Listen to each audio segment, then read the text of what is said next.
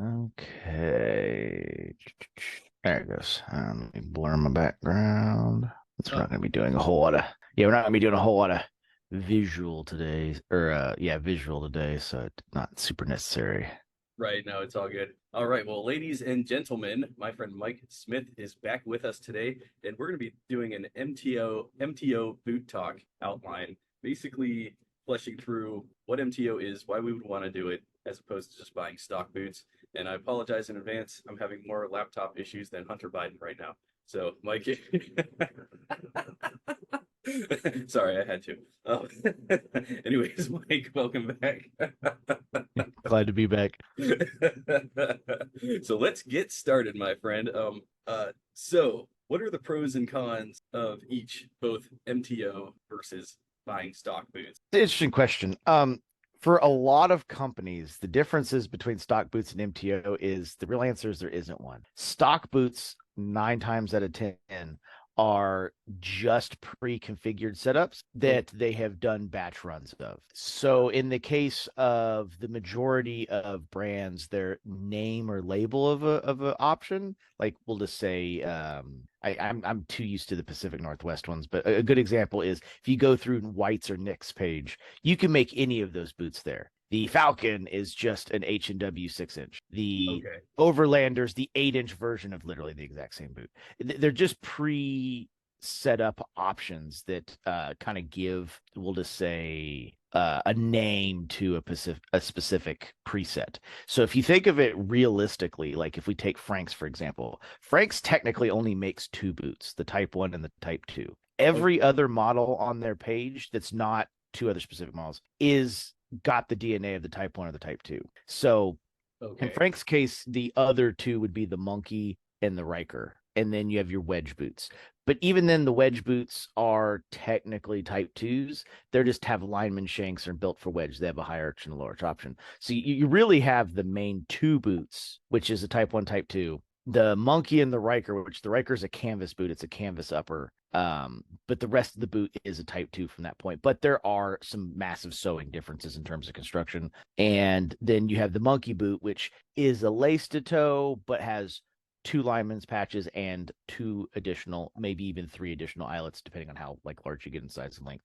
I think anything over an 11, they do 3 additional eyelets if you want it to look like a monkey and not like a lace to toe. But that's really it. So you have 2 main boots, all their DNA is built off of 2 specialty boots, and then the wedge boot, which would be the Rainer Riker, for a total of, if we want to call it from a production standpoint, all models could be called one of 5 boots. And then from there, they're just customized options. There's nothing specific to each one that's like, oh, this high country, right?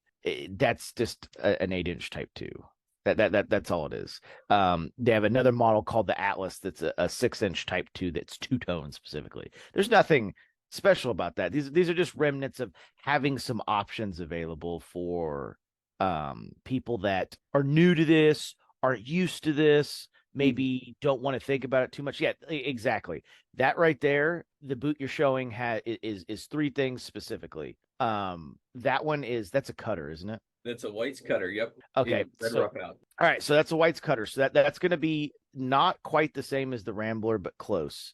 Mhm. So that's going to be higher arch. It's 55 arches. It's a cutter instead of a cruiser, which means it's a lace to toe, meaning it has extra. And for White's case, they do 1 extra eyelet going close to the toe, but some of the brands do 2 extra cutouts going to the toe. There's also stitching that goes in front of the vamp for it. What you Okay. can't see there is there's actually, it doesn't look like that boot has a toe cap, but it has a toe cap. And Oh, the reason is there's an extra layer of leather that goes under what's visible.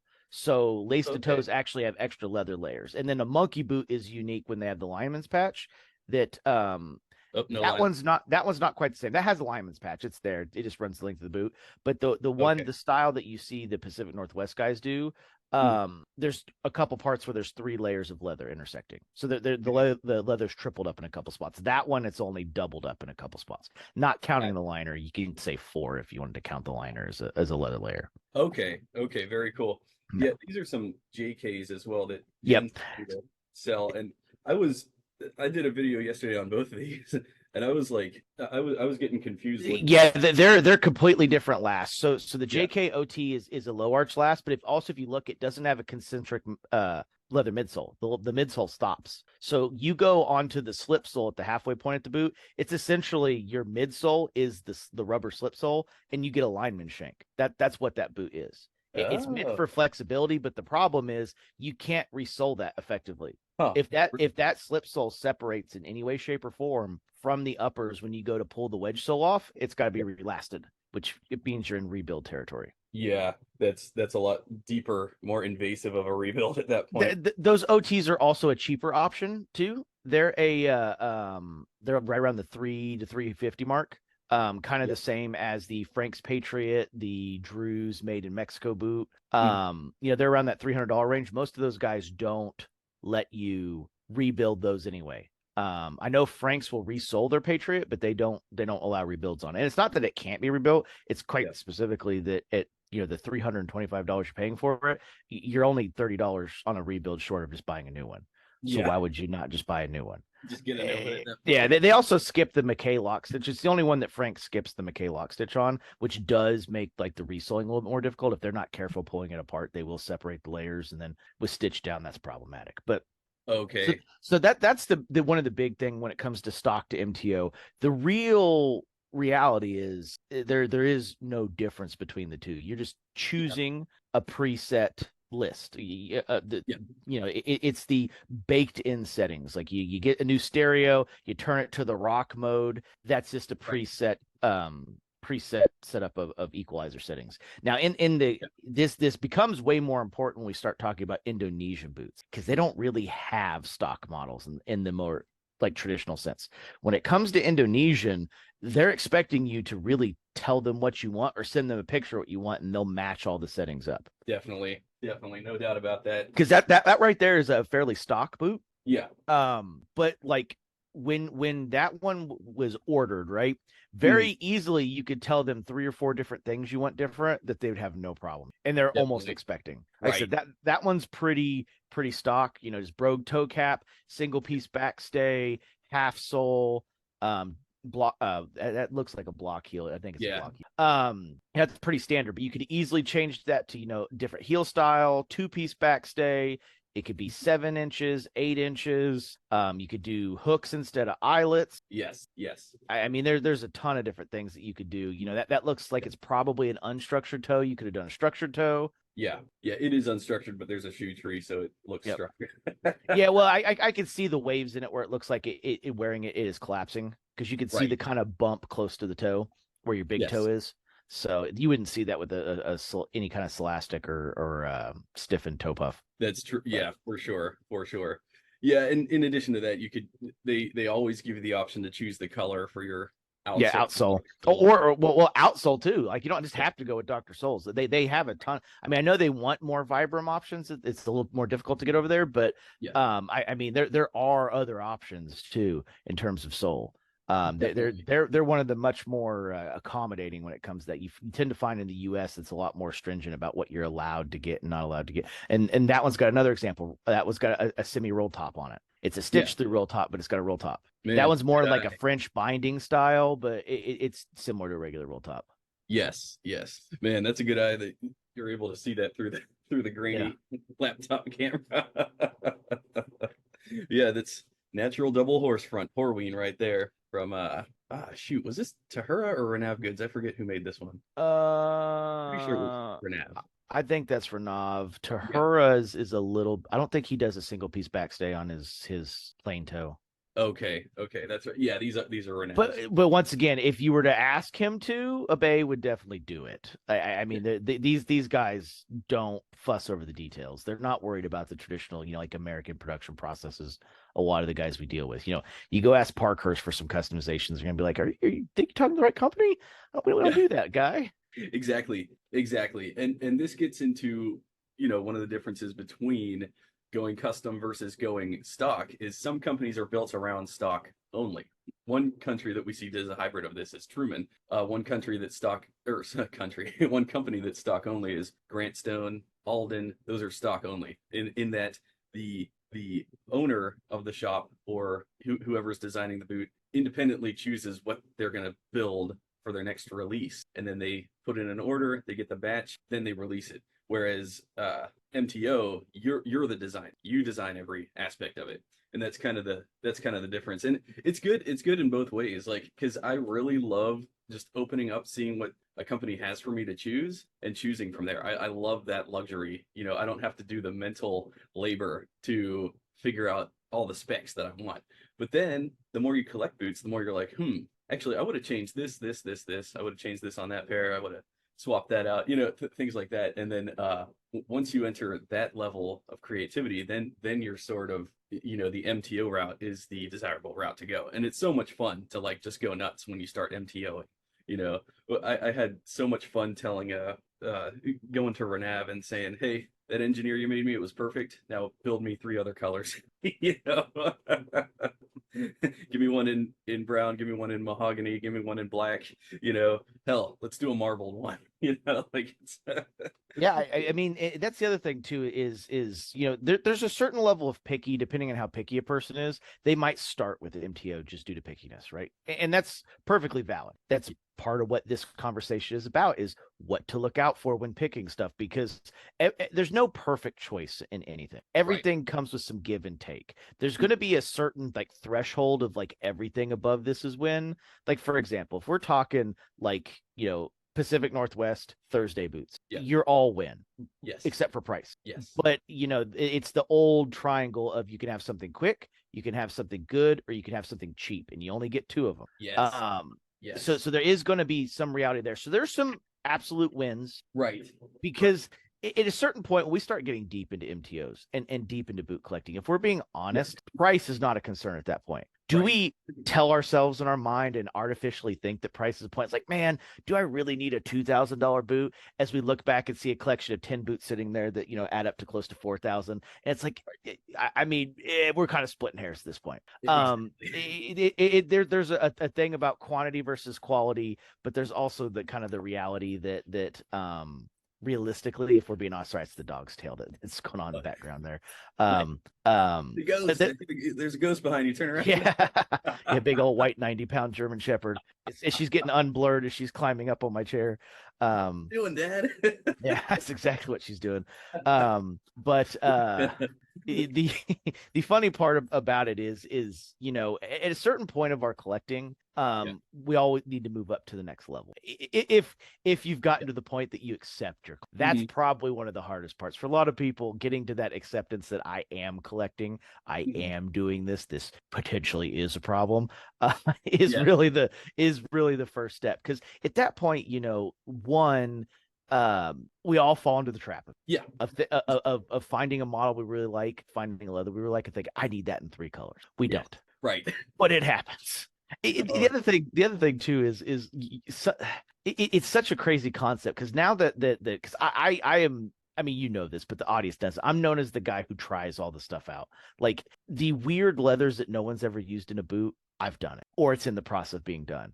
When it comes to finding the new leathers, the only one that got the jump on me was Kevin with Caswell got the jump with me on Cologne. I was trying to get Michelle to bring it into Frank's before he ran the Eastman in the Galoon horse rump. I couldn't convince him to bring it in. Like I said, the horse rump, they've brought the Merriam in, and they have some Merriam that they keep in stock in like 3 colors. But it is a pretty hefty upcharge, so it's not something they really want to keep, because a horse rump only really yields 2 6-inch boots. If we're being 100% honest, it's hard to get more than 2 6-inch boots out of it.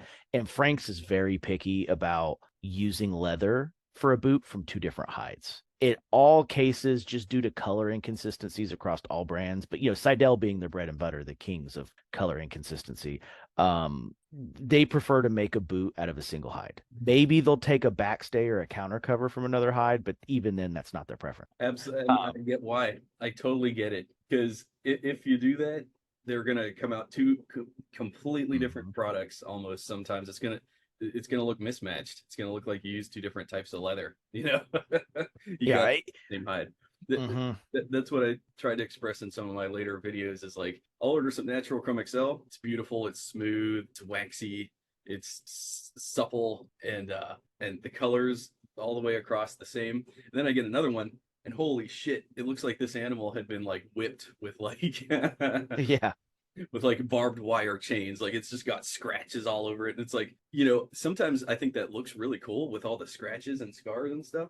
And I'll send it to the customer and they're pissed off. I'm like, dude, this is the coolest looking set of kill tees I've ever made. Are you kidding me right now? They're like, oh, it's ugly. It's got Yeah. scratches and creases in it. I'm like, all right, I'll send you a pair of smooth. And once again, that's just a person to person thing. Like, I Yes. mean, if you like the look of Doc Martens plastic cover patent leather, that's a specific look. It's a hard to achieve look. I mean, Yeah. the cracks and creases in it of the first wear aren't hard to achieve. Like almost any boot. Oh yeah, Just those take more time.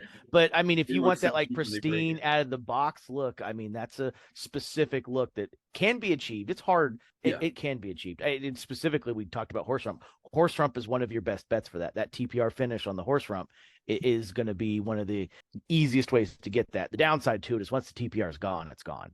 That's not a Yeah. finish you can put back on. Right, right. Yeah, how would you go about like sort of restoring that? Is there You wouldn't. You would burnish it and make it a waxed finish, which is why not I say Tuscanel. Merriam does all of their leathers in a reverse and a wax. Actually, I've been talking to Michelle because she's started ordering directly from Merriam. Michelle's the wife of Frank's, about maybe bringing some of the waxed finish horse rumps in because I think their customer clientele would be much more inclined to do that horse rump instead, just because that wax finish is closer to something that they're more used to. right, right. That makes a lot of sense. Yeah, yeah. Because I was looking for my natural chrome excel, but I have some acorn kilties, and yeah, from one to the next. I mean, this is why with acorn or any rambler for that matter, you're gonna want to Yeah, get same boot. the same side because like even within the same side, there's just so much inconsistency from one to the next. And yeah, I was trying to find the natural chrome excel because those are gnarly. Yeah, and it does make a lot of sense because and this is where rebuilding becomes slightly problematic Yeah, because you rebuild 2 or 3 years later. I'm dealing with that right now on a pair of tan oil Latigos I have that I just went off the H&W last. That the tan oil Latigo when I got it a couple yeah. years ago was like a tomato red color. Okay. It's the ones that look just like the Amaretto Bison, if you remember the Amaretto Bison kilties you ran. Yeah, That yeah. kind of red orange color, yeah. Okay. Whereas the tan now actually looks more like a tan. I want to call it British tan because it's slightly different color than that, but it definitely like actually looks like a real tan now. So I don't Right. know what happened with Wicket and Craig between that, 2020, 2021 timeframe when they're produced and that Latigo that everybody knows of as the traditional tan and kind of what we're getting now, which is more of an actual tan. Right. Right. A lot less reds and stuff in it. So something changed in their process in the last couple of years. Definitely. It So did. I was gonna do the Galoon horse rump as part of that rebuild on the lower to get to the 55, but never came in. So we're kind Okay. of stuck in the like, man, do I just go with regular tan and just do a Galoon horse rump boot later, or what do I do there? Because I know because the Galoon was already gonna make it a little two tone. This is it's gonna make it the same level of two tone at that point. Like it's not gonna be a consistently colored boot anymore. Gotcha. Gotcha. Yeah, and I've been really impressed seeing what Galoon's coming out with. I just got those deerskin Trumans, and it's just beautiful stuff. I had the opportunity. Their horsehide in particular, it's so glossy, aniline finished, thick, hardy hide. You could peer into it similar to shell. Like they do a really good job with it. I love seeing small tanneries like that. That's because it gives me hope that maybe one day I could do something like that when I have a farm and a little plot of land. Maybe I'll start making my own leather. I don't know. Who knows? I know Vincent Truman has played around with the idea of tanning his own hides, and I just think that's like how cool is that to be able to make your own hide and then to build the boots? It doesn't get any cooler than that. But yeah, Truman. Speaking of them, they do MTOs periodically, and Vince, talking to him, it is a pain in the ass. I get it. It's such a pain in the ass, especially like when I'm gonna make a custom bag. It's so I'm kind of doing the same thing every time, but then when you start adding on like lateral side pouches and things like that, it starts adding on like the time, and it's so much easier just to follow the factory line and just, like my recent batch of bags that I just did in Oxblood. It was so easy to make the same bag 5 times.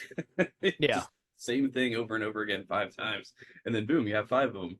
Whereas to do a custom bag, it just requires so Your much order more of operations changes because now you have to start thinking about where certain things go on now that you won't have access to later. Like that order of operations has to be adjusted entirely.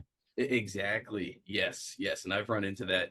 Thankfully, I knock on wood, I've never cornered myself to where I can't fix something, but I've been in situations to where I say, "Oh, thank God this happened because otherwise I would have had to start over." Yeah. So, but a good idea of, well, I'd say probably one of the best examples of a stock boot to buy is the Alden Indy. It's classic, it's iconic, and it's not anything you'd want to. Me personally, I wouldn't want to change anything on this just because this image in my head is exactly what I would want if I wanted an Indy. I want that neocork sole, the flat sole. I want the Thomas true heel. heel, yeah, the heel there. I want, this is everything that I'd want. But then Epaulette in New York City, I had the standard Alden 403s, but then when they ran this, I'm like, ooh, that's the 403 that I really, really want. It's got the commando sole. It's got the polished brass eyelets. Like that's the one I actually wanted. So I actually got this, and then I gifted my dad my original 403s. So yeah, I guess MTO comes with experience. You want to. I think it's a good yin and yang. I think it's good to go for stock. It's also good to go the custom route. One lightning in a bottle are these storm suede Grant Stones. Like I would have never designed this myself, not in a million years. I would have never designed this boot. And then I just saw it on their website one day in 3 different colors, and I'm like, for a spring boot, it's lightweight, easy to throw on, easy to pair with stuff. That's brilliant. And so I got this, I got the tan, and I got the coffee color. And yeah, this is not something I would have personally designed. And then, not to mention, sometimes I find this with laces. You don't know if a lace is going to work with a boot till it's on. So you could go through the process, buy the laces, get them shipped to your house, lace them up, and then you look at the boot and you had an idea for what that was going to look like, and it just kind of looks like a dud. That happens too. And so that can happen with an MTO. It's like, oh, you just formulate this idea of this boot, and depending on a myriad of factors, whether the quality of the leather, its appearance, the way that it's lasted, all this, you might get the boot, you might be disappointed. That can happen as well. You could have that percentage increases quite a bit in MTO, and that's kind of what this is talking about as we go, because some of these settings we choose also affect how the boot fits, how the boot wears, how the boot breaks in, if you can break it in at all. There are some of the options here that add some legitimate concerns to, do you wear your boots enough to ever break them in? Lineman's patches and lineman shanks are a big portion of that. If you're not a lineman, arborist, a gaffer, those patches are in place not to add a splash of color the way Rosanville uses them. They're there to protect it against the gaffs that go around your boots. And now you have to break those in where metal would be pressing in and forming that. Now your squishy, fleshy foot's doing it. That's a really good point as well. Yeah, so many factors to take into consideration, and even I customized some Truman's in what was it, Ink Chiha Roughout, and they're brilliant boots, but I realized like I really loved them, but I need to thin out my herd, and I started looking at those compared to these, and they were kind of the same boot in a lot of ways, and I'm like, the Ink Chiha and this Storm Suede, they're both that sort of light blue color texture, and I'm like, I can't justify keeping both of these. I have over 100 pairs of boots. Like I love both, but I had to move them on, just because it came down to I had to pick one, and Yep. It just, I would have thought I would have wanted to keep my MTO Truman's, but instead, it makes me feel good to move them onto a home to where they're going to get used. It was almost an act of love. Just let them go. Yeah. Well, I mean, over 30 boots, you're Yeah. going to wear them less than 6 times a year, right? Yeah. At 30 boots, every one of your boots could be worn up to 12 times a year if you wear your boots during the summer. As you start getting over 30, you start cutting, every 10 cuts a whole month out at that point in the cycle. It does. So, Really good point. I mean, there's just a reality there that, over 30 choices have to be made. Like Yes. unfortunately, there's a varsity and a JV team here, and not everybody's going to make the cut. Very I, well. I mean, once again, if you're going to use it for display purposes, cool. Yeah. If you've got a boot museum in your house and you want to show Right. that off, fantastic. But otherwise, I mean, as we get over 30, we all have to start having a serious conversation with ourselves of, do Yeah. we need as many, and are we doubling up anyway? Because So even with true. the best intentions of making every boot with a specific purpose in mind, and that's a really a key point that is as we go through this, is a lot of the old iconic boots, especially we talk like Red Wing, they're pre 1970s, their lasts, their styles were done with a purpose. Post 1970s, fashion is the name of the game. That's why so many people used to have Red Wings that fit real well and have tried to get into modern Red Wings and they don't fit near as well. All of their lasts have been adjusted one way or another for fashion, not really for like wearing. And a good example of that, that's a much more wearable Iron Ranger because it actually has a heel block. It actually has a leather midsole, not Mhm. something the Red Wing Iron Ranger normally comes with. Definitely, definitely. And these were yeah, the sole was redone by Pablo at DMAR Shoe Repair. Shout out to Pablo in Guelph, Ontario. Yeah, these were originally Mario's boots, and he gifted them to me. And yeah, I love them. I think they're a double E or a triple E, so they're a little wide, but like the length is perfect. I wear them very Yeah. comfortably. So Well, that's a good point. As you've probably figured out with the custom crafts, I'm wearing them too now. wide is not a bad thing. Too Right. wide is not a bad thing at all. Too narrow is a bad thing. Yeah. Everyone could go a width bigger. It might not be the fit they want per se, Hmm. but a width bigger is completely doable. Yes. A width too small is not Not doable. doable at all. I completely agree. Yeah, it's bizarre because I look down at them and it's almost comical how fat they are. They're just so wide. And yet I've been wearing them very comfortably for the last 3 months, every other day. I've been dedicated to them, and they're patinating very nicely. But at the same time, it's like it's almost funny looking at it because they're not shaped like any of my other boots, Yeah. and yet I have zero complaints on fit. Like seriously, I'm being 100% honest. The length is just right, and that's all that matters, in this particular case. Because yeah, I could splay my toes out, and yeah, it doesn't affect anything. I could even wear. Here's a weird thing. I could even wear thinner socks with them, and still they work. It's Yep. it's doesn't. It's very counterintuitive, but it's 100% true. Yeah, width is totally something you could increase with very little consequence, I would say. Yeah, So, in comparison. Well, it comes down to traditionally speaking, and Dennis is using more traditional last. yeah. But when we talk about last, if you go like a pair of cowboy boots made, they use a very special kind of what's a real combination last, not what Alden calls it. And that is you have a true combination last has width for your toes, width for your instep, and width for your heel. All three sizes are adjustable. Because the reality is, especially when we start talking about high arch boots, which cowboy boots are, you have two realities, and people see this in Pacific Northwest boots all the time. If you have long toes, you are going to find that your arch support is going to probably set a little bit too far forward and needs to be broken. If you have short toes, you're going to find your arch support sets a little too far back and it's got to be broken. And that is because they measure everything based off of the length of your total foot. Where footwear traditionally, like the branding device, is meant to be used heel to ball. The toe measurement's really not relevant because what happens there is the heel to ball puts your arch in the right place, and then the length needs to be adjusted for your toes. It's called a bump toe, where they artificially extend the toe to give your toes room to move and not touch the front. So for a lot of people, they go with a size that's well, and once again, the manufacturer will tell them that they go with the size that's slightly too long because their toes need to be in a certain spot where it doesn't line up where the shank's actually supporting the arch correctly. And that doesn't count the shifting of the shank being put in slightly the wrong spot either. Right. Okay. That makes sense. So many variables to take into account.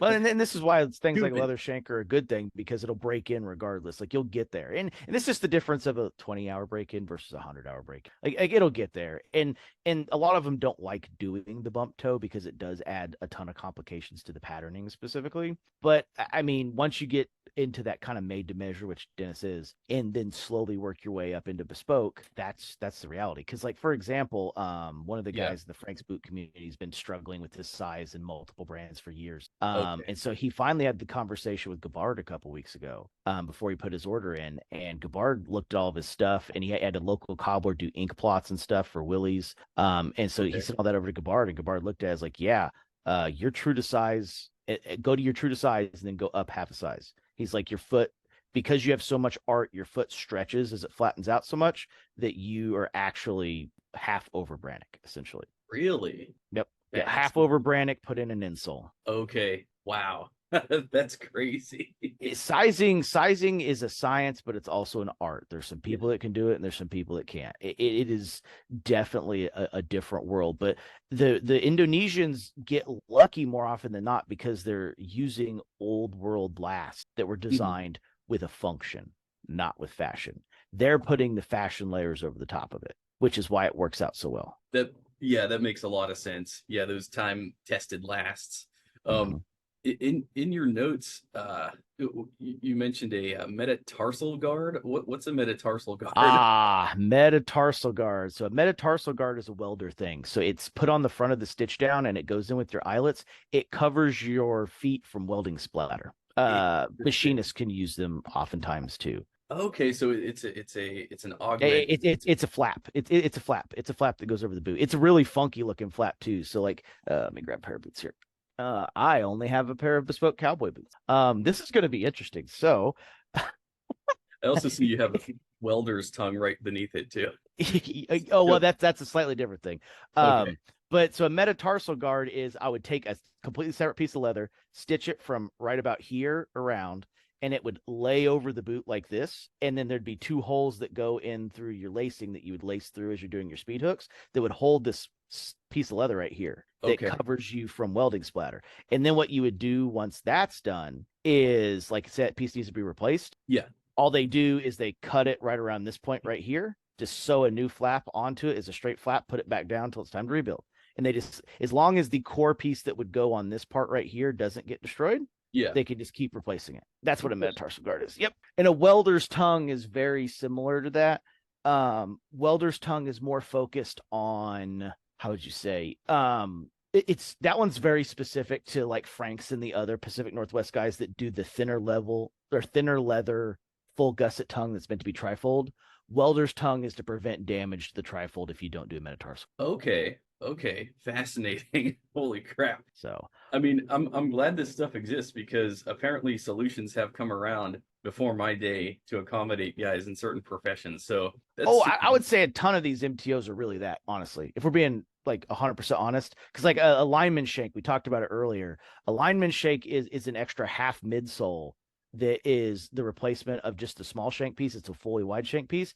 That's for anyone who stands on ladders all day, jumping up and down on shovels, or a lineman who, uses gaffers or lineman's climbing gear. It's just takes your shank piece and takes it from, right this wide to the whole length of the boot, so that now when you're standing on that gaffer, which is just a circular rung, looks like a D-ring that someone stands in that straps on their boots, that piece that's pushing is now has the entire support of the whole width of the boot instead of, a 1-inch cross section. Really? Oh, that's cool. That's similar to like the half insoles that I started making recently. That's exactly what it is. It's just it's just an 11-ounce version that goes between your midsole and your outsole. Okay. Yep. Wow. Maybe I should change the name to it might confuse people though. Yep. It's already confusing. So if I said, "Oh, I sell lineman shanks," nobody's gonna Yeah. I mean, only if you need a lineman shank, you know what one is. Okay, I gotcha. Wow. Love it. And then so we also have I haven't even gone down the list. We could start going through them line by line. I was just kind of giving some examples. Right. Yeah, I wanted to. So let's start with leather choice, right? So leather choice is a really unique one because there's a lot of options. You got cow, bovine, deer, ostrich, blah blah blah, kudu. There's many reasons why someone would choose something versus reasons why someone wouldn't choose something. But the real reality here comes down to cow has a lot of stretch, has something called springback that you have to deal with, and is generally the easiest to fit, is the most forgiving. In that also runs like your kudu and your deer are in that same category. Very stretchy, even in the very thick stuff, very stretchy, pretty forgiving. Yeah. But you have stuff like exactly. That might be bison actually. I think that's bighorn bison. Probably. And yeah, these JKs are also bison. Yeah, that's Seidel bison. Yep. Okay. Yep. Yes. Yeah, JK gets everything from Seidel. And so that's going to be thicker, but have some of those same stretchy pliability, softness categories. Whereas when we start talking like horse, Yeah. it's stiffer, it's a lot more dense. Yeah. Horse also has an odd feeling. Yeah. When you knock on it, it almost sounds like wood. Yeah. It almost has a unique feeling of voluptuous when you put your foot in. A horse boot, until it's broke in, will always feel like it's a half a length too long and a half a width too wide. Interesting. Yes. And it's because the horse leather holds its shape to the last so much better. It doesn't fall in on itself. It doesn't have spring back where it wants to collapse in. Also, with it being stiffer, a lot of times they don't pull it near as hard. Okay. So They can't. it's They yeah, can't, yeah, They can't stretch it. It's like it fights yeah, back. yeah. Well, without damaging the finish, exactly. Yeah. So horse always feels a little bit more open. Horse always feels like maybe the sizing ain't right. It's right. Because if horse is too small, you cannot put horse on a stretcher and think you're going to get any. Like a horse might go up a quarter size. You're not getting much. I was having another monkeypox flare up, so Gonna take that Invicta. it's okay. I have my ivermectin on hand, so Yeah. whenever it pops up, I just pop a horse pill and good to go. Yeah. Good to increase the water content in your body and then pee it out the next day while doing nothing. Exactly. So, all right. Is a side note before we get started. And you can cut this part out of the video later. But me and Jeff are going to be starting that podcast here soon. We're not going to call it the Two Salty Assholes like we were. Obviously, that name's not going to work very well. He came up with he's a big whiskey guy, so he likes the like bottled and bond logos. So it's called his idea was calling it Brothers and Boots, and I don't care enough to argue with him, so that's what it's going to be. Oh, cool. All right. Yeah, probably not a lot of video, probably more just like audio recording. Very cool. Very cool, dude. I'm excited. That'll be amazing. Yeah, you need to start a podcast for sure. Yeah, and I'll for sure help you out with promo or whatever. So cool. Build it up. Yeah, that's the idea. Because I mean, a lot of times we have these conversations anyway, and just like recording it for everybody else to hear is basically kind of the answer. Honestly, honestly, it's super beneficial to the boot community, as well as it really is kind of a disservice to just keep it to your, like so many times when you and me talk, I wish I just recorded that whole thing.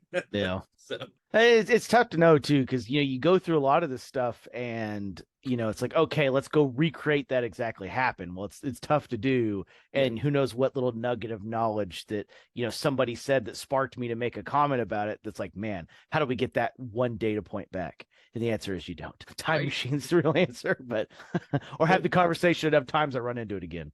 Right. So much of the best content comes out, out of spontaneity and or improv. I find I could script stuff out. It's just going to sound robotic, but like when I'm actually having an exchange with somebody, it just, the thoughts that come out are often far more interesting than anything I could have scripted out. So that's why I think, open dialogue like this is some of the best content you can make for sure. So didn't we leave off on horse rump? It's still technically on leathers. Yeah. Okay. So if we circle back to where we were talking we're on the leather choice specifically, kind of A, but we're kind of working our way to C. So like, why would someone choose the leathers that they choose, right? Well, there's usually like three big ones. You got your color, your how soft it is. In leather world, we call it temper. But most people won't notice temper or stiffness. They'll know it as how soft and supple it is. Like with Chrome XL being on the extremely soft side, and maybe some would even call floppy. And then you've got stuff like harness, shockingly shell cordovan, and some of these others that are on the much stiffer side of the house. And usually thickness plays into that as well. So, generally speaking, and this is becoming controversial in these days too, is, most people are going to pick their boots based on color, right? And it's going to be tannery induced colors. So stuff that was done at the tannery, that its color state is a combination of dye, whatever finish they put on it, and whatever conditioners and preservers they put in it is usually what you receive. It's also a big reason of why the color varieties vary so much. Right. Is there's no one measuring out these quantities in a super scientific kind of way. It's done a lot by eye. The only real scientific ones are Horween colors: color 8, color 6, color 4, color 2, because color 8's full pigment, color 6 is 75% pigment, color 4 is 40% pigment, and color 2 is 25% pigment. Those are fairly ratioed to get them to look right. But short of that, most dyeing is done slightly more scientifically than by eye. Usually they've got something there. They do some test spots. They get a good idea of what that hide's taking in. Hmm. Some people pay more attention to it than others. No doubt about that. Someone needs to get a colorblind test for the guy that does that QA at Seidel, because woof. I agree. Yeah, Yeah. they're cranking out some pretty inconsistent double shot colors. Like, add a little bit more, mahogany, add a little bit more brown, a little bit more tan. We'll see what we end up with. Yeah. But the more important part is short of picking your color, which is important to some people, which by the way, everybody can fix. A little bit of acetone and some phoebes, alcohol dye, and a lighter, you can fix any color you want pretty easily. It's actually not too bad at all to do. That's true. Yeah, I just But bought a bunch of leather dyes and I was playing around with them. And the Thebings mahogany is actually there's no burgundy in it at all. But I was using it on the oxblood. Actually, let me grab it. Yeah, I used some Thebings on the scouts that I just made. I did it particularly to dress the edges. oh yeah, I can see. I can see where it's overdyed a little bit on the backside. Yeah. Yeah, of the straps here, just Mhm. on this area. And I like sort of did a leather stiffener down here too, just to make sure that it doesn't, it keeps its rigidity over time so that it feels Yeah. roller buckle better. But yeah, you can kind of see it from the front too that I Oh yeah, I mean, yeah. It's gonna come. Yeah, you can see it more on the back, the overdye on the edges, and that's gonna happen when you do it. But you're yeah, not wrong. yeah. So funny story. If anyone's ever wondered why marbled black shell looks green, it's because when you cut the pigment in half of black on leather, green is what you get. It's why most of your gray leathers tend to have a green leaning into them, is that's the dilution of that light brown color of the black dye. Okay. That reminds me of those Vibergs in bronze shell cordovan, I think they called it. Mm-hmm. I think it was bronze shell, and it was almost black, but in certain lights you'd see greens coming out. Yep. And yeah, that must be what it is. Yeah, that really fascinates me. I have a black shell wallet. I don't have it on me right now, but from Ashland Leather. But yeah, it's green. It's just green splotches all over it. It's really gnarly. Hey, that's the interesting thing when it comes to black marbled shell. Yeah, this is Yeah, not yeah, shell, but yeah. It's a similar thing. And the funny thing about that is chances are, to darken that green up, they yeah, actually mix some black in with the green dye to pull that off. Because if you just take straight green dye and put it on brown leather, you're not going to get that forest green color. interesting. I had no idea. That's Yeah. great. It Well, makes sense though. this is the weird science of it. That's why hand dyed items are generally considered like that much extra effort. And they usually go for a lot more. And you're seeing it a lot more where people are opting for hand dyed stuff. And it's also real common in the bespoke world. No bespoke shoemaker buys black leather for their shoes. They buy natural and dye it black. And the answer is simple: black hides all scars and imperfections. Very rarely does any tannery use their highest quality hides for black, because there's literally zero reason to. That makes a lot of sense actually. Okay, mind blown. It's why also when sometimes you see like heavy black edge dressing on boots, and especially dress shoes, especially lighter color dress shoes, it makes the boot look really cheap. Okay, right. Right. Yeah. I Yeah. have So interesting. yeah, all lighter colors, you're better off going with the light brown or a natural edge dressing, because a pure black one just makes it kind of look cheap. It looks like you're trying to hide something. Yeah, it does. It looks plasticky. Hmm. A lot of Johnston and Murphys end up looking like that. It's plasticky with all the extra dyes they add on there, and it looks suffocated as well. It Yeah. doesn't look like it would breathe very well. So, and that's why I've always just preferred a natural antique Yeah. edge. Just let me see what it is. Yeah. Just No, mutes it all out. that's absolutely the case. It's also why blacks and dark browns are so popular, is because the same thing applies to the people wearing them. It's real easy to slap a little bit of black shoe polish on it and all your problems go away. You ain't really got to worry about it too much. At that point, the only thing you're fighting is fuzz. Yes, so true. Yeah.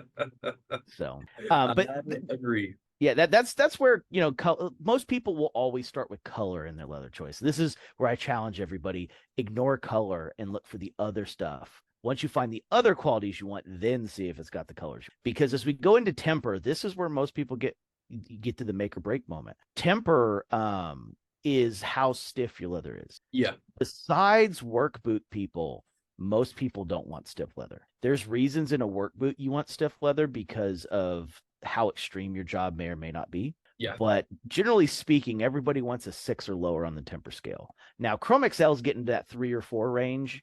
But usually with a liner and whatnot, there's enough stiffness in there. It's no big deal. That's Right. where also Shinky's kind of controversial. Everybody wants Shinky until they wear Shinky. Yeah. Shinky's a 9 out of 10 on the temper scale. It's good after the break-in, but Shinky starts rough the first couple wears, especially if the tongue is Shinky. Yeah, that's true. Yeah, Shinky is extremely good quality. It's very stubborn stuff. And yeah, it's funny you bring that up because I'm about to release a video on the Shinky engineers, John Lofgren engineers in Dark Cherry. And yeah, they're absolutely, the depth to them is so deep. Like it's almost like looking into different dimensions, almost like when you're looking at shell, there's like almost like a luminosity about it or a translucence to it. There is a translucence. I'll explain why in a second. That's Okay. actually a really unique one. There's a reason why. Please let us know. Well, good finish on the thing, and I'll explain the shell. Yeah, I was just gonna say, yeah, but it's extremely stiff. And she also sent me a pair of deerskin engineers as well, and they're just like you're saying, flappy, floppy, flopping all over the place. And it's like these are the same boots from the same maker, the same model, just the different leather just makes it night and day a different product. Truly, color aside, look at the leather, and that's in line with what you're saying. It's take the color out of it. You know, what's the material? The material is what you should lead with, not the color. So I completely agree. Yep. All right, shell cordovan. The reason shell cordovan has a depth to it and it changes in light as you move it is because shell cordovan is not a smooth leather. And now you're going to be saying, Mike, you were crazy. I've touched shell cordovan. It's squeaky smooth. Yeah. It's not. Shell cordovan is the horse rump where the shell's at is cut out, and the bottom rough out layer and the top grain layer almost to the nubuck point is taken off. And then it is either jack glazed or left raw. It's just finish. And then goes through something called a plenishing hammer. And what they do is they've taken old plenishing hammers and replaced the plenishing that would roll metal out, kind of like an English wheel, and have replaced it with a glass rod. And they burnish all of those little fibers of what is essentially about to become a waxed flesh flat. So the depth you're seeing is you're seeing in between the fibers, which is why the color changes so much when you change the light, is you're seeing through the fibers as they move. It's also why brushing heals shell cordovan, because it's technically rough out. Whoa, I never heard of shell described as a rough out before. That's really interesting. And punishing hammers, that brings me flashbacks back to third grade math class where my teacher, you know, obviously me, I was the subject of many punishing hammers. Yeah, it's plenishing hammer. Plenish. Yeah. Oh, plenishing. Plenishing hammer. Yeah, it's a metal tool. Yeah, plenishing hammer. And once again, it runs like you would, where all it does is flatten metal, either flatten straight or at an angle. English wheel is the one that they roll back and forth to put curves into it, but a plenishing hammer is used to make angled patterns flat. So like obviously metal gains strength when bent. So like if you're building like a wheel well of a car, a plenishing hammer lets you flatten a plane of it on the angle you put it on, and then you use the English wheel to put the rounds into the wheel well, so on and so forth. So like if there's like a crease through the body line of a car, usually a plenishing hammer is what they use to put that in. And then you just replace the tools. You'd use it with the glass. Shinky has a video of them polishing their shell with the plenishing hammer in the final stage after the jack glazing on their Instagram. It's one of their oldest reels. And you can see it's a tool clearly meant for something else. It's just dragging the glass rod back and forth over it. And you watch it go from what is very dull to super shiny as it sits there and goes back and forth after the jack glazing is dried. No kidding. Yeah, jack glazing just hardens the fibers up. And then they just literally burnish the fibers smooth. Interesting. Okay, that makes a lot of sense. That's how they're able to control for such a consistent end product. Yep. So, wow. Yeah, because that's another thing people don't understand, and even me, I don't fully understand it. But like, I just got a side of Herman Oak, and it's for my thick Wedge tan insoles. Yep. And this stuff, like, it's generally 15 ounces, but depending on the portion of the hide, it could be 10, it could be 18. It just It's like on our flat Earth we have mountains, and that's what. Just kidding. I'm not a flat Earther. Yeah. But we have peaks and valleys, and throughout the whole hide, it's not the same thickness. You've got thin spots, especially once you get towards the armpit and stuff. It gets real gnarly, like real. Oh yeah. A lot of peaks and lows, and yeah, it's That's why I could only use probably 70% of that thing. Huge, probably, I don't know, 30 pound, maybe 40 pound side. And Yeah, and those sides are big too. They run anywhere from like 19 to 26 square feet, depending on what you get. yes, and they are stubborn and they fight you every step of the way. Yep, Like, they don't stay unrolled. You've got to basically stand on them to flatten them out. You flatten them out on the floor, put heavy stuff on them, and even then, it still wants to roll back up. Yeah, I mean yeah, Herman Oak is another one that rates up there real high in inconsistency. yeah. But what that's a funny thing you mentioned that because when a lot of people say, "Oh, this has a nice finished rough out," Yeah. they didn't run it through a machine to finish the rough out. What they did is they split it to a consistent thickness. Oh, okay, right, exactly. Yeah, yeah. That's where So comes in, whereas yeah. the Herman Oak, I don't believe they shave it or split it or anything. No, that's burnished because if you scrape the bottom of it, Yeah. it'll come up in real fluffy fibers. That's the same way JFJ Baker does it. Like Okay. you can tell by looking at the back of it. It's just a burnished rough out. Because like Yeah. the JFJ Bakers, I made my own insoles, midsoles, and heel stacks for some of the boots I've going through Frank's, Oh, and cool. it took a ton of scraping to get that off. I have these Yeah. carbide plates that you use for woodworking to get like perfect square edges. Oh, And they take it off pretty good, but it still takes quite a bit of work per piece to get through the fluff. Because yeah. that rough out fluff that's been burnished down, Yeah. it's a solid like 0.2, 0.3 millimeters thick. You Okay. can see it Right. in the cross section, like how far up you have to go to get to the fuzzy. Yeah. Yeah. It's So absolutely beautiful stuff. I love it. And like you said before, it's buttery. Like you would think it'd be tough to cut through this. It's not. Like the just a blade little bit of water, a little bit of yeah, water, and the knife slides right through it. Yep. it slides straight through it. It's unreal how easy it is to cut through this stuff.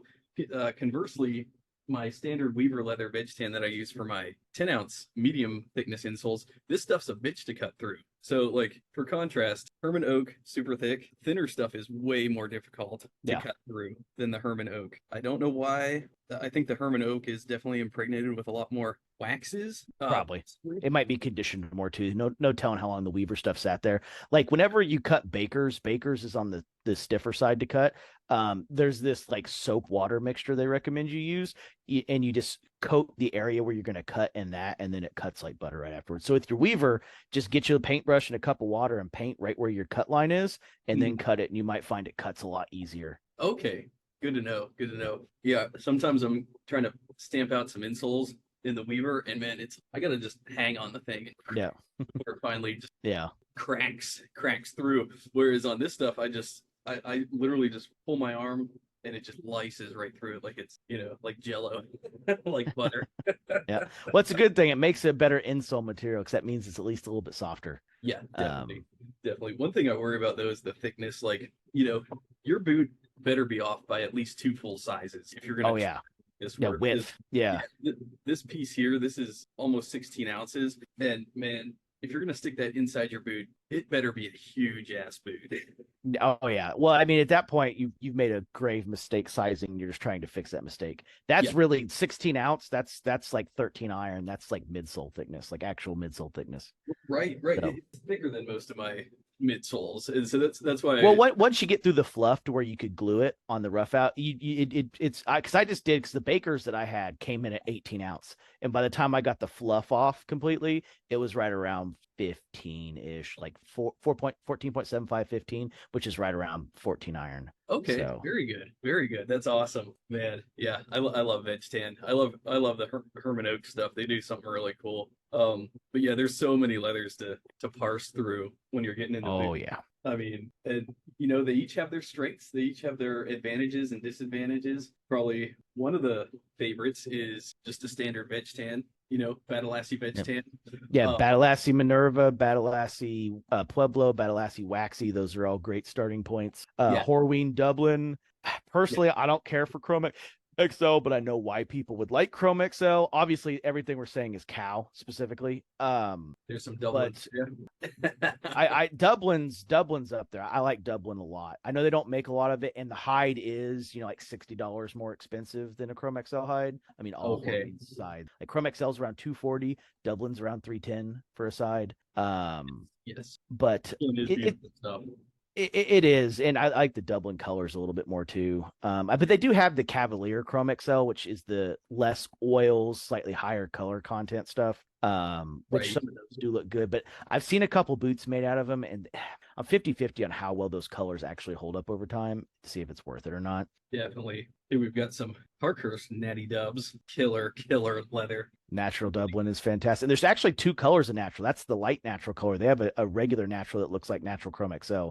They have Oh, natural and light natural. Yeah, there's actually two colors of it because oh, I that have the light natural as well. really? Okay, Yep. nice, nice. That's awesome.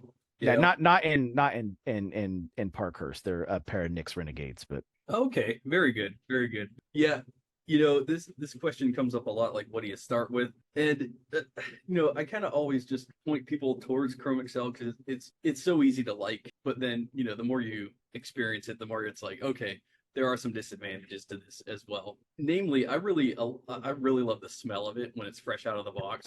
It just yeah. reeks that heritage. Yes, that and Badalassi have a very unique smell. You walk in and know immediately, like, Yeah, I know what tannery that came from. definitely. There's no mistaking it. That's what I love about it is the profile of the different chemicals they use yield such dramatically different smell. And it all smells like leather, but yeah, to compare Badalassi to Chrome XL, Badalassi Wedge Tan to Horween Chrome XL, night and day, different stuff. The Horween Chrome XL has like almost a sharpness to it, like an oily vintage sharpness. I think it's something mixed with turpentine, like maybe a pine tar mixed with turpentine, because it's got a smell of like I don't want to say pine saw, but it reminds me of maybe a cleaner that they would have used before the EPA started banning all effective cleaners, Definitely. Well, all the ones that cause cancer, basically. thanks a lot, Greta. Unless you're in the state of California, then everything causes cancer. Right. Exactly. Totally. Yeah, so picking out the leather is definitely going to be crucial. Well, and then you have, horse shell, the other exotics. And I'd say for most people, I'd probably caution away from it. You need to know your sizing before you get into horse. That's kind of step one. Horse does not stretch. It does. You're not going to get any forgiveness out of horse. Once Yeah. you know your size, horse is a fantastic way to go. But like, you're not going to put a boot stretcher into horse and get half a size out of it. It's going to sit on that stretcher for like 6 weeks, and you might get a quarter of size if you don't end up splitting the crust on it. Right. And here's the other downside of stretching is like you really remove that life and that buoyancy from the leather. Oh yeah. It's gonna be dead flat leather after that at that point. I had a pair of cheaply made, like I think they were made in India, monk straps like 10 years ago, and they were so tight. I had them stretched and they fit, but then they were not fun to wear. It was like walking around and like They're moccasins at that point. They feel like traditional moccasins. exactly. Yeah, they just lost all their natural buoyancy and snap back, stretch back, and just life. They didn't look as good either. So that's why, shoe stretching, yeah, you can do it, but I always kind of caution against it because it's better just to start with your right size. Yeah, no, it's unfortunate, and that's the other thing that kind of sucks too is you do have to do a little bit of experimenting with like get the size right. You got to try some of the sizes. It's difficult because the other thing is, and this is the next point I was leading into, is you're going to find that 15 pairs in, some of the original leathers you loved, you found better options, and your original pairs don't get much love anymore, and it's probably time for them to go get loves. Yes, move those babies on. Yeah, because if no one takes anything else from this but this, don't start with Chrome XL. The two best starting leathers, if they have it, are Badalassi Carlo Minerva and Wicket and Crade Oiled Latigo or Latigo. I've seen it pronounced both ways. I don't know which one's correct. Wicket and Craig calls it Latigo. Horween calls it Latigo. Okay.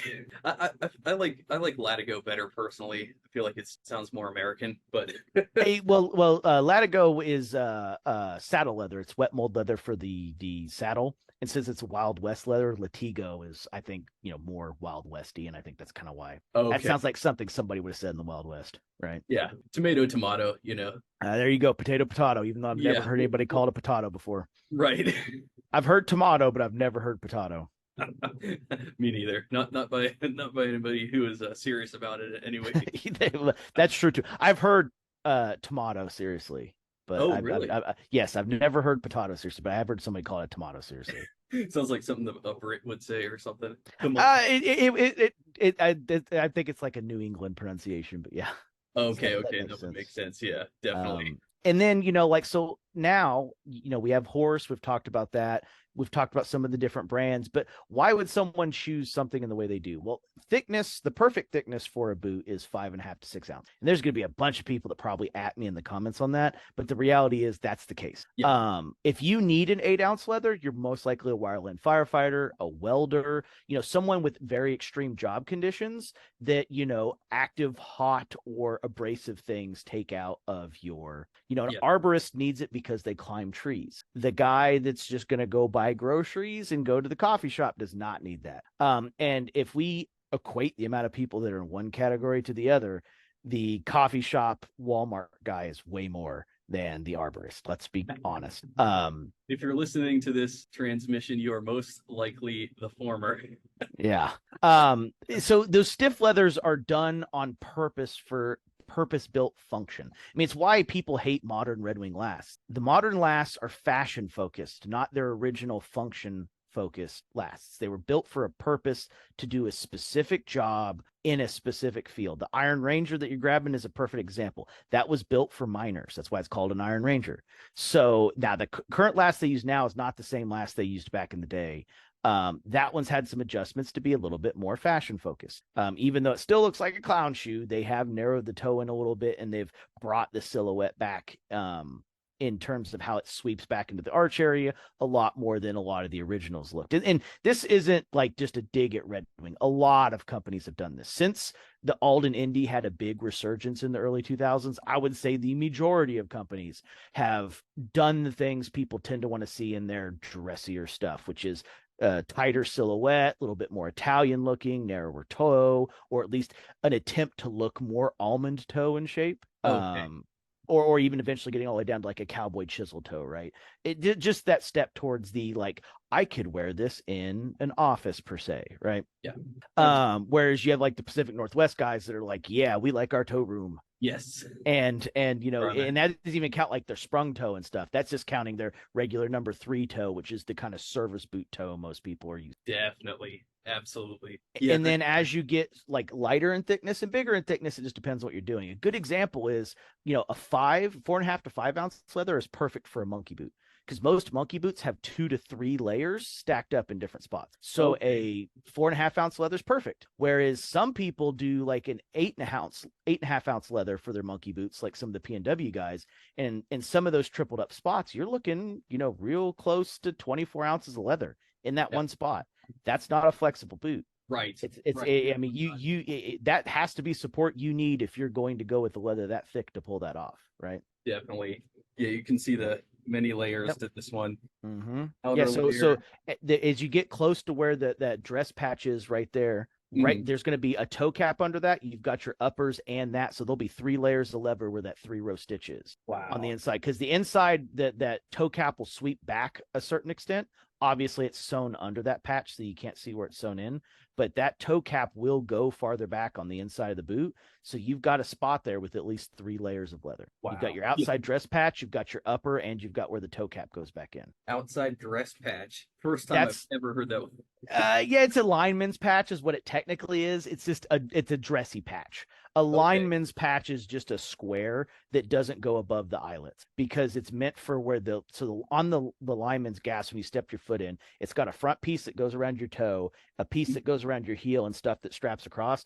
The lineman's patch is there for the leather piece that goes across to not dig into your leather. So obviously it's going to sit on top of your laces. Yeah. The patch just goes up to the eyelets to make sure that strap, as you lean to one side, is grinding into that lineman patch and not into the actual uppers of your boot. Okay, I see. Yep. Fascinating.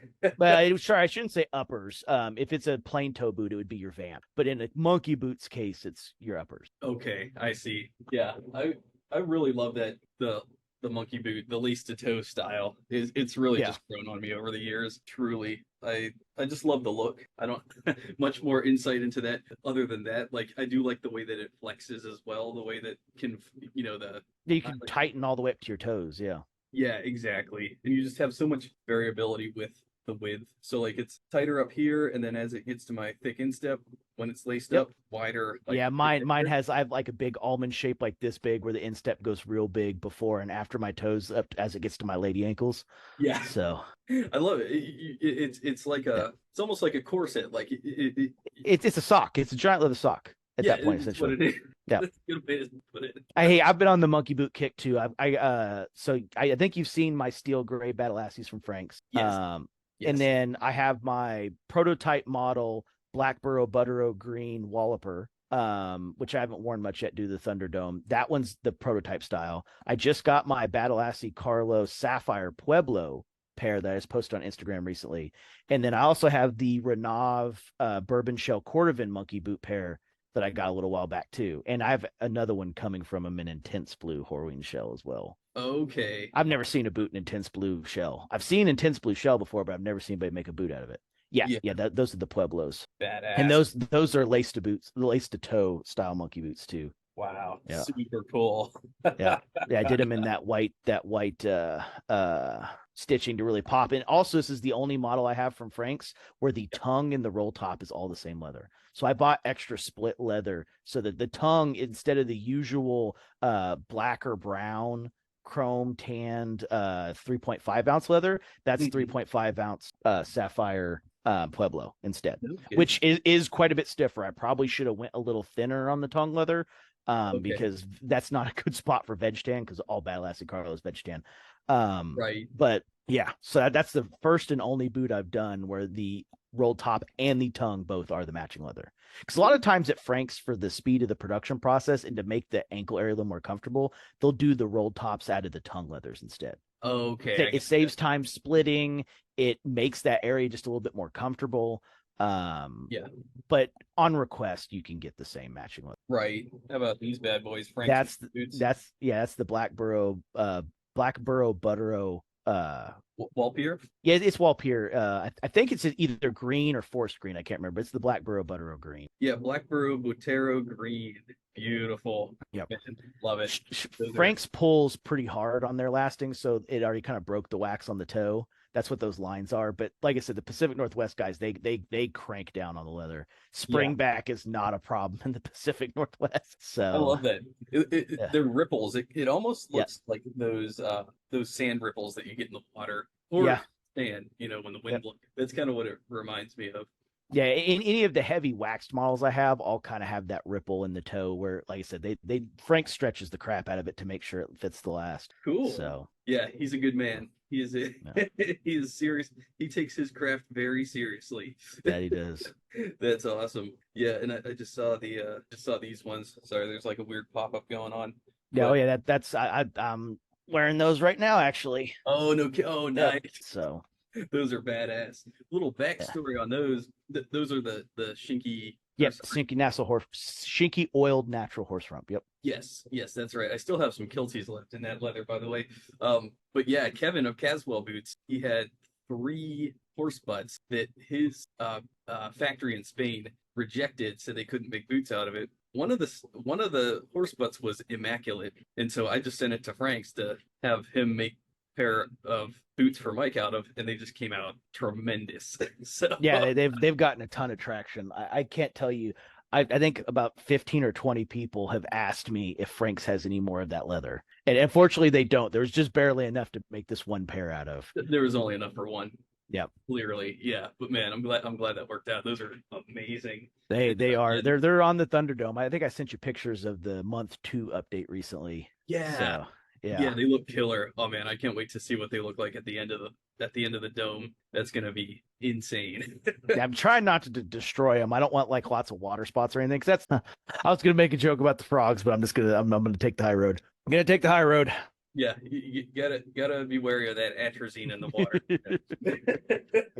All right, well, we got some of your builds here that I'm actually selling for you on my website, dalesleatherworks.com. So these are your 6-inch engineers in black cherry bison. Yep, the bighorn bison specifically. Bighorn. Now, is this law tanning? Yep, that's law.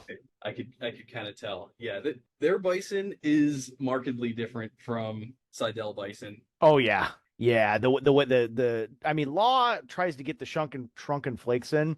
Seidel's recently tried it. Horween just regularly tans it. They don't shrink theirs at all. It just has, buffalo lines. Okay.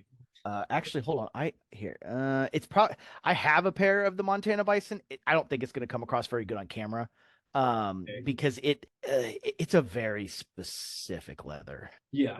It's a two-tone boot. Like half of it's Wicket and Craig zucchini, the other half is the Montana Green Bison. Right. Oh, I love that So zucchini, by the way. That is an yeah, amazing. let me grab it real quick. Hold on a second. That's a killer color. All right, this is the zucchini with Montana Green Bison. As you can see, the bison has like striation lines to it, Yeah. but it is not shrunken at all in the slightest. And then Okay. obviously the upper is, if it stops blurring, there is the zucchini. So Nice. it is a thick zucchini too. I think this was 9.5 ounces, and they said they'll never make a boot out of this again. So, Broke their arms trying to last it. oh yeah, well if you look right here, you can see just how thick that is. I mean, Yeah, yeah.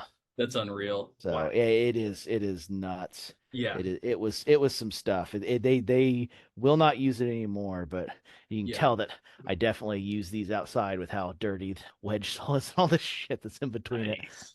And then So this how right here specifically is the lineman shank, by the way. You see this piece of leather that curls off right here? Wedge yeah. sole boots use a line. That's a lineman shank. It's this whole piece that goes through the entire boot that far and is skived off right there in the curve. Cool. Love And it. that's a lineman shank. Very cool. Yeah, those that's super cool. The Parkhurst I just filmed today, they're way off in the corner. They had a similar type of a added arch to it. Actually, probably have a picture of it. I could pull it up. What's that? Okay. So it's not very pronounced, but you could kind of see like Oh yeah, a little bit. just a little bit of arch. And what I was trying to do is compare the differences between their arch and the Grant Stone one, which is, basically non-existent there. It's Yeah. very much more flat. So The existence is how much heel you have on that boot. yeah, Essentially, is yeah, how much arch is there. It's not zero drop, but it's darn near close. very, very, very close. Yes, exactly. So also speaking of no arch, your Alden Indies for sale on my website. Yep. Size 6 triple E, basically no arch, very flat, almost Very, very flat. Yeah. And extremely. they are very long for a 6 triple E too. Like the Renovs that are there, those are essentially would be equivalent to a US size 7. Okay. And if you look at the links between the two of them, while there's a little bit more arch in the Renovs, the Indies are, almost a full size longer. Markedly longer. Yeah. So even though they're technically a size smaller, I don't know what happened with Alden in that pair, but they definitely would fit bigger than a 6. Yeah, it's just their scale. I guess it's just the way that their lasts are built. They're 6 triple E. They have to add some length, and it's gonna be kind of cosmetic. But I mean, even when I'm comparing the arches, it looks like the arch on on these Renavs are far recessed compared to the arch Yeah. on the Indies. It's probably hard to get a really good look, but it appears like the Indies arch is forward of the Yeah. Renav. So where they should Yeah. probably be close to identical, but they're not. So, but which one fit Yeah. better? Probably The Renovs. Yeah. yeah, definitely. I Yeah. I believe that. Yeah, well, since we're on the Renav subject, these are mahogany horsehide shinky that I have not shown yet. Now, this pair is unique in that there is zero honeycombing. I was kind of shocked by how little honeycombing there was. But if you contrast it with my dark brown oiled, Yeah. I mean, So if you remember the pictures of the Shinky hides that I sent you, yeah, remember how the cognac was completely flat, just yeah, like that mahogany, but my blue and my black looked like turtle skin. yeah, So, definitely. which that black is becoming another pair of Floras. These are my Flora Cowboy Chelseas Oh, right here. Yeah, nice. so they're 2-inch heel with a very sprung toe. I might have to shut the blurring off to make that stop doing that. With a 2-inch heel, 6-inch Chelsea style. Obviously, you can see I have a very wide foot with a very pronounced instep, which is why the instep is literally that big. Wow. And then as you can see, width wise, Yeah. they're wide. Wow. So yeah, Oh, cool. And you have the fiddleback waist with a leather little bit. sole. Yep. Yes. Yeah, Baker's leather, and I've walked most of it off, but there's actually some decoration patterning in there that she did as well. Like you Oh, I see see right it. there, yeah, yeah. And then you can see the lemon wood pegs and everything. So, Wow. and this is actually a unique finish that she had an idea to do that I've never seen done. This is just tokenol. It's tokenol finish, no stain, no nothing. It's just tokenol finish, and then I waxed it. And that's Really? it. Yeah, and that's all Baker's leather. That's So, tokenol. yep. Well, tokenol for those of you listening who might not be into leather work, that is a that's what we use on raw edges to sort of finish them off and make them. It's basically like super glue almost, but it's a more milky I guess. I think they call it gum paste is its technical term. It's a gum paste. Yeah, yeah, that makes sense. Yeah, I have some here. I absolutely love it. It's phenomenal stuff. Yeah, for like for smoothing out edges. I didn't do that on this bag like right here, but what you Yeah. do with Tokenol is you could run it along that edge. It'll darken it up and smooth it out as well. And then you could take a an edge slicker and then slick that down, and it makes it just a little bit more refined, I guess. Smoother. It's a burnishing aid, really. Yeah, that's It's just it's it's not it's not a finish like Hirschkleiber is. right, exactly. Yeah, No one knows what that is, but everyone's probably seen a video of they're watching someone make the boots and seen the moose on it on Hirschkleiber. yeah, So yeah, yeah, definitely. I've used it to repair a gash in my chestnut Laticos, so works pretty well. Oh, gosh, really? Yeah, I caught it on the edge of a PDU in the data center. Nothing in the data center. They don't soften any edges. It costs money. It's all stamped Chinesium pot metal.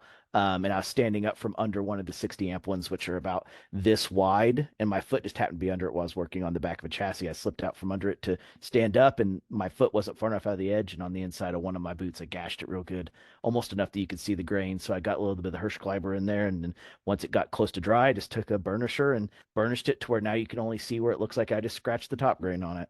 It won't Oh, hold cool. forever, but it'll keep until when they're not watertight, I'll send them. Yeah, yeah, definitely. It's a good fix, especially just to sort of reconstitute the fiber structure or fill it in a little bit, just Yep. to, cosmetically cover it up. But also, it's also going to keep out the elements as well. So it's as good a fix as any, probably better than most. But yeah. So first off, I was kind of blown away by how non-ox blood these were. This looks to me more like a chocolate brown, but when you compare it to the dark cognac, Yeah. you can Yeah. tell this is called dark brown and how this is called mahogany. So, Yeah, yeah. If it had the honeycombing in it, you would see the lighter burgundy in it. What it really reminds me of is the mahogany bighorn bison. The mahogany bighorn bison's very close to that same burgundy color. interesting. And actually, since I was talking about it a second ago, let me grab this stuff. So, this is Phoebing's mahogany, and you can kind of see it on the That's chocolate. There's no mahogany about that. But exactly. once again, you're laying it over brown, not white. So Right. And when I used it on the yeah, on these straps, it does blend nice with oxblood. Like you can yep, see the mahogany edges here on yep. both of the far sides of this, and it blends up beautifully against oxblood. It's just not. Yeah, you could tell it's not oxblood by looking at it, but that's it, within 2 feet of the camera in light. Yeah. Obviously, 10 feet away walking down the street, no one's gonna see. Oh, absolutely not. And by the way, is a true oxblood. This is Yes. a true, Yep. So just for comparison's sake, I was expecting these to look a little bit more like these. I'm not disappointed though. Like I really am blown away by how handsome this Well, picture. and everyone classifies burgundy different too. Like some people are more purple, some people are more brown. I'd always heard that Shinky burgundy was more of a brown color, and that definitely shows. Yes, absolutely. And well, not to mention, I need to grab these just for the sake of the video. Well, this is going to take me a second, but it's going to be worth it. The dark cherry shinky horsehide John Loughran engineers. I might luck out. Nope, that's not them. Get these. This is definitely relevant to the discussion at hand. So it's going to be the last one I look in. They call that superposition for the USB. Position. So if you ever tried to plug a USB cable in, no Yeah. matter what direction you try, it never plugs in the first time, and then you have to look at it, and then you can plug it in. They call it Right. USB superposition. So if you've never looked at it, there's no open spot for the USB cable to slot. It's all blocked. And then once you've looked at it, you've unlocked superposition, so you can plug it. It's an old computer joke. Yeah, and that gets into like quantum stuff too, right? Yeah, Schrodinger's cat. Yeah. Quantum superposition. Holy cow. Yep. Okay. Of Because course. it never fails. No matter how hard you try to get the USB in the right position, you'll never plug it in correctly until you look at it. It's like Schrodinger's cat or whatever. Exactly. That's the concept. Yeah. I have a picture of it somewhere. I have to find it. It's an old meme from like the mid 2000s where you can see USB supervision where it shows a USB cable and it shows the two positions it could be in with the protection for the uplink connectors in the up position and the down position, and then superpositions where the whole connector's blocked off until you look at it. Okay. Gotcha. Because it never plugs in on its own the first try without you looking at which direction the support for the inputs are. Yeah, that makes a lot of Yep. sense. Well, these are John Lofgren Dark Cherry Shinky Horsehide. Dark Cherry. What about this looks like a dark cherry? I'm pretty sure it's cognac. I mean, they might label it as dark cherry, but I think that's actually because it's not the brown. I think that's the rare cognac color. Yeah, like so on Yep. the website, I thought for sure like somebody made a mistake somewhere. On the box it says dark cherry. I pull it up on the Standard and Strange website, and sure enough, it says dark cherry, and it looks darker in the pictures on the Standard and Strange website. But like when I'm looking at this, I'm like, there's Well, nothing cherry about it. there is one cherry that can be compared to. How can I get Okay, this? I have my wood collection over here. If you were talking about cherry wood, that yeah. is a dark cherry. God, that is some stuff do I have that's curly cherry. Ugh. I have a big piece of beautiful 2.5 inch thick curly cherry. That does look like here, I'll send you a picture with my phone. Sorry, I've got some stuff stacked on it, so it'd take me like 3 or 4 minutes Oh, to it's all get good. to it. Yeah, here. Yeah, probably quicker to get a picture. Yeah. All right, it's coming away. So under that curly maple is that curly cherry. And Okay. if we're talking cherry wood, that Mm, would be a dark cherry. okay, I gotcha. That's the only thing I could come up with, though. And honestly, that's not very intuitive. I'm probably And making excuses. Yeah, definitely also, not that cherry. when you pull up cherries, like, Yeah, I did a little yeah, bit of research. yeah, Like, maybe it's color, maybe a Japanese cherry is like this color. yeah. And no, like most cherries are universally known as, Red. like Yeah, some color. form of red or purple. Yeah. Exactly. So yes, there's like unripe cherries that kind of look like that. But here, let me pull up here. Okay. So it's the piece of wood under the white curly maple. Yeah, yeah. So Okay. the not where the keyboard wrist rests are. So go ahead and go to the right a little bit. Oh, It's under the stool. The white is the curly maple. It's the very bottom board, that thick 2.5 inch bottom board. oh, Yeah, there you go. You see where the curly is right next to the cutting board on that bottom portion? yeah, That is what cherry wood looks like. That's a giant piece of curly cherry of curly cherry wood. okay, So that if you darkened that very much does look like. yeah, definitely. So I assume by dark cherry they mean the wood. We may have just cracked the code. Dark cherry wood Yeah, cheeky, not there you go. not the not the cherries, not the actual cherry fruit. Yep. Well, like I said, when we usually think of cherry, maybe if they had like said dark cherry in table, people would have got it, right? Yeah, exactly. But yeah, I'm assuming they mean by dark cherry, they mean the wood color. But that from the tannery, that's cognac. That's the cognac shrunken bite or cognac shinky horse rump. Cheeky Because horse rump, there's yeah. which not to be confused with Rocky Mountain, who called it cognac when they have the brown oiled horse butt. They called theirs cognac, but it's the actual brown. So Was it this one, the dark brown? no, it's the regular brown. Okay. Yeah, Okay. yeah. The if you remember Jimmy's in my pair of benzene engineers, that brown. Yeah. Oh, okay. Okay. I gotcha. Yeah, Right yeah. on. The medium brown, I guess you'd call it normally, but yeah, exactly. Three colors of Mhm. shinky horsehide right there. It's funny in that picture, the way you had them up next to each other. If you put the dark cherry and the burgundy next to each other, you can see some of the red tones way more now, especially in the toe area when they're right Yeah. next to each other. Yeah. Just yeah. Slightly. Yeah. Yeah, yeah. Like if you put the toes next to each other and look, you can see there is some red in there now. That almost makes it look a little bit more burgundy when you put it next to another brown. Right, right. Well, I don't know what crack those guys are smoking at Cheeky, but it must be some good stuff because those guys make a killer horse hide. Yeah, And yeah, again, that they do. this kind of goes into what we were saying earlier is like put color secondary. Think about the material itself that you're actually wanting to opt for. And yeah, like all three of these are going to exhibit the same type of wear. You know, cast the color aside, they're all three basically the same boot for all intents and purposes. It's going to be essentially, and of course it will vary from boot to boot, but same level of rigidity, the same level of stand up, the same level of non-stretch, the same temper, same break-in, same creasing it'll form on the toes, Yep. all that. So yeah, They'll even patinate to a similar degree as well. yes, exactly. Because while we do influence our patina with the way we wear them, certain leathers just patinate in a particular way. And Yes. horse is a very kind of rolled, non-creased leather. It gets a very bumpiness to it. Yeah, it does. It does. And man, these might be some of my favorite boots of all time. Just the way that it's T-coring up. And I just wore them once the other day and like got more scratches on the toe. It just Yeah. so cool. Like, all right, so hack for the next Thunderdome. Anybody who really wants to win, get a T-core type of leather like this. Yeah, a dark T-core leather. Yes.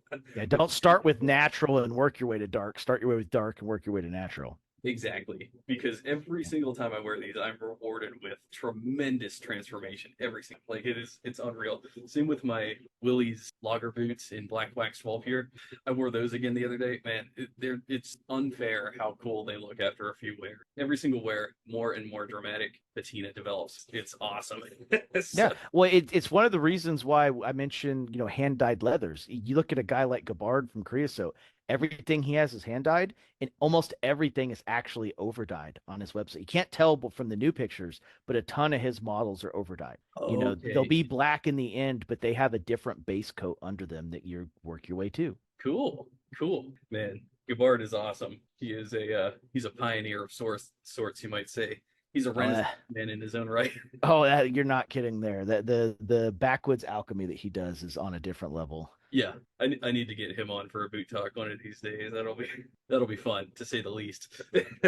That guy's got a ton of knowledge. He's a talker too. Oh yeah, yeah, that's good. That's good. That's what we like around here. All right, so we were talking exotics, or we're starting to get we covered horsehide, but then we were starting to talk more exotics, like also your grandstones that are for sale on my website. Ostrich, cognac ostrich, sorry. Yeah, nice orange color. I also had these boots, absolutely gnarly. Got all the quill marks here. Now, this stuff is known for being very tough, despite being a Yes, it is not thick. So most ostrich is less than 1.2 millimeters thick, which is right around that 2.5 to 3 ounce, but it is very tough. yes.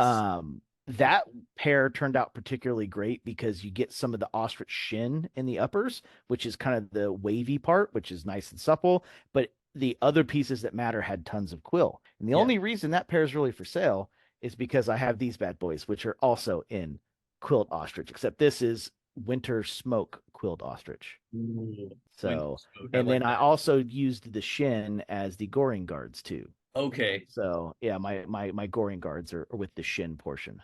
Oh, nice. Goring. Yeah. Okay. Very cool. Is that for like goring zombies when you're out? Yeah. No, it's just covering the elastic goring, as you can see on the Oh, inside of okay. the boot. You can see where all the stitching goes through. Oh, cool. I never saw Yeah. them Yeah. line leather over goring like that. That's cool. Yeah. Yeah, yeah. That's way so you don't just see like elastic right here because it is elastic. It is a Chelsea at the end of the day. Yeah, So as definitely. you can see, trying to get the good amount of light, it just straight lines because these pieces aren't like done on both sides. So if I run my fingers across them, here's one piece here where I split it here. There's just this strip only has one thing on it, like one actual strip of stitching. So Okay. as you can see, both sides of this strip roll up. So it's Cool. still, it does restrict it opening a little bit, but it still opens. So Yeah. Okay. Yeah, I was gonna ask how they would have configured that then, because if it was just the full grain leather across there, it wouldn't yeah, it stretch. would stretch it all, and Yeah. and it does restrict the stretch of the goring by doing that because it does hold it in place. But to be fair, it's a bespoke boot. Yeah. Like going on and off is way simpler than off the shelf. I don't need a ton of stretching with it, right? Oh, totally. So Totally. I'd prefer it to be covered up because it's got a nice look to it. And I specifically requested the shin leather on the goring covers versus the quills because I thought it would look cooler. and Very it smart. and it does look cooler. It ended up being a good choice. It could have very well been a bad choice, but I mean it's very similar to actually how that boot right there is configured. Yeah, almost exactly. Because yeah, it's almost like you want the quills on the vamp on full display, but then yeah, you want to still use the shin, and that's where it comes into play Yep. on the quarters here. So that's And your pants are going to cover most of that anyway. So all the way. Yeah, completely. So yeah, it's really kind of brilliant the way that they design ostrich boots, and I think an ostrich boot really looks at home on a cowboy boot style or a Chelsea yeah, like yours. yeah. It also The looks more really. narrow the toe, the better on ostrich as well.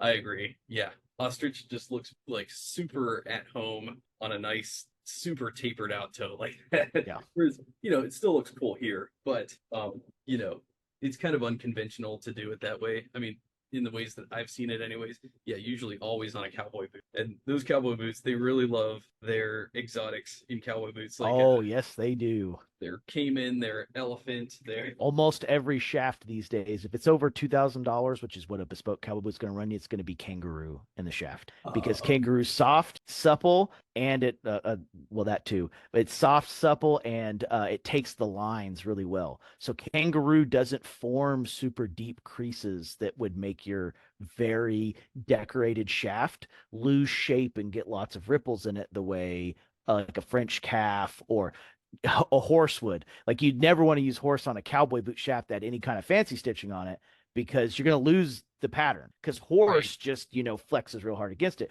whereas kangaroo soft, supple, and without a shoe tree does a very good job of retaining its shape. definitely. Kangaroo is one of the very few leathers that really doesn't need a shoe tree, and it's also extremely tough. Yeah, I heard it's basically the same level of toughness as the ostrich. Yeah, You know, I mean those less than 3 ounce leathers are equivalent to a 6 ounce cow, no problem. And it then is. a 4 to 5 ounce horse is pretty equivalent to a 7 to 8 ounce bovine. Okay, gotcha. Yeah, and I guess the reasoning for that would be, a wild animal, their skin's just tougher.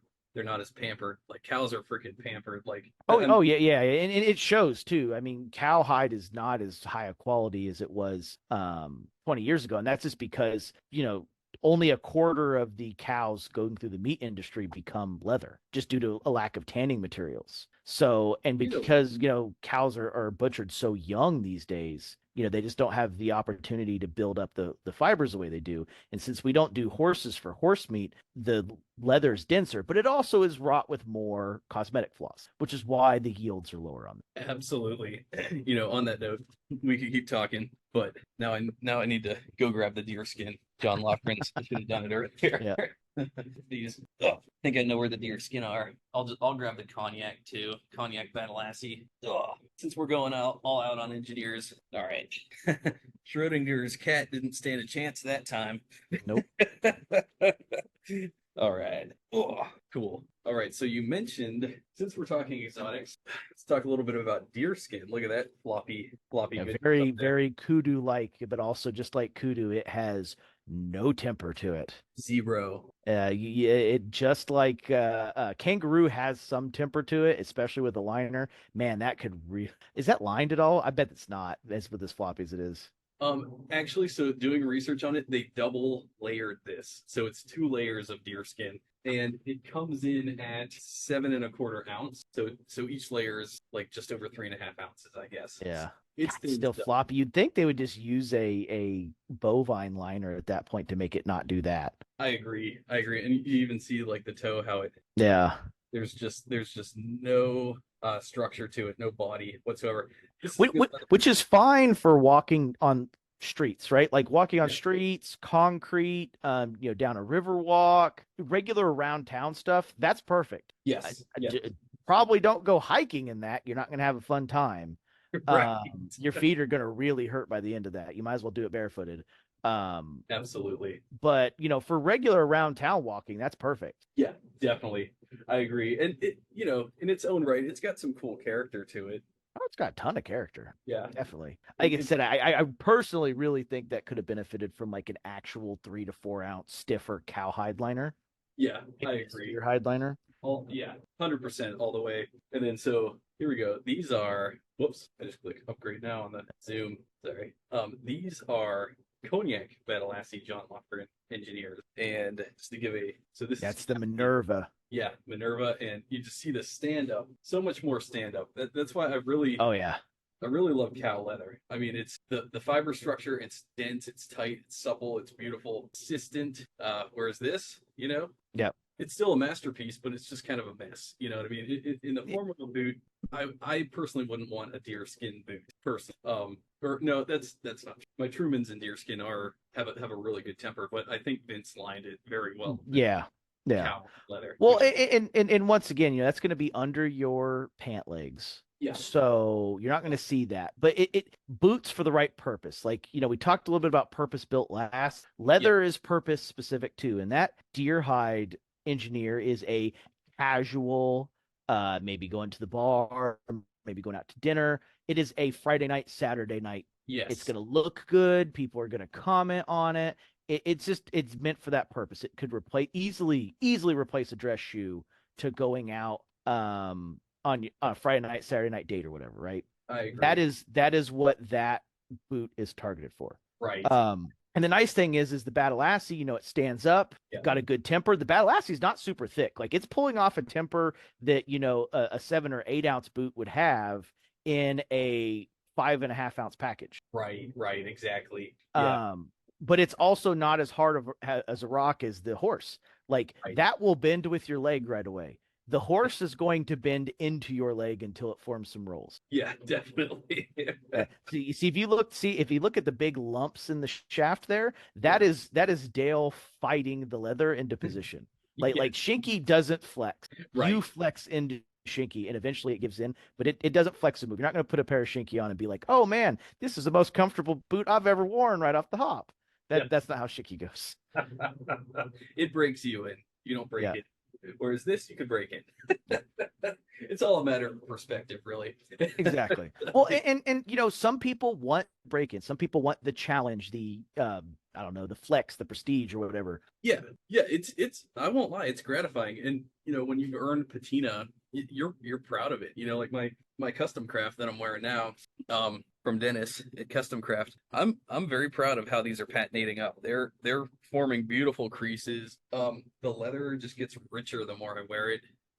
It's almost like the oils like reabsorb better the more you wear them. It's like, well, they become saturated in such a way that it gives off more of that patina glow, and not to mention they're on a leather sole, and so the flex just gets better every time, just slightly better every single time I wear them. And yeah, it's rewarding as hell to break in a boot and to call it yours that way. So yeah, there's some merit behind that. I definitely agree. Whereas like some people don't want to deal with it though. And you are right on the oils reabsorbing. You're opening up the pores more as you're wearing it. It's taking the finish off, opening up the pores so it can circulate the oil a little bit better. But at the same time, some people don't want to deal with this. And I can't say I blame them. Like, if you're a casual boot guy who just wears them, I don't know, maybe to work and Friday, Saturday night events, right? Right. Shinkies, you're not going to enjoy Shinky. It's going to be months before you have that broken in, unless you're wearing it every day, and not like sitting at a desk wearing it every day, like actually walking and moving in it every day. Yeah. Oh, absolutely. Because Shinky, if you just let it sit there and get warm, will just contract in a little bit and just push against you that much harder as you sit in it, not moving. You're better off moving in Shinky the first couple times, not just sitting in it. Definitely. Especially because a lot of times they have the non-fully gusseted tongues. There'll be a roll in there, and Shinky's thick. Shinky usually, very rarely does Shinky come in under 7 ounces. It's usually in that 7.5 to 9 ounce area, more often than not. Yeah. And the gusseted tongue is only gusseted 3/4 of the way up the boot, maybe, and there'll be a curve that it has. Well, when you're curving 2 8-ounce pieces of leather together, you get a 16-ounce roll there that is pushing into the soft part of your instep and ankle area. Right. That's got to be broken in. Like, it's not a fun process. Like, there's I don't want to say you have to earn the Shinky, but the Shinky isn't for the faint of heart. It is an acquired taste. Yeah, definitely. And I'd say it's a man's leather. It's a man's leather, I would say. It's quickly become one of my favorites. Chrome XL is an easy one to like when you're getting started, but like this is one that I truly appreciate now, especially with the T-coring that takes place. Yeah. Viberg's on the 2040 last in the same brown oiled Shinky horse butt. And Yeah, having two boots in this is I should just do a video on this leather. Yeah. Well, it's interesting too because Shinky strikes through some stuff and not others. So my blue, Yes. my black are struck through, but the browns I have are generally not struck through. So all the Right. blue Shinky horse rump will be struck through. Now black is usually T-core, but the stuff Rocky Mountain got that I purchased isn't. It's struck through. There's no T-coring in it at all. You are correct. In fact, my black Renav Goods Shinky horse butt engineers they're upstairs right now, but they are not a T-core, and I thought they were, but they're not. They're No, 100% struck through. Unlike these are definitely they're T-core. also a T-core. But yeah, the black is not going to end up looking like this. The black will always look black. Yep. It'll be fuzzy and not fuzzy. Yeah, exactly. So how far down are we on the list? We're getting ready to start welts, number 2. Okay, yeah. So let's talk welts. Yeah, we're at 3 minutes and 15 seconds. Yeah. You want to get started? Well, yeah. So welts are pretty simple. So you have 6 basic welts, and I left one blank on purpose because I don't want to admit cement construction as a welt, but we're gonna honorable mention cement construction and how you shouldn't have them. Yes. Unless you're standing in ankle deep water and move on from that. So Right. your basic 2 that I think everyone at this point knows is Goodyear welt and Stitchdown.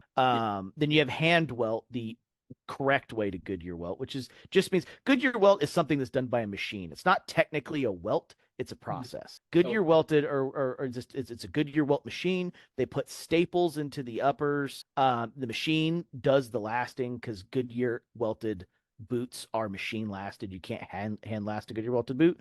That's why we call it hand welting, as it also implies hand lasted. And the benefits are very simple between them.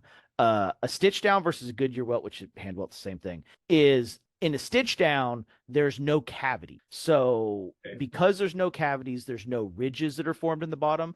With subpar quality Goodyear welting and even some kind of lackadaisical hand welting, what you'll find happens is if they don't do a good enough job of filling that cavity, you feel on the edges of the inside of your boot, especially if you have a wide foot, you will feel the ridges of the welt and where it's shrunken down and leather's propping it up. So instead of having a nice flat bottom, you have a bottom that looks something more like this. Okay. This is very exaggerated, where your big toe and your pinky toe will be elevated from the rest of it. And it kind of feels like a U-shaped boat in the bottom of it. Okay, and that's for Goodyear welt, you're saying? Yeah, so for Goodyear welt and hand welt, a lower quality hand welt.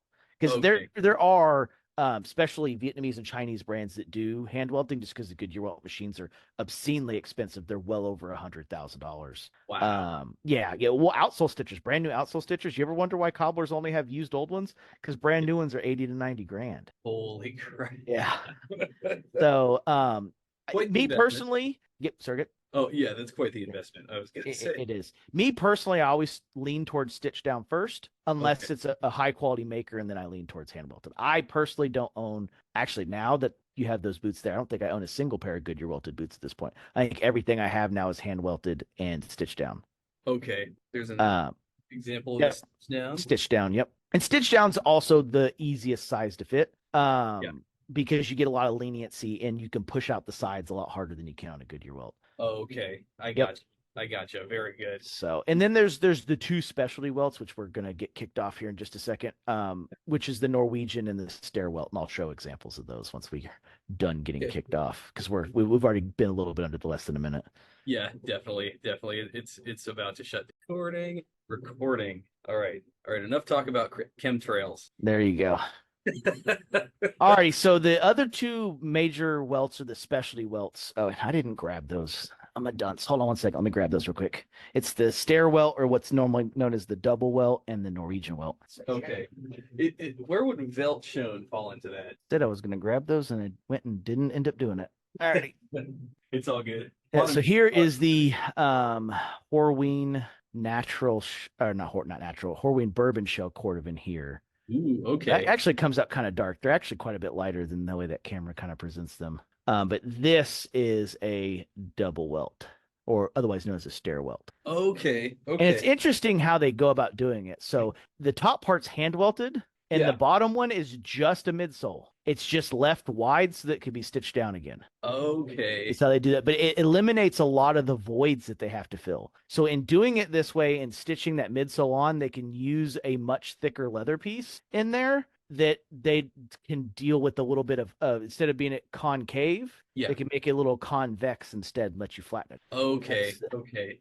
the difference. So that's a stair welt. There's no functional benefit to it. It's really aesthetic, and the fact that it's a hand welt that they don't have to fill in as much of the gap. Yeah, there you go. That's a double welt as well, otherwise known as a stair welt. Dude, this is just the craziest build I've ever seen. Like, And all it is, like I said, it's a regular hand welt, and yeah. the bottom stitching is just a midsole. It's not a welt. It's just a midsole. Okay. Yeah. So that it's just welted on that front part, and then that was a Renav. This is a Tahura, and this is a Norwegian stair welt combo. So it's Norwegian welted to a 3/4 midsole that is welted now to a full midsole. Wow. Yeah. Dude. So yeah, this was my crazy science. I was like, you think you could pull this off? And Abay's like, yeah, I think I could do that. It'll be interesting. We'll figure it out. And so I actually have other pairs coming in this style too. So this is the Dalium and the Dalium last. I have a Dalium pattern on a Benjamin Elast with this coming, which you have the Benjamin Elast right there. That last you're holding right there is the Benjamin Elast. Yes, yes, it is. So Yeah, it's basically a copy of a White's 4811. It's actually surprisingly got a high arch in it. It's a really interesting pair of boots. they're so comfortable. You know, Yeah. I'm gonna wear these tomorrow. I haven't worn these in so long, and they're just a masterpiece.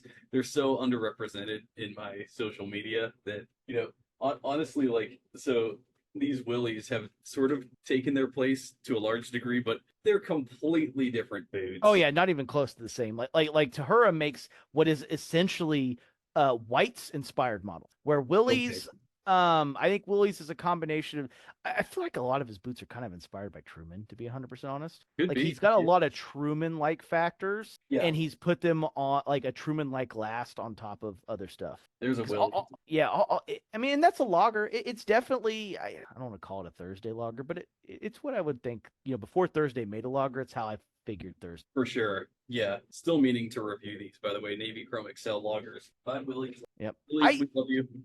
How would you like Navy Chrome XL? I've never been a fan. It gets too green for me. Yeah. Oh, Yeah. on a blue boot, I prefer just to have a blue boot. Like I get it. This is a screaming electric blue boot. This is Shinky blue horse rump, and it is struck through. You can see it on the edges that it is struck through.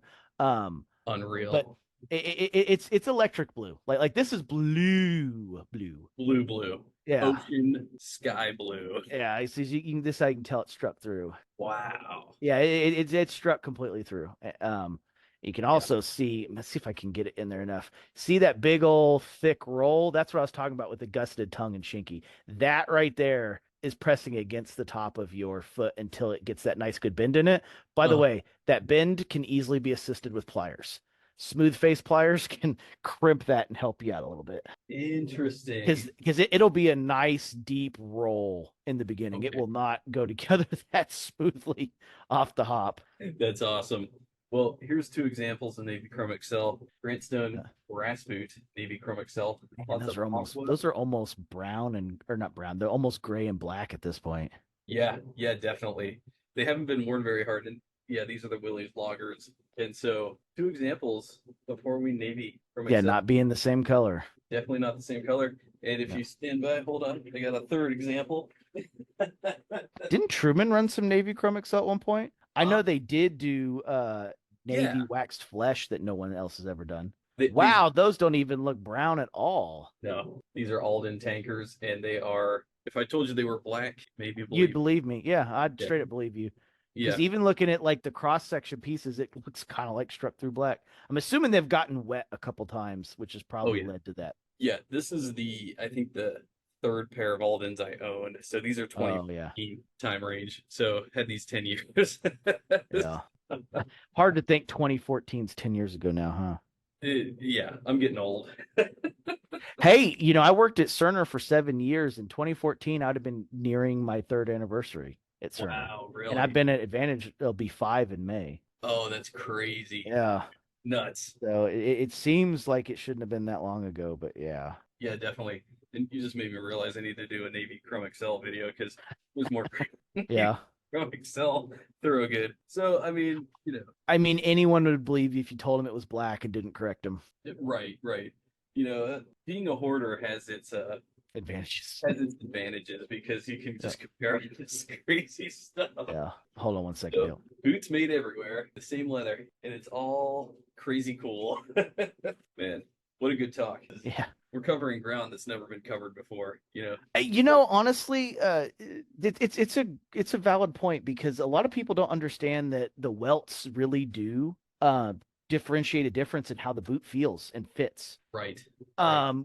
Goodyear welting has a lot of disadvantages, and realistically, compared to the other rebuildable options like Stitchdown and Handwelt, Goodyear welt is the last choice for me. And by the way, a Norwegian welt and a Stair welt or a double welt have to be hand welted to a certain extent because there's no machine that does that, right? Like because double welt starts as a hand welt. You're not Goodyear welting that. And I mean, I guess you could slap on, like you could do the Goodyear welt, fill it with corking and everything, and with the midsole leave it wide and do the regular welt from there. You could technically do it with a Goodyear welt, but I don't know a single Goodyear welt company that would go through that extra effort because Goodyear welt's meant to save price in the first place. I agree. I definitely agree. Yeah, I mean, it like you said, it's got its disadvantages, and I'd also love to hear your thoughts into how this all compares to Weltshone construction. Otherwise known as Stitchdown, same thing. Weltshone Yeah, means field shoe in Dutch.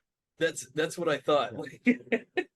It's basically so these are technically Weltshone, and it's just a stitch down welt, but I think they're done by hand. Well, Like you could do it either way. It's still well, I can tell you for a fact it has to be done by hand. The SPI is way too high to be done by machine. I agree. The only thing that can Precise. get anywhere close to that is called a Gritzner hand crank, which is what Gabard uses for everything but his leather soles. And it's a German company, and it's a hand crank machine. So it's actually an outsole stitcher that's done literally by turning a crank. It can do those smaller SPIs like that, but there's no commercial machine that can do an SPI that. Okay, interesting. I think I have one of those machines. Pablo sent me one. He donated it to me. I'm still trying to figure out how to use it. It's in my it's behind the computer, but I love it. It's an amazing machine. Like I could tell it'll last forever. Like it's like the AK-47 of stitching machines. Like simple machine. Robust. It looks like you could bury it and submerge it in a river for 10 years and pull it out. It's still going to work. The only thing it can't do is it can't do super thick. So the reason Gabard has a Rapid E is because he uses a 12 iron leather outsole with his 10 iron midsole. Plus, it's got to make it through the welt. The Gritzner can't make it through all. He'd have to pre-punch the holes. So he has a Rapid E for that. Now, the downside to Rapid E is a big, beefy machine. They haven't been made since the 50s. They're a grail item. They go for big, big money. And the second you let off that hydraulic clutch, it'll punch a bunch of holes in your finger if you're not careful. I believe it. Like there's nothing to stop it. I've seen people stitch through quarters with them. Really? Where they just punch right through quarters. Yeah. I mean, I wouldn't do it because the parts are extremely expensive. But like if your thumb's in the way, like as Gabard said this, and Frank and his production manager both say it. Like once you let go and pray because you're not stop. Your hands aren't stopping that machine. Like it's gonna go where it wants to go at that point. So if you're gonna ruin a pair of boots, you're about to ruin a pair of boots. Right. But don't let it ruin your hands. You can't replace them. Gabard said to me one time, he's like, I'm still waiting for the day that thing punches right through one of my thumbs. See, people don't appreciate the hazards involved in leatherworking. There's a lot. You can easily, I cut myself all the time. Yeah. All the time. Yeah. I think it's finally healed up, but there was a time, I don't know if you remember, I had a cut from here to here on the inside of the top of my thumb when I was cutting out those baker soles where the head knife slipped and just barely nicked my hand, got me a cut on this long from here to here, and I bled for like an hour after that. Like I had to keep it under running hot water constantly to keep from bleeding. And it wasn't even a super deep cut. It took 2 or 3 weeks before the scab and everything went away. Wow. Yeah. In some of my videos, it's embarrassing because I'm holding up the boots. I'm trying to model them, and I've got like Band-Aids on each finger, like trying to show the boots. It's like, well, the Band-Aids are getting in the shot because that's what happens when you work with leather. Yeah, till you learn how to levitate them. Exactly. my most embarrassing gash. This was caused by, oh shit, where are they? Scissors. I have big shears for to Yeah. Leatherworking shears. Yeah. It's and funny. I didn't know what regular scissors were. So as a kid, my parents had these heavy duty scissors. Come yeah, to find out they were fabric and leather shears. And even they didn't know. They picked them up somewhere. It's like the best quality scissors you'll find for yeah, $15 back in 1981. They didn't realize that they were fabric and leather shears. They weren't right, actual scissors. right. So I grew up only actually using, solid cast Yeah, leather scissors. real leather scissors. Right. Yeah. And the Yeah. thing is, my parents only got rid of them. Yeah, that they looked as a pair looked almost exactly like that. And Yeah. my parents only got rid of them because they didn't know that you could sharpen them.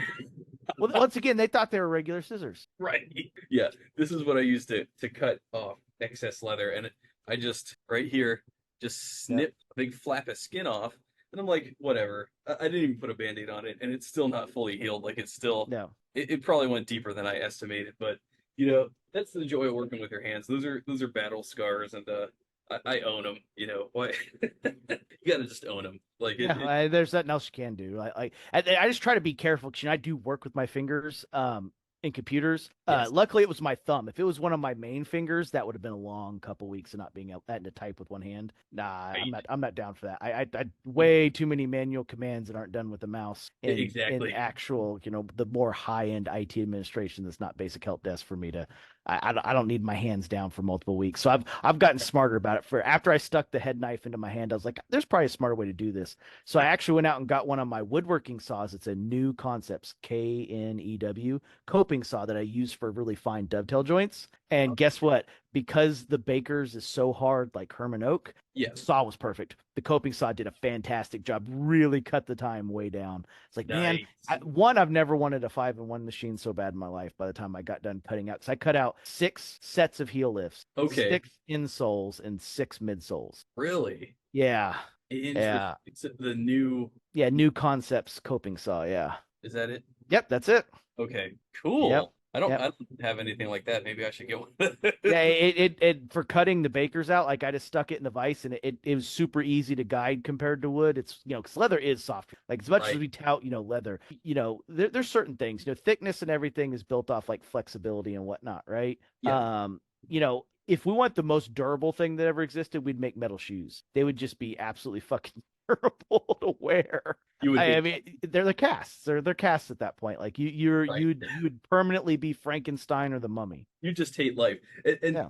this gets into why leather thickness is so important for the application. Like Yep. the boot, people say, "Oh, I want the most durable boot." Oh, what's the most sturdy leather? Well, I'll tell you what the most durable leather is. It's this harness leather. At least according to my knowledge, it's this super thick ass Wedge tan. And guess what? You do not want a boot made out of that. It's gonna feel like wood on your foot. There's maybe you probably know there's maybe stronger leathers, but the point is you don't want the strongest leather for a boot. You want to be able to flex your like. Yep. It's a combination of flexibility and durability. It works on the fast and cheap scale, right? Yes, You don't exactly. want to wait 20 years for it, but you also don't want to have it ready in 15 minutes and it's as floppy as that deer skin you showed earlier. Once Exactly. again, that deer skin has a purpose, which, by Yeah. the way, I'm willing to bet if you could get enough big panels of it, a deerskin leather jacket would be fantastic. It had to Yes. be a fairly paneled jacket. I don't Yeah. I don't think the hides are big enough to do like the really big sections, but like Right. something like a dual lapel, which they call the Tommy gun, motorcycle style jackets, which are the cross zips, Yes. or like anything that's got multiple patterns on the back that are the like patterned out rectangles. Yeah. I'm trying to think of models that have it, but both of my field leather jackets are all completely custom, so they don't really they have a model they adhere to, but the pieces are stuff that like I picked out specifically, so they were all he doesn't do custom patterns anymore, but at the time he was still doing custom patterns. He had a Okay. cutoff at a certain point in 2023 that you were allowed to still do the final like orders of the custom patterns, but just due to speed, he had to stop doing it. Okay. I gotcha. I gotcha. Yeah. Custom panels take a lot of time. Yes, they do. And I've seen Jake. I think Jake has almost vintage style. I think he has a deerskin jacket. Skin. But it is possible to do a Yep. leather deerskin jacket. And yes, I think that's a good application for deerskin. Oh If yeah. it's going to be expensive. And I think he said that Japanese deerskin is really good quality. But yeah, in a boot, it's not going to be as good. Like I said, this leather is good for like a woman's purse, I think. You know, it'd be really good for like a Birkenstock mule. You know, this little like a Wesco Romeo, those little short like house shoe looking ones. That's probably a perfect application for it. That would be a good choice. Yes, deerskin. For an engineer, I mean, I trust John Lofgren's, acumen and sort of what is it? Decision making, yeah, Yeah, decision making and design. decision making. Yeah, I think if this appeals to you, then absolutely this is a good choice. But for me personally, with all my experience with boots, I wouldn't want this in an engineer. Not in Just a stiffen the shaft. Most cowboy boots are yeah, kangaroo, which is that same level of soft. They just use a stiffer liner to keep the shaft's integrity. yeah, keep it up. Yep. Exactly. Exactly. Similar to how this kangaroo is standing up Yep. very well. It's because it's got a very high quality kip lining and it just, gives it a And, lot of and kangaroo will stand up on its own to a certain extent. yeah. It has a little firmer temper than like a deer skin or even a kudu. It's just all Okay. about the lining. Yeah, the lining, it's the way that you make it stand. It's the way Yep. that you give it structure. So, Structure and shape. yes, yes, absolutely. All right. So let's see. We were on to And funny we mentioned lining because now we're on rough out versus smooth. Roughout versus Smooth. That's where I So was. so Yeah. there's two kinds of leather. Most of us all know smooth, but there are rough out options. Do you have any rough out? That's a suede more This than is a rough out. hold All right, on. hold on. No, I'll just grab one of my Franks. I got you. Okay. Okay. I have a chamois here. That looks like reverse chamois there. All right, Yeah, this is chamois. man boot time. This is Yeah. a big 9-ounce Franks here. This is Seidel chocolate and rough out chocolate. So this Oh, is this is how a standard work boot would generally come. The rough out gives you lots of abrasion resistance. It also means you don't really have to care for your boots. Rough out does need oiled, but like it hides cracks, it hides maintenance works, it hides all the scratches. Like basically you saddle soap it up, you suede brush it, and then from there, like oil it once a year. As long as you're not firefighting, which dries it out, yeah. this is a fairly maintenance free boot. Now, should you do all the same maintenance that you do with a smooth boot? Absolutely you should, but this will hide it. Mhm. And like so for example right here is you could see I'm kind of pulling some of the nap up right there in this spot. That's a server cabinet that busted this section out, but you can't tell it's there without me sticking my finger under it and Yeah. peeling it up.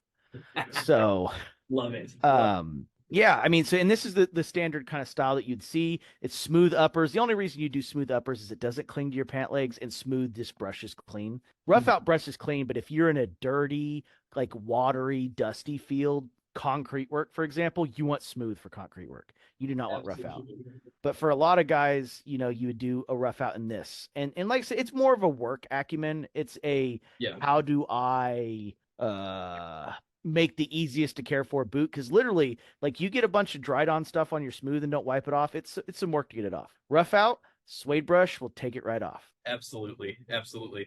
Yeah. And I had to dig, but I do have There you go. whites. What's this called? I think that's the distressed rough out, maybe.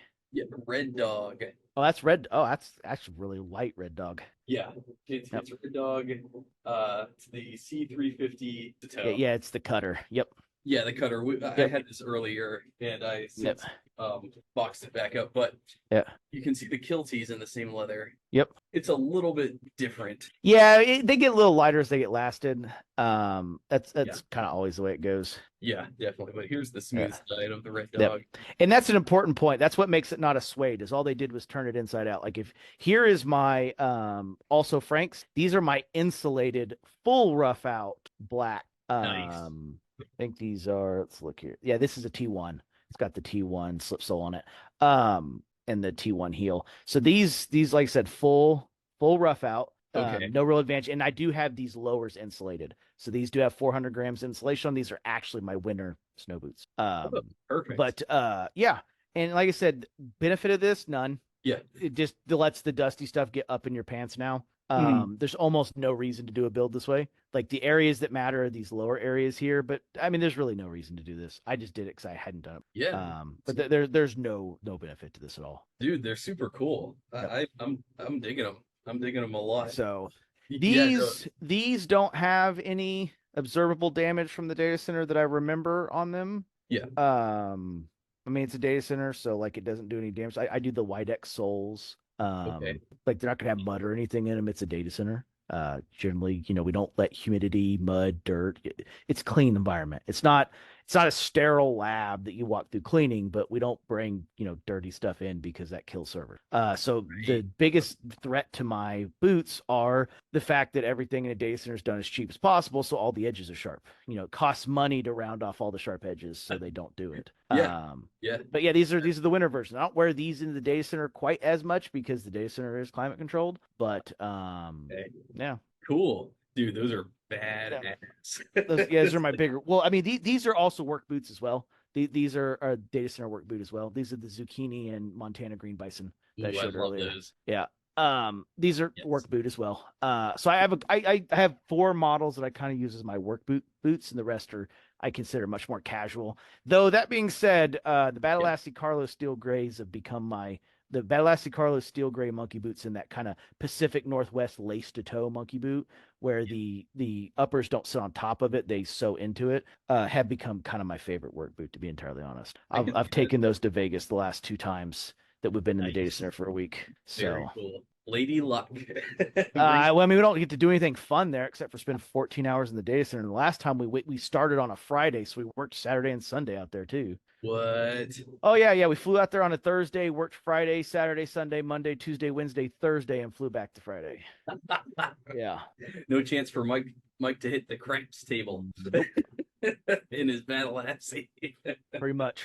That's okay. You Well, probably I wore the shinkies at night when we went to dinner and stuff. I had the shinkies with me because this was in the Thunderdome. This was second week of November. It was when the F1 the one of our vendors took us to the first night of the F1 race in Vegas where they sucked the water valve cover out. We got to see four cars go by before that happened. what? Yeah, they had a suite on like the driver's lounge, which you go into the event and you go through the special like it kind of looks like red carpet looking area where the real tough security guard lets you into the driver's area. And it's all like above where the drivers are. But yeah, it's Switch, the data center out there. One of our vendors, they took us to the event on our second to last day there that Thursday night. Oh, that's cool. That's cool. Yep. One of the perks of working Yeah, at yeah. I got to see four cars go by and was there till almost 2 in the morning before they canceled the race. Yeah, it's great. And I'm in Central Time, so for me that's close to 4 in the morning. right, right. And then Yeah. you had the pleasure of not having the next day off, obviously. Well, yeah, we flew the next day. Luckily, I had that Saturday and Sunday off, but yeah. That's And good. then it's funny I mentioned that though too, because just like when I was out in Baltimore for the CDW stuff, when we Yeah. did the two videos there, Yes. um, I remember I was flying back and I got diverted. I was supposed to go Baltimore to Atlanta. That plane never made it because that plane never got back from New York because the plane that never went to New York never got there because of the wildfires. Remember, they diverted me to Minnesota. I had to stay the night in Minnesota and Yeah. didn't fly back to Wichita until I think it was like 2:30 in the afternoon the next day. Holy crap. Yeah. Yes, I remember that. What a Yeah. nightmare. Oh man. Yeah. That's the first time I've ever been diverted on plane flying a whole day. I've Right. never been diverted a whole day because I left for the airport like 3 o'clock in the afternoon and didn't leave Minneapolis till 2, 3 o'clock. Holy So, crap. and that would have Well, been Central Time, so it'd actually been 3, 4 o'clock Eastern Time. yeah, there's a silver lining. You didn't have to go to Atlanta. Atlanta airport, I've never actually been out of the Atlanta airport. I've never been to the rest of Atlanta. I've only ever seen the airport. I'm sorry. Well, the airport is representative of the rest of the city, if that's any consolation. I mean, the airport's pretty efficient compared to Denver. If you've been to Yeah, Denver, yeah, like Denver's trams are better, but like at least Atlanta, they're in rows. So like you get to the center of the gates in the rows between the trams. right, Denver, the trams move in a circle and you have to span out like O'Hare. It's terrible. Like if you've right, got to right. change terminals at Denver, like be prepared to sprint or make sure Exactly. you at least had multiple at least an hour in between flights. Actually, these Right. days I would say try to have 2.5 hours in between flights because between delays and trying to move terminals potentially, the last couple flights that I had like an hour and a half delay, or hour, so I should say hour and a half layover, I had enough delays that I almost missed the next plane by like 2 or 3 minutes. Like so we left Wichita. Yeah, It was like 65 degrees. Landed in Denver, yeah. and it was 8 and snowing. And of course they unloaded us on the tarmac. They were so far behind at Denver airport that day. So we landed on the tarmac, almost none of us in jackets, in the snow, having to get up to the main airport. Well, Where they do one of the tarmac get offs where they roll the three-tiered ladders up that you walk the three frames. yeah. To and it's the only flight I've ever been on where in Southwest they're like, we know who's staying on this plane Uh-huh. and getting off at Denver, and this is your final stop, and we know who needs to make connections. Yeah. Everyone needs to stay seated that's not making a connection. We know who you are, which I don't think they actually do because it's open seating, but they're like, we know who's not making connections, so stay seated. Yeah, absolutely. And they had to get a bunch of us off real quickly because we had to make the tram because we didn't land at the terminal we were supposed to land at either. So I don't think Right. any of us had connecting flights there. And then by the time they most of us made our flights within 5 minutes, Wow. which to be fair, they were all waiting on us. They knew we were coming, but because we That's good. yeah, it was a rough one because we sat like on the tarmac for an extra 20 minutes in Wichita. So it's like, oh, they've asked us to wait a little bit, and then by the time we land, it's like, oh, we maybe asked you to wait a little bit too long. Right. Whoops. So, yeah. Anyway, so like I said, rough out versus smooth, it's all abrasion, it's all work. Nobody needs rough out for any kind of non-heavy work duty setup. Right. Right. Except unless you just want like the utmost of easy care, like you just brush it clean, which unfortunately it holds more dust and like dirt and stuff. Smooth is way easier to brush off, but in slightly wet conditions, in anything like hiking is a great example. Lower roughouts and hiking are fantastic. If you don't like scuffs on your boot, or I mean, it's patina, but some people don't consider scuffing patina. If that's not your form of patina, roughout's the way. It's the way. Yeah. It's easy care. And actually, you know what? During my boot talk with Phil at Ashland Leather, he told me about the Marine Field shoe. And I've been forgetting that I have some. I haven't even unboxed them yet. They're Oak Streets. They're absolutely insanely amazing. Where the heck are they? But yeah, it's the Marine Field shoe. It's essentially it's a natural chrome excel rough out, and I don't know if I'm gonna be able to find them. But yes, the reason why I wore them in the desert during World War One or two, I think. World War II used heavy boondockers, but World War II would have been when they were shooting people in Egypt as well. Okay, yes. The reason why they wanted rough out on the outside was because the sand and grit, it was easier to dump them out if the smooth out was on the inside. If the rough out was on the inside, the rough out would retain the sand. And so they wanted the smooth out on the inside so that at the end of the day they could just do this and dump out all the sand because the smooth surface of the leather. Yeah, it doesn't cling to it, yeah. Yeah, exactly. And then the rough out on the outside, it just, you didn't have to do anything to it. So, Yep, just a stiff brush is all you need. And like I said, an oiling's very simple and easy. You can oil something. Like, when we polish our boots, a lot of people tend to brush it too quickly. yeah. When you do like a Saphir product, for example, pomade cream, you really shouldn't touch it for 20 to 30 minutes after you put it on to really let it cure in if you want it to help protect against leather scuffing. I agree. Otherwise, a ton of the product just ends up in the brush fiber. Right.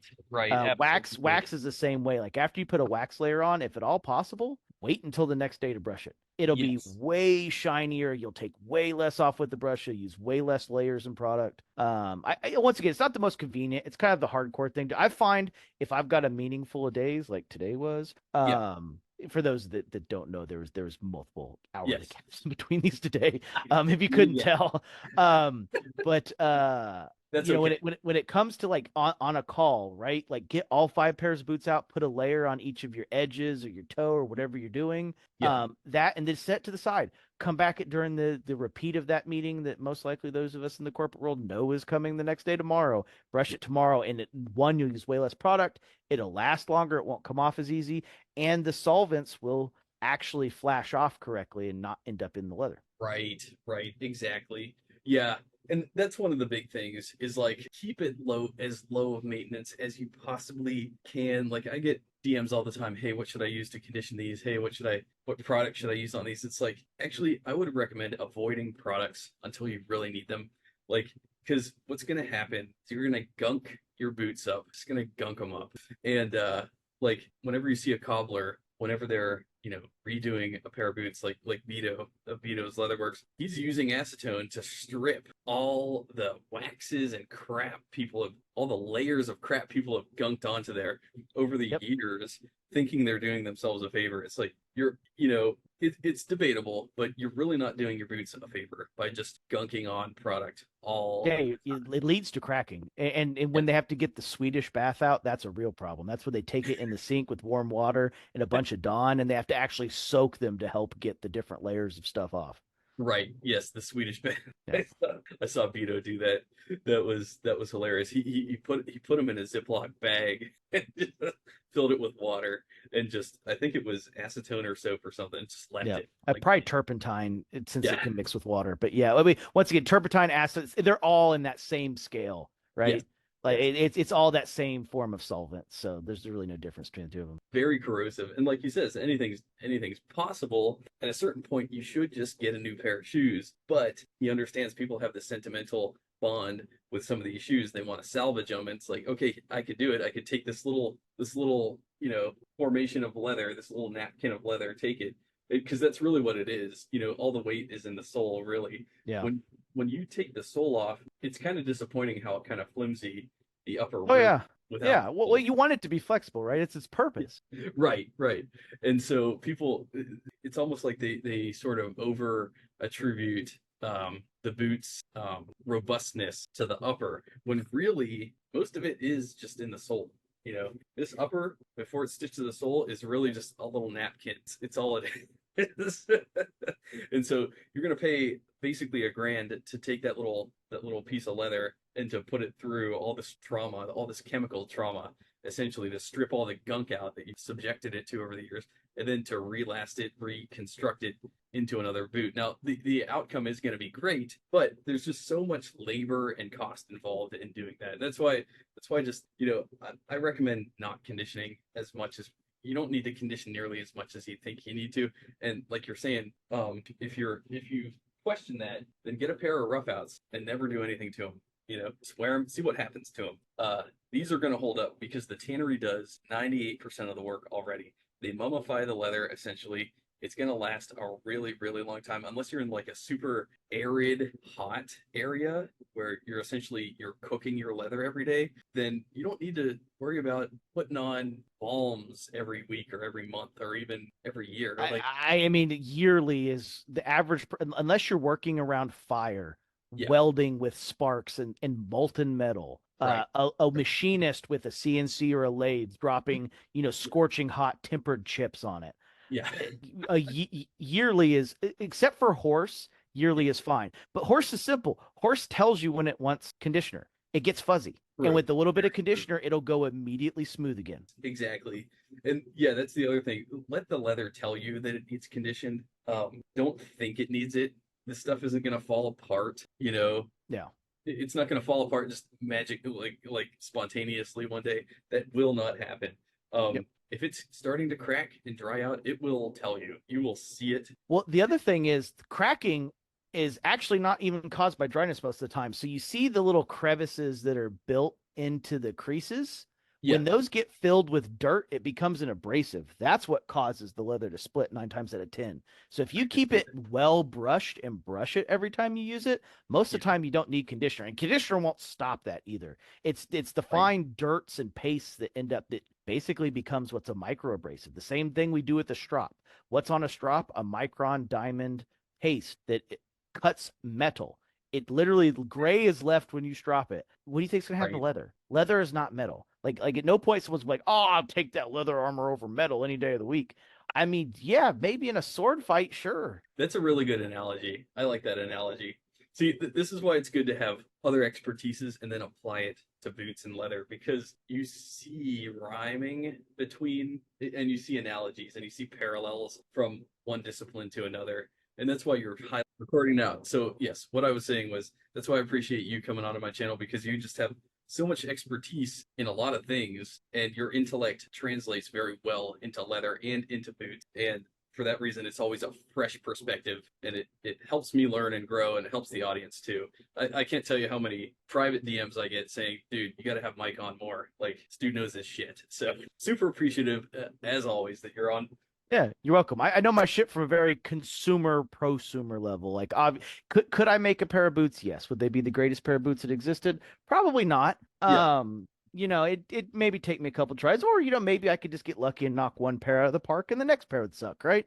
That's right, just right. that's the reality of it. A lot of people forget they think there's tons of skill in making boots, but unless we're talking about the made to measure bespoke makers, most of the people that are making boots, like your pair of Franks, your Nicks, they're or even Truman, for example, they're Yeah. they're trained internally, but they're trained on doing a job on a machine. Hmm. There's very few people that do all the different processes. And it's So there's tons of yeah, people who make the boots everyone is so proud of that probably don't care at all. yeah, They are there to collect a paycheck and do a job. true. It's a factory job. Well, at the end of the day, it's very manufacturer factory mindset. It's no different for Red Wing. It's no different for Wolverine, Oak Street. Yeah, Maybe all some of the Spanish factories are a little bit more specialized and more generational. yeah, But it isn't until you get to the bespoke made to measure guys that like they eat, sleep, live, breathe boots. absolutely. Yeah, and leatherwork. It's literally I learned everything I needed to know in leatherwork in Wood's shop class in high school. It's like punch holes, run a needle through it. It's not high level skill. It gets high level skill when it comes into blending things like skiving. Design, Yeah, design. Yeah. Okay, skiving is a good example. I've done a lot of hand skiving. That yeah, is a skill. I yes, have very nice Ibex skiving knives that okay, help my lack of skill out a ton.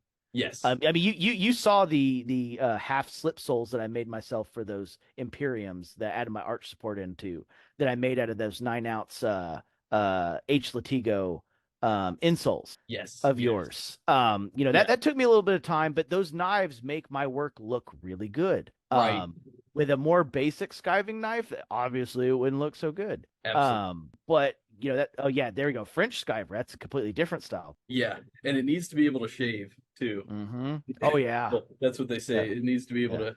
If it can't shave, it can't Yeah. skive. Well, Yep. it's not shaving my hair, so Good news is okay. single beveled edges like that are real easy to polish. You just polish the bottom. Yeah, definitely, Yeah. definitely. You just sand them off, and Yeah. yeah, this is a Weaver Master skiver. I think it was like $70, but Oh yeah, they're expensive. They're nice though. And they come like that's a brilliant stained maple handle on there too. yes, yes, So it does a good job on the thick stuff, thick, non-malleable, hard stuff like that. Yes. right. Yeah, that style French skiver, which that's generally used for the audience for like holdfasts, the kind of skiver they would use to carve channels for the holdfast if you're not using a like a Goodyear welt. So it Right. gives the channel next to it. And for big thick leathers like the Bakers, like that Herman Oak, it's going to Yeah. do a good job. Try to use that on Chrome XL and tell me how well it goes. Oh yeah, yeah. If I did it on Chrome XL, it would Yeah. be awful. It would just be a Hmm. disaster. But yeah, it does a good job on the Herman Oak, very much so. And yeah, I'm thankful to have it. I probably need to invest in a lot more skiving tools though. But I can get a good, I could get a Yep. good pretty quickly, a pretty good bevel. So yeah, that's super important. But yeah, I talked about the Marine Field shoe a little bit earlier, and in between breaks, I went digging for these oak streets. I haven't revealed them yet. I plan to do a full video review on these, but these are my Oak Street field shoes in natural Chrome XL Roughout. And the reason why the Marine field shoe during World War II, the troops in the desert, they wanted the Roughout on the outside was because it's easy to maintain, just brush it off like Mike was saying earlier, but also the smooth out on the inside allows when you have sand in there, the sand does not embed into the smooth out side on the inside. So you just dump it out. And so if it were reversed, if the reverse side was on the inside, all that sand would get embedded in there. And it would cause all kinds of, you name it, abrasions on your foot, blisters, scarring. It would just I'm mess sure with there's some you. fungal stuff that would probably be caused by that too, since you're allowing bacteria into what is potentially open wounds. Yes, exactly. Scurvy, but not on a boat. Right. There is no way to immobilize your troops quicker than to fuck their feet up. Right. Oh yeah. So this was sort of the solution to that. And yeah, you don't have to do much. This is low maintenance, rough out, Chrome XL leather, and I'm half tempted to use this on the next Thunderdome, though patina's not going to be very dramatic at all. It'll look like this, just darker. Yeah, yeah. That's one thing. You're not going to get a lot of patina with Roughout. It's not meant for that. It's meant for easy care maintenance, being a good old shit kicker. Shit kickers, for Exactly. those who don't know, are a pair of boots next to the door that you can go kick a pile of shit with and not care. It's an old farm term. Exactly. Yeah, you're totally right, and they do make for great work boots. People don't think that because Roughout kind of looks like a suede, and people think suede's so delicate. Suede isn't delicate; it's basically a Roughout too. And but yeah, you could just kick the living crap out of them. Dirt, just brush it off, and it doesn't need much. It's a very very low maintenance leather. It's counterintuitive, but it's one of the best work boot leathers, in my opinion, to have. The two conditions are super dusty or super wet, because Roughout takes ages to dry out. The reason people have peat boot dryers is because Roughout takes so long to dry out. On the smooth outside, you don't have that problem, but it means the outside of your boots stays wet constantly. True. The open porous nature will allow moisture in. Now on the Chrome XL, it will bead off initially, but that's just because of the high oil content. But given enough time, that water will seep through. So that's definitely a downside. But yeah, these Oak Streets, I love them. Can't wait to fully introduce them to the world. But, all right. So, anyways, where are we on the list? Next one's going to be toe caps. Toe caps and toe shapes. Yeah. This one's pretty easy. So a toe cap, theoretically speaking, is just an extra piece of leather on the front to help. Like if you beat your toes up real bad, data center is a good example. I have one pair of boots without a toe cap that I've taken to the data center, and that is not a good looking toe at this point. I have beat the crap out of those chestnut Latigo toes. They look terrible. They're dented. They have dog marks all over the front, dog patina on them. They have data center patina on them. That's the pair that I use the Hirschkleiber to repair the gash. The data center is just rough on boots, especially sharpness on boots. But the toe cap is there for that purpose. Now, the toe cap does two things to the functional fit of the boot. It will make a soft toe cap that has no structure feel more enclosed and claustrophobic. Yes. Or on a Celastic toe or steel toe, it's going to make it feel a little bit more volume. It's also going to change how the boot fits in terms of flexibility. So generally speaking, most toe caps from most brands are 1.5 inches away from the first eyelet, where the uppers meet the vamp, essentially. Like on an Iron Ranger, they bring them farther back. They're closer to like 3/4, especially on the smaller boots. The Iron Ranger toe cap, generally speaking, goes a little bit farther back. And that's why the Iron Ranger has the iconic double bump on the toe. And so that takes away the boot's flexibility. Like the boot is naturally going to be less flexible with the toe caps. More protected, more durability, less flexibility. It's kind of on that cheap, good, fast scale we were talking about earlier. It's the same thing. More durable means less flexible. It's as simple as that. So some people find they don't like the lack of flexibility, especially if you want your toes to be closer to the front. The toe cap is going to make the boot less flexible. And that works for some people, not for others. Absolutely. Some people, want it that way. And it's the same thing with the toe cap stitches. You have a couple of style stitches. You have 2 and 4 row stitches, or that vintage 3 row, which is a very military pattern. And, less stitches equal more flexibility. So 4 row stitch toe caps tend to be a little bit bigger. That's a medallion toe cap, which is also a 4 row. Medallions will be a little bit more flexible because they have the broguing in them, but it's still kind of the same concept. You could tell in that particular boot that's been worn, that's a waxed flesh, that you have a very heavy indent from where it flexes on the top of Dale's foot. And that is caused by the fact that those stitches exist. If those stitches didn't exist, that roll would be a little bit farther forward and it would be more distributed. Any plain tone pair with that same amount of wear, which I'm sure Dale has there somewhere, will not get that iconic double bump. It'll be more flexible throughout the boot and just a little bit more human shaped. Yeah. And that's what the flexibility of the plain toe takes away, quite simply. Yes, that makes a lot of sense. I've never heard it quite put that way, but yeah, you're totally right. The rolls forming on this are unlike any other boot I have. Like it's a double bump. There's 2 divots. That's why it's called double bump. The bump at the tip of the toe and the bump in between the 2 gaps. Yeah, double bump. Okay, fascinating. Yep. Wow. I never even noticed it till you pointed it out. Yeah, and that's specific to a soft toe. Like obviously, a toe cap is going to maintain a ton of shape without any Celastic, steel, or composite. Or in a high-end boot, it's called a toe puff, which is something like Hirschgleiber on a piece of leather, rough outside specifically, where it'll absorb in real well, that they let harden in the sun to maintain that shape. But Okay. all toe caps, Celastic or not, are going to have that double bump. And Celastic is going to Right. cause the farther forward of the double bump to be way less pronounced than the back, which is going to create a much bigger divot. Okay. Makes But sense. yeah, every toe cap will have a double bump. And it's just because extra stitching. Stitches lack flexibility. So having a toe cap inherently makes a boot a little less flexible. Makes a lot of sense. Yeah.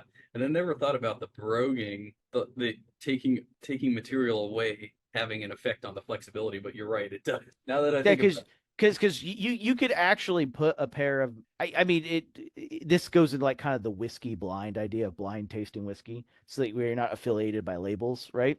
But Mhm. if you gave someone a plain toe boot, a medallion toe boot, a 2-row toe cap, a 4-row toe cap, someone that's owned all of those, more Mhm. likely than not will be there. There's a really good example. That's a plain toe, the distinct double bump. But look how shallow the double bumps are, even for as worn as that boot is. And that's horse too, so it's going to maintain its rolls even more. That's shell specifically. Yes. And you can just see how much less pronounced they are by not having a toe cap. So that's True. something to think about. 1,000 miles down the road, Yeah. realistically, Speaking of 1,000 miles. yeah, they're going 1,000 mile, but you're just going to see that 1,000 miles down the road that a plain toe is going to be just a little bit more uniform in shape without shoe trees. Right. Right. It doesn't have the extra stress that's added for stitching that you're not going to flex against. You don't flex against stitching. Why is the backstay always look like bacon after a couple years? Because most backstays have a ton of stitches running through them. True. It's a good point. Also never thought about that. Yep. It's flexibility versus not flexibility. It's going to take the path of least resistance. Right. Right. Makes total sense. Yeah. Yep. Once again, iconic double bump right there. That one's actually pretty extreme too. Yeah, it is. Yeah, pretty extreme. I'd say though the most extreme are definitely the whites. Yeah, well, that's a soft toe pair of whites too on top of it, which is always going to exacerbate it more. And it's waxed flesh. That Yeah, waxed flesh, really stiffens areas up. it It's does. funny because for Chrome XL, because wax flesh is the wax flesh of a Chrome XL side, it's just the Chrome XL, the rough outside of the Chrome XL is finished. It's kind of Yeah. shocking how stiff wax flesh can really be compared to standard Chrome XL. Oh yeah. Oh, it's so stiff. You know what? Let me grab this real quick. This is I have cinnamon wax flesh right here. One of the best wax. It's one of my favorites. Yeah. This stuff is absolutely I got this from who are they? They're the people that sell the A grade version of the wax flesh. Tannery Row. Tannery Row. This is absolutely phenomenal leather. It is consistent, smells amazing, and I could see why any maker would instantly fall in love with it. It's so thick and stiff. I mean, you wouldn't think a wax flesh would be so stiff, but it is, and it's one of the nicest hides I've ever had in my personally. I love Yeah. it. It'd make a good bag too. Yeah, and not to mention when I have like the scraps, I try to rough it up with my roughing brush thing. Yeah. It's just called a rougher. Okay, a rougher. Yes, yes. It's incredibly hard actually to rough up the nap on this as well. You need to dedicate some time to it, because it does not give away its nap very easily. It's so matted down by the tannery. They did such a good job. Not to mention, it's also a T-core. You can see on the other side. Yep. Natural. It's a Chrome XL. It's just like every other Chrome XL. Yeah, it's essentially it smells just like Chrome XL, Yeah. but this is just The smell is Venetian shoe cream, by the way. okay, okay, makes sense. Yeah, that waxed layer that's on there, that's done with Venetian shoe cream. It's just done with a hot iron. I've seen people restore their waxed flesh with Venetian shoe cream. It takes like 10 to 12 coats and some Wow. time, and it looks just like it does from the factory. Okay, that makes sense. Yeah, you can kind of see when I bend it. Yeah, you get that kind of yellow undertone. It's got that real Yeah. spicy yellow. Yes, exactly. But just wax flesh, brilliant. Yeah, I'm kind of shocked more people don't carry it, to be entirely honest, on their boots. But I could also kind of see why a little bit too. It's an acquired taste. I don't think wax flesh is. I mean, Whites has been running it for years, and you still see so few Whites with it. Yeah, all of wax flesh. That's one of the few that actually run all of wax flesh. Yes, yes. And yeah, I mean, absolutely gnarly leather. I love it. It's definitely the my preferred version of a Chrome XL, and you can see Yeah, the lightened up the areas along speed the hooks hides. cut into it. Yeah. Yeah, yeah. Beautiful. So oily, so perfect. Also, another leather that very rarely needs any conditioning. Exactly. Like that's one that I say don't condition it. Let it ride, you know. You had to struggle. You had to break enough of the wax off to even be able to condition it. To be entirely honest, Yeah. and there's an example of the maintenance-free leather, a maintenance-free heritage leather. That's it. All Yes. the benefits of Roughout with the fact that it's smooth enough, you can deal with dust and water. Yeah, exactly. You think because it's a wax flesh, it's a rough out that it's going to be rough. So smooth to the touch. It's a little grainy, but until it really roughs up, it's smooth as any standard leather from the beginning. It just once the nap starts coming up, then you get the rough portions, but that's takes a lot of work to get there. So Oh yeah, yeah, or sandpaper. absolutely, yeah. You could use a high grit sandpaper, it's true, and No, take that to it. I would never do that though. no. Some guys would. I'm sure. I'm sure a ton of people do that in the Thunderdome. I kind of wonder how many pairs have been like heavily burnished, where they went and bought the Weaver Master Tool Power Burnisher and they're running their boot under it. Like, I need extra brushing and extra burnish. Get it under the brush 6 times a day. Right. I wonder, add extra product and stuff. Whenever it's just like professional sports this year. A lot of sports added gambling, and look at how many complaints you've heard. Like, oh, the Rams wouldn't kick that field goal even though they know they were going to lose because it broke the spread. They're just helping Vegas out. And it's like, Right. oh yeah, yeah, it's all conspiracy theory to keep you poor. Don't worry. Exactly. Yeah. Yeah, you gambling on football in the first place is what's keeping you poor, not the other thing. So true. Yeah, if you find yourself in a position where you're gambling on football, check your priorities, okay? That's or any sport. I mean, they're allowing it in hockey Yeah. this year too. Even though the players aren't allowed to, they're still suspending players for the full season for gambling. But the fans, you're perfectly allowed to. So, That is hilarious. All right. so So, that's the joys of the toe cap. And then the other yeah. thing you could do besides a plain toe is what's called a toe bug. Otherwise in the cowboy world known as a toe flower. Okay. And the toe flower is a lot of the same thing. Okay. Is it will restrict the movement of the leather. They can place it in a way that helps break in. I think White's even has a claim on their Packard that it helps perfect your break in with the correctly placed lines to add all the creases and only the places they're supposed to be or some crap.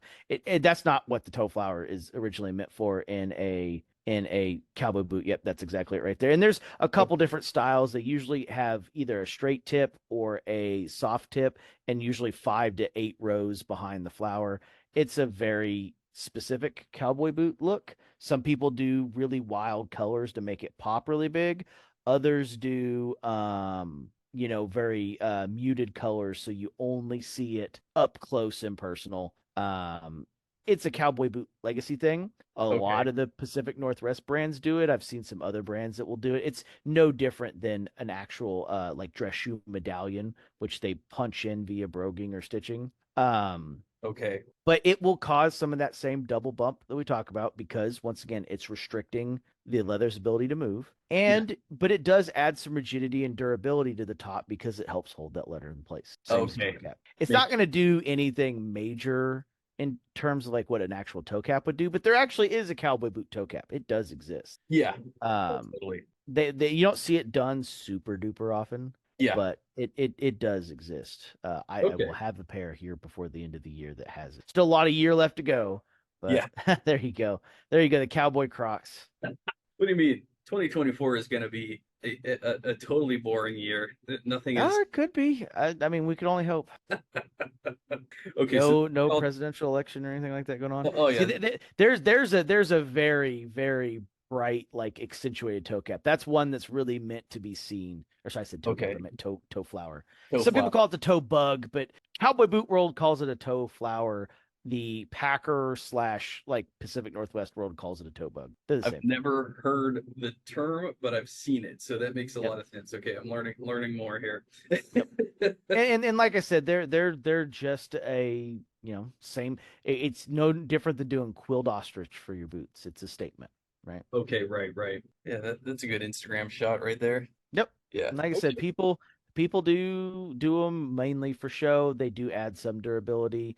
There is from like a riding boot perspective reason Yeah. for them when it comes Okay. to a saddle, but it's nothing that anything in remotely in the modern era. They serve nothing but a fashion purpose. Yeah, it seems to be purely cosmetic, but yeah, here we Well, go. no one rides a saddle every day anymore like they No, used to. yeah, Right. definitely. The extra lines under it have to do with the stirrups of a saddle. Okay, right. So Yeah, absolutely. and that goes into toe shape, which is what cowboy boots are based off of, which is that tight narrow toe is to easily be able to get in and out of a stirrup without having to see it. Same thing with a packer heel, it's to be able to pull your foot out of the stirrup without it getting caught, so on and so forth. Okay. But toe shapes affect break in as well. Yeah. Toe shapes, the narrower they are, Hmm. the more you get this kind of diagonal creasing, Okay. as you see in this boot right here, more so than straight across creasing. The narrower the toe shape, the more your toes are kind of splayed, and you can really see from the bottom that you're kind of set a little bit to an angle. Okay. If it Yeah. would stop blurring, you can see it set a little bit more to an angle. Yeah. Yes. So toe shapes also affect how the boot flexes. The Yeah. more crunched together your toes are, the more likely you are to lean one direction to another. And toe shape overall obviously affects fit, because how much do you like your toes squished? Some people are okay with toes being squished more. I mean, look at women's shoes. Yeah. Women's shoes have made an industry off crushing your toes together in not the nicest way. It's all for beauty. Well, yeah, we're all slave to fashion, right? Yeah, Um, exactly. but Okay. overall, like toe shape affects one like kind of toe caps you can have, what the toe caps look like. There, wingtip, that's another good example. That's technically a toe cap, actually. Yeah, I Because agree. it is a piece of leather that sits on top of another piece of leather. That's the definition of a toe cap. Yes, and this is by far the most narrow Mm-hmm. I currently own. I didn't think these were going to fit me. When I looked at them, I said, that's ridiculous. There's no way these fit. Put my foot in there, they fit. Yep. Well, like I said, I'm a 6.5 double F, which is a 4E. Okay. Um, if you look right here, this is a 3/4 inch toe. Now, obviously, my toe only goes to right here, which is why it's so wide at the lower portion. So this has been artificially elongated by a little bit to Okay. make this toe possible. It's what's called a bump. Okay. They Right. bump the toe forward, which is an interesting concept because a lot of people don't do bump toes besides made to measure anymore, which is Yeah. weird because the average person is foot length in a shoe is measured by heel to toe. But you Okay. notice the Brannock isn't particularly designed to do that. Well, the Right. Brannock's not designed to do that because the Brannock is measured from heel to ball. Hmm. And that's what gives you your arch length. Yeah. So, realistically speaking, if you have long toes in Mhm. stuff like the Pacific Northwest boots, you'll find that your arch is too far forward because they measure the overall length. Whereas if you have short toes, you'll find that the arch sits a little bit too far back. And in both cases, you break it in and it's fine. Yes. Whereas what really should happen is they should measure heel to ball, put the arch in the right place, and then add the extra space you need for your toes without having to break it in. And that'll also stop that push forward you get in Pacific Northwest boots as the Yeah. arch breaks in. Okay, that makes sense. Yep. Absolutely. Yeah. Yeah. Because in these, I'd say my toes, where do they stop? They stop like right here. And so the rest of it is Yeah. pure cosmetic. And that's good because if my third You or don't want to scrunch your toes in there. foot is shaped to fit your toes into this, like Yeah. no, Not, I mean, unless you're willing to shape them. They're yeah, willing to shape exactly. that way if you want to shape them. Didn't they used to do that in China? The women, they I mean, we do that with women in America, do that now with the shoes they wear. So, I mean, what's the difference? right. I mean, if we're being honest, it's funny because Gabbard used to make women's shoes, but he stopped because he's like, I got so many in that were damaged, and it's like I'm gonna put you in a pair of shoes that like you're never going to like. Because the second you get out of mine and go back to the stuff you're wearing, you're gonna hate the stuff you're wearing. It's not gonna work out. And he's like, by the Yeah. time I got feet that were so damaged by the time they came to me that it's like, pass. I'm sorry. I need to move on from this industry. Yeah, well, I mean, you're not going to be able to buy a pair every year. I mean, his boots are $2,000. You're not going Yeah, to be able to that's buy a true. pair every Yeah. year. What you're buying, you're going to wear for a long time. I mean, I was talking to him about 6 months ago, and I think he finally did his first resole on a pair that he made. Really Yeah, interesting. And you have six on order right now? I think so. Yeah, I have to look at my list, to be sure. Have you got any of them yet? Or No, but I am due in the June to August timeframe, so it'll be this year. very nice, Yeah, very I'll actually drive out to St. Louis cool. and sometime in like the April May timeframe and Yeah, get I have enough ordered that I might as well just get measured in person. I mean, I Yeah, know what my size is. He knows what my size is. I have enough of this to know very clearly where I stand on all of it, but nice. I have enough on order that there's no reason not to protect my investment that much more. Yeah, yeah, I think that's a smart choice. Plus, you get to check out his shop. That'll be awesome. I mean, Oh yeah. yeah, definitely, dude. Yeah, you gotta let me know how that goes. That sounds super cool.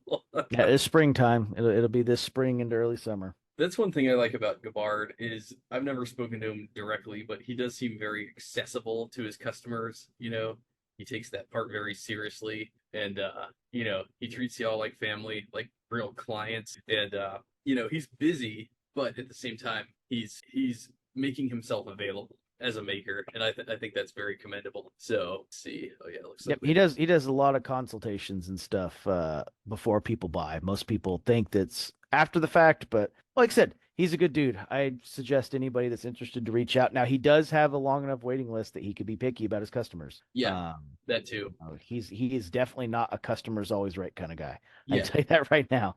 And I'll But also tell you that is fine because sometimes you need to pick at a certain level. It's okay to fire custom. It really is. Because some customers have unrealistic expectations, yeah, and sometimes they think they can just pay extra and get a quick turnaround or whatever. No, like you're investing in the maker as much as he's investing into you at that point. When he's doing it all himself, trust me, I totally get it now why a maker would want to pick and choose his clients. Same with lawyers. Some lawyers, that's why they'll look at your case before they take it. It's like they're not just willing to take on any case, depending on their expertise and their experience. It's like, no, you actually need to be discerning into who you choose to offer your services to at his level. Definitely, I agree. So that's smart. Like he has too much work as it is. So he can't be taking customers that are, emailing him every other day saying, "Hey, when's my boots going to be ready?" It's like, yeah, yeah, just join the wait list. It's 4 years long at this point. Like, yeah, don't even bother sending me an email till 2027 at this point. yeah, Like, thank you for your down payment now. Let me get through the rest of my queue before we start talking specifics. Okay. yeah. Otherwise, like, let's just both forget this little transaction. Yep. He's also real good about as long as no leather's been cut, I think your refund is completely possible up until he cuts leather. Oh, okay, Which, good. so year and a half in, you want to back out. I'm pretty sure that's an option. I think it's still a full refund at that point too. That's good. That's good. That's totally fine. And it's no skin off anybody's back at that point either. So that's a good thing. Oh man, that's Yep. yeah. All Gabar. right. Well, Oh the next two are real simple ones. They're the pull loop and the pull holes, and that's quite simply the part you pull on to put your boot on. yep, I'm of the personal opinion that anything 6 inches or under does not need a pull loop. It just gets caught on your jeans. yep, Anything 8 inches or higher should have a pull loop or pull holes. That's a pull loop right there. Pull holes, what it would be is there'd be two circular holes in the uppers that you pull on like cowboy boots. yeah, Frank's does quite a few of them because a lot of people like them. But they're generally more of a cowboy boot thing. Which yes, even then, I don't know if many cowboy boots have them. A Chelsea's kind of like one exception to that. Personally, I do not like the pull loop on the front of the Chelsea. I don't think it's necessary. It's helpful the first 10, 15 times you put boots on, but yeah, from there, I don't feel like the front pull loop is super helpful. But some right, people like them. Lots of Chelseas have them. Like my Chelseas only have the back one, which a pull on boot like this, a Chelsea 6 inch does need a pull loop. But yeah, any pair of regular boots, I would only put them on an 8 inch boot or bigger. On a 6 inch boot, all they do is they just keep flipping up the cuff, or you get caught on the right, cuff. right. I agree. I definitely agree with that. Yeah, yeah. You don't need a pull loop for a 6-inch Yep. boot. And then in that same area of the boot, after it's well, once again, engineer. Even then, I would argue on that pair of engineers, it's probably not even that necessary to be 100% Yeah, honest. Because you have a yeah. lot of freedom with the top strap. Right, So right. the fact that that strap comes out and everything, you've got quite a bit of freedom there. I don't know if that's as useful. Not to Yeah, mention engineers, I think in general, uh, you're a little bit better, especially a short engineer. You're probably a little better off with a shoehorn than you are yeah. a Shoehorn definitely would go along. uh, Yeah, you won't be able to use a shoehorn on the 8 inch ones are bigger, generally speaking, just because you need your heel to push out the backstay a little bit to get through the pass through line. yes, yeah, Because you could tell like in that particular pair right there, right where the flex point is, on the back of it, you can see where your heel is kind of pushed out, just right there on the 3 triangles on the backstay, up a little bit higher. Oh, here? Right there, yeah. You can see where your heel's pushed it out. That push out right there is specifically from you putting your foot in. Yeah. You can tell which is from bending, which is slightly higher, and you can tell which is from putting your foot in. Right, right. And I actually have a longer shoehorn that goes all the way to the bottom of it. Yep. It's like this long though. Yep, So, I have one of those too. Yeah. yeah. Yeah, like I said, you if your instep is even remotely tight, that won't work. Yeah. But if you have enough space on your instep, you could the long shoe will work. But generally speaking, on an engineer, at 8 inches or higher, or any boot 8 inches or higher, you'll want a little bit there. It's only like 6 inches that you really need to use a shoehorn. I agree. Yeah, absolutely. Good stuff. Yep. All right, so let's see. In that same area, you got the padded collar and the rolled top. Those are 2 different kind of finishing mechanisms for the top. They integrate with the backstay. Personally, I prefer the rolled top, which is what I do in all mine, which is that right there. That's a rolled top. It's just a piece of leather to take the sharp edge away from the top of the boot. So in case some people don't wear full length socks on their 8-inch boots, which is fine. They don't quite go all the way to the top. They just do most of it. That's a good example of where you want to do a roll top. But some people like the standard, which is just a sharp square edge, which is like the something like an indie or a I don't know, kind of like a dress shoe, I guess you could say. Would be more of a French binding than a rolled top, but it's still the same concept. Yes, absolutely. Yeah, real finished off. Mm-hmm. Yeah, that's just a piece of leather that's folded over both sides and stitched completely through, whereas a rolled top is one that's stitched on one side, rolled over and stitched on the other. Right. All the Grant Stones are going to be that same style, kind of like finished edge to almost French binding. That's a standard cut edge, but like it's still kind of in that French binding style. They just haven't pulled it all the way over. Right. I actually only have one pair of any of the Pacific Northwest boots without a rolled top that has a cut edge on it. It's currently in the mail to Frank's right now. There we go. That's a standard finish. That's where the standard edge that you see on most Pacific Northwest, which is 2 pieces of the same kind of leather stitched together. Yeah. And it's just got a sharp right corner edge, which if you're wearing socks, no big deal. But if you're the kind of person that they, you wear short enough socks that after you put them on, they slide under a little bit. Some people find that edge a little annoying. And then the padded collar is the same thing, but like they take matching leather of like a kind of like a Timberland, and they put I have one pair with the padded collars that I wasn't a fan of it. Some people really, I've never seen one go quite that far down. That's not super common. Most of the time they go like 2 fluff rows down, 2 plushy rows down. That's like 3 or 4. Yeah.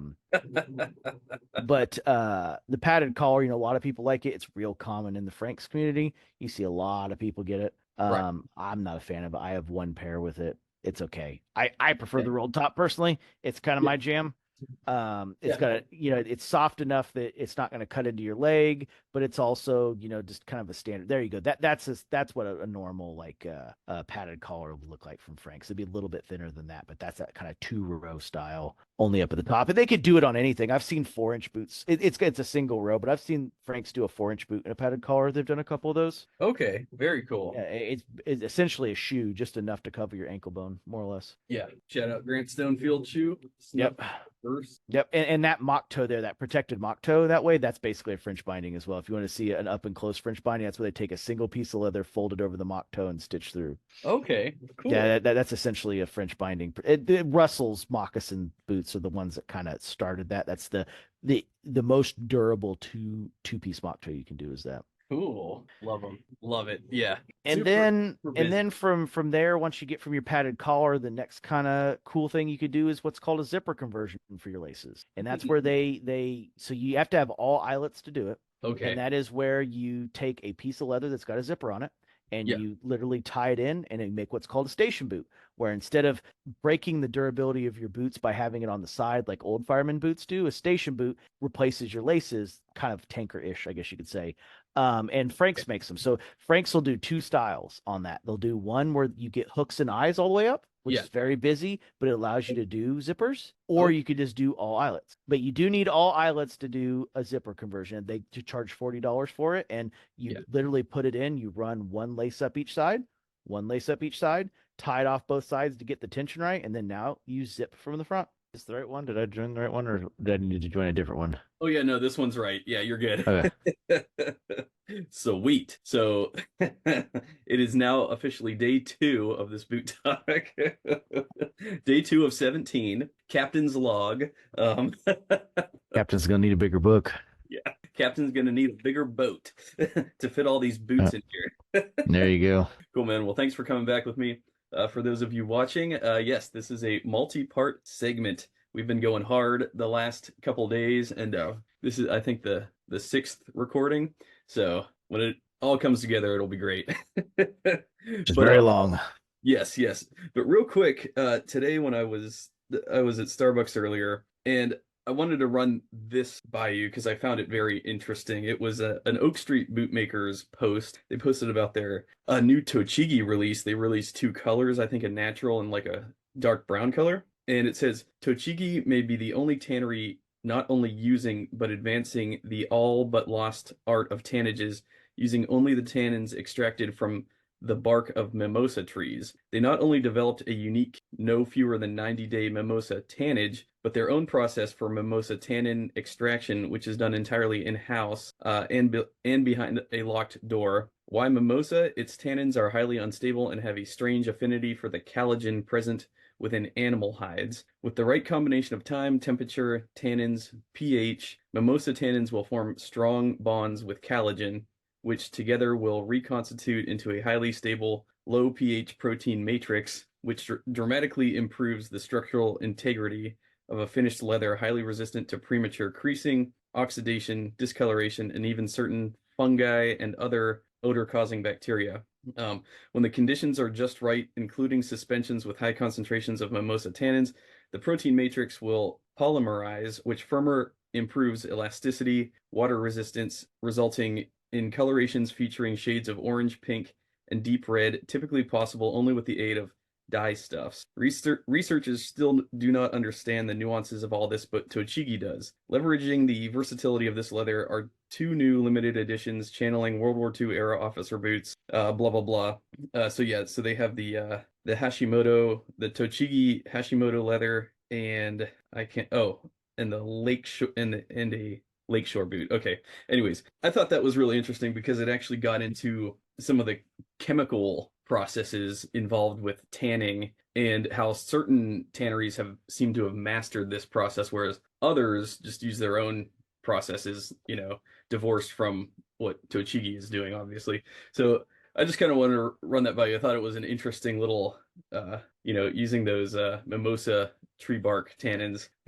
That's the first I've heard of it. So that's an interesting fact because, like, for Yeah. example, birch oil is almost exclusively used by JFJ Baker. That's part of the specific smell of JFJ Baker is birch oil. It gives it a very wet cigar smell. Okay. Yeah, so Gotcha. it's got a very like sweet, damp tobacco smell to it, and that's the birch oil that's in it. It's very, very noticeable in their reproduction Russian calf. Okay.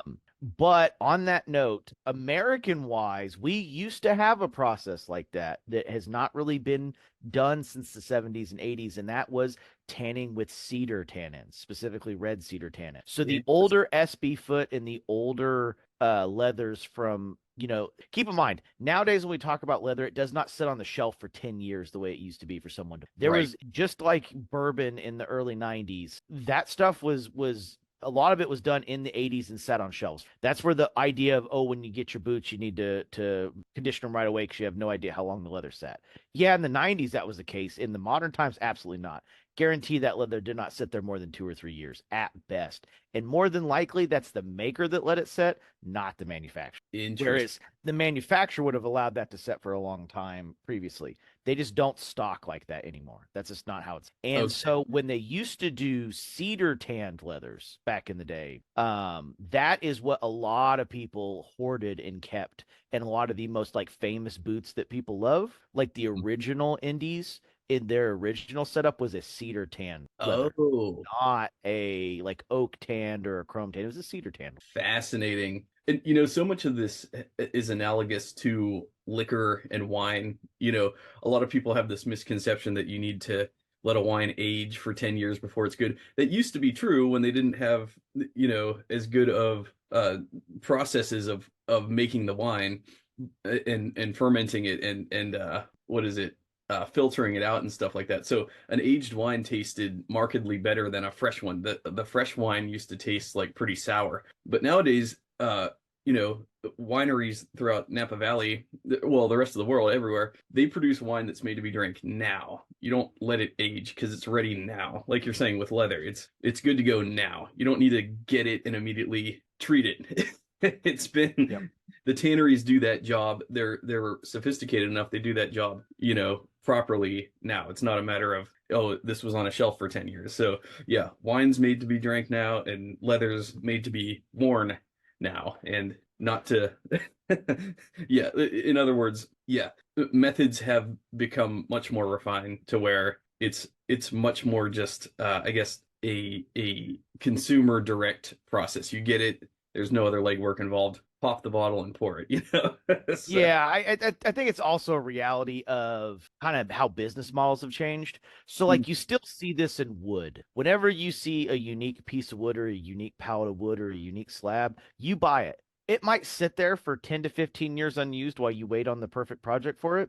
But if you wait until you're ready to start that project to go find your perfect slab, it's not going yeah. to happen. It's a time constraint thing. And leather used to be that way. When lots of good hides became available, tan them, get them ready, get them hanging, finish them, get them rolled up, seal them, put them away. Whereas now a lot of that is consumed on such a large scale so quickly that they can't keep that kind of stock anymore just because they can't bring in enough. I mean, Right. we're going through a bit of the golden age or the boot boom right now, even though it's Yeah. starting to trail off a little bit. But like, you talk to some of the Indonesian makers and they'll go over to their distributor and take pictures for it. And you can see just the tons and tons of leather they have sitting there. Wow. And when you ask for a hide that they don't have, and they're like, "Yeah, I mean, we can maybe get it," and they give you kind of a time frame. They don't really know. They're waiting for their distributor bringing it in. The distributor's bringing it in such large quantities, you have no idea what's accounted for. You don't know what's not accounted for. You don't know when they're going to get the next shipment. They got that shipment. It might be 24 months before they get. You don't really Okay. know. Yeah. And so there used Interesting. to be a system where a lot of this stuff was much, I don't want to say more accessible, but like it was produced in high enough volumes that it could sit for a while. But I think for a lot of tanneries, even if the leather is available to do it between the price of the tanning agents, the amount that's being purchased now, so on and so forth, you're never going to get back to that scenario where leather sits the way it used to. It's kind Yeah. of like luxury watches right now, Rolex, Patek Philippe, AP, IWC, Cartier, all these guys, Omega, Rolex, they all had yeah, I'm wearing my Omega Speedmaster today as well. Oh, beautiful. Um Awesome. but it's just one of those things that they went through a boom they'll never see again, and they've all admitted it aloud. They're like, "Oh yeah, we realize this was once in a lifetime thing. Like we'll never get back up to this volume again. We're going to go through basically a second quartz crisis without the invention of a new material, because we went from doing record all-time numbers back down to probably what we were doing in 2014 again in a year or two." Yeah, I could see that being the case. Yeah, it really seems to have slowed down recently, unfortunately. I'm surprised Swiss watches haven't become more affordable, you know, like, Yeah, that's an interesting one. So, I mean, yeah, I don't think people realize the scale of how small the parts are and how good some of the materials are getting. yeah, yeah. But to be honest, I think it's because there's been no effective mass producing way of making some of these parts. A Mhm. ton of these parts are still all hand done by a horologist. Yes, yes, And absolutely. that's really the issue. Yeah, that's The the other problem. thing is you can find guys that'll work on Rolexes anywhere, right? Yes, But good luck finding guys that'll work on some of the others. You're kind of stuck with sending it back to the manufacturer. that's a good point. And, you know, the Chinese are working real hard on their knockoff industry to reproduce, you know, these replicas. And the replicas are, in my opinion, I've seen some, they're just such a far shoot away from the originals. You know, yeah, it's nice to spend, you know, $100 or $300 and get something that, you know, a faux looking Rolex, but it's obvious when you hold it in your hands that this thing is junk. Oh yeah, well, and they have some very convincing ones. There's a website out there that's by via invite only that it's about $2,000 for one of their Rolex knockoffs, but you Oh, need a microscope to actually tell if it's a real Rolex or not. Now, it doesn't keep time in the same fidelity. It is using an actual purchase Swiss movement. So, I mean, they've almost gone the full degree of basically making it at that. I mean, you're not really separating yourself that much from the actual real price, short of you Right. can, actually go in the store and buy one. That's my one dig at Rolex for today. But Literally. We it's can't have just enough it's digit Rolex. yeah, I mean it's just one of those realities that like some of the stuff can get there. Like there are things that are at that level, but you see they creep up in that price range. It's literally the Grant Stone conundrum, right? Like Yes, yes. it's that's where I was getting with this Rolex example is, you have Grant Stone that's, getting real close to half the price of an Alden at this point, and maybe even a little more on some of the models. Mhm. And if you take Alden as Rolex and this, Chinese company as the, Grant Stone version in that equation, you see really quickly how those numbers start to intersect. That watch that's almost 2,000 is the $6,000 version of the watch, right? And that's like no precious metals or anything, because guess what? Gold costs the same price everywhere. Right. That's true. So once you start getting Exactly. into precious metals, everybody inflates at the exact same rate. Right, right. Yeah, it's an interesting industry to watch. I've always hoped that they'd come down in price, and they never have. They've only gone up. When I started buying watches, standard Rolex Submariner I could have gotten for 6K, and now you can't find one for under 8K anywhere, anywhere. Yeah. Not even on the gray market. Forget the black market. You can't even, like watches on authentic Oh, watch. yeah, yeah, yeah. It's Chrono 24 is the big one on the gray market. Yeah, Chrono 24 and then Joma Shop. That was Yep. another one that's I think really Joma Shop still exists. Now it's good. like buy luxury watches direct or something like that. Okay, okay. Gotcha. Yeah, but yeah, I'm familiar with that Chronos 24 one too. And yeah, that's a decent one for trading it seems, but yeah, it is pretty parallel to boots. You're right. Like, these these grantstones were 700 flat, and to get the Alden equivalent it would have been, probably $900, but again, this is shell, so you're not going to save a whole lot on a Chinese made boot made of shell because you're still paying for shell. But if you're going to do something like Chrome Excel on the other hand, then yeah, you can save a pretty penny. I think these are around 300 I I grantstone. I think they're 340, 380, something like that. And the Alden equivalent of that at this point is like what, 655? Yeah, about 650, I think. Yeah. So it's like, okay, well, I know where I'm putting my money, for these standard, for the Grantstone runs anyways. Yeah, yeah, yeah. And then, like I said, the same parallel exists. Like you'll find that once you get out of the just like absolute junk, Yeah. you'll start normalizing somewhere, and you'll see this in the Indonesian makers. If you want a pair of monkey boots from the Indonesian side of the house, most of the brands will probably be somewhere between, depending on your leather choice, between 375, 400 for Indonesian leather, up to 550 to 600 for like Shinky horse rump, right? Yeah. Yeah. Totally. And then if you were to ask an American maker to do that, Mhm. you pay almost nothing for the leather. You're almost exclusively paying for the labor. That would Yeah. be a $900 to $1,100 boot. Whereas Right. if you were to give an American maker shell, that'd be 14, 1500. Well, the Indonesians are usually 1,000 to 1,200 for the Horween shell. Okay. So Right. like that shell just really crunches that gap, because Indonesian makers are making like 75 to $100 off labor. Now in their currency conversion, that's great for them. Yeah. So you're almost paying exclusively for the leather Yeah. in that. Exactly. Yeah, that, As that opposed to Shinky at 540, that Shinky's costing them close to 380, 400 USD the by itself. Exactly. Speaking of Shinky, I brought these up yesterday. These are the black Shinky horsehide that are not T-core, Yep. as manifest when you look at Yep. the opposite Hey, side. I think the not T core looks better personally. Yeah, Like it I think it makes a better long term boot. yeah, it's sweet, and they'll always be black. That's the way I see it. Yeah. Is like I wanted a black engineer; these will always be black. So, but yeah, it's got some pretty. So this one doesn't have the typical characteristic Shinky like honeycombing. It's got a lot of texture. I Yeah. guess you could call it honeycombing, but like the ripples along the vamp are Yeah, that's so that vamp is getting real close to where the tail's at. So looking at the two black hides I have, you start getting that particular kind of wavy cut as you get closer to the tail portion of the rump. okay. That makes a lot of sense. Yeah, because I do have some decent honeycombing. It's kind of hard to see, but it's like right Yeah, here. no, yeah, no, I can see it pretty well. Yep. Yeah, yeah. Th So. th that black batch, if it's from the same batch mine's from, like mine looks like turtle skin. Like there's honeycombs all throughout it, and they are deep honeycombs. Yeah.